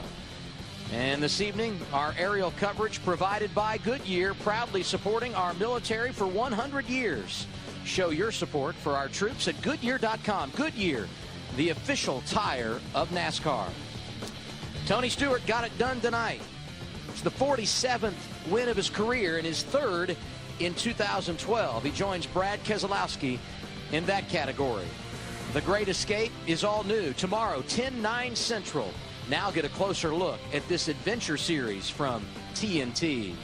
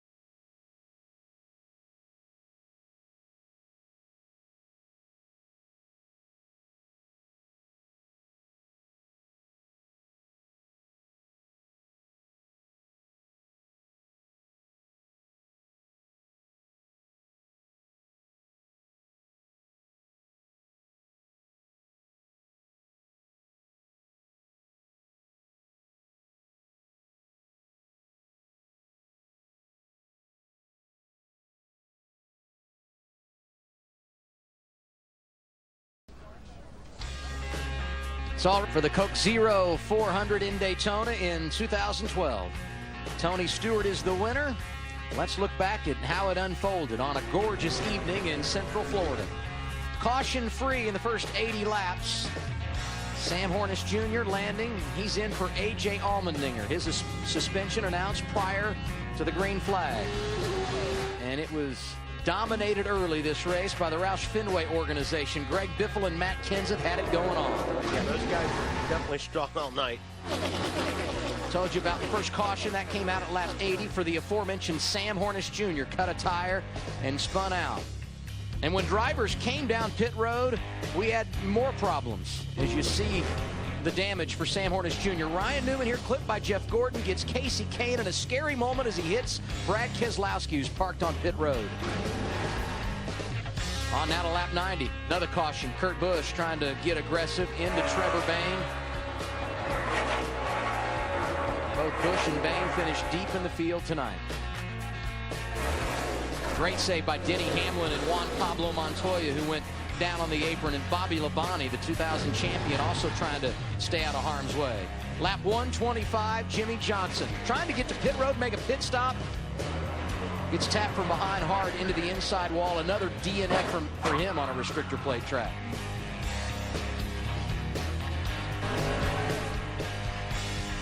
See Greg Biffle coming to pit road. But pit road is closed. He was penalized because he was not yet by that commitment cone.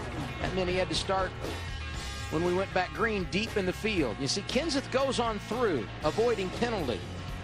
Greg Biffle did not. They argued the point. NASCAR won that argument. They usually do. Yep. Lap 145, though, Biffle back with his drafting partner, Matt Kenseth. That's when Brad Keselowski gets turned around again, going down the back straightaway. Unofficially, he came back and finished inside the top 10. Late in the race, it got wild. Denny Hamlin, Kyle Busch among the drivers in this one. In all, 24 drivers tonight were involved in accidents when the smoke cleared on this event. Had a shootout at the end. Tony Stewart trying to battle the Roush Fenway guys. What a great run on the outside to grab the race lead. As they came to the checkers, a huge wreck in the tri-oval. But it was Tony Stewart that was out in front of the mess. And for the 4th time in his career, he has won the Summer Classic here at Daytona. And as we have told you a couple of times, it's his 3rd win of the year. He and Brad Keselowski have got the hat trick in 2012. We look at the top 10 in standings. Boyer has now dropped to 10. Yeah, but Boyer still has that 1 win, and that's a big deal, you know. And he's not that big a deal, you know. He is in 11th, 12th, 13th. Those guys are catching up. Obviously, we don't see them right there, but they're catching up a little bit and closing that gap. And they've changed positions. If you look at Logano, just as Logano says, you know, he's moved up to 4th. He's moved into the wild card position. Joey Logano and Kyle Busch. Carl Edwards still searching for that win. Did a lot of good for himself tonight by having that top 5, top 6 finish. How about Joey Logano? 1 point in front of Ryan Newman for the 2nd wild card position, and Casey Kane only a couple behind going to New Hampshire. Our wide open coverage, a lot of fun. We couldn't do it without our sponsors. We thank them now. Sprint, Toyota, hashtag NASCAR on Twitter.com, Viagra, Geico, Goodyear, Ram Trucks, and of course, Coke Zero. Next Sunday, NASCAR on TNT wraps up the Summer Series in New Hampshire. Our coverage begins with Countdown to Green at noon Eastern. Next on TNT, Crazy Heart on the East Coast or the West Coast, The Firm. NASCAR.com has more post-race coverage. Special thanks to our entire production staff, including Barb, Dennis Stones, and Bill Angela Brittinger, too, Dean Koenig, and Barb, Daryl Harmon, Eddie Collins, John Howard, Tom Sahar, and Chris Brown. Thanks so much. I'm Adam Alexander. Good night from Daytona.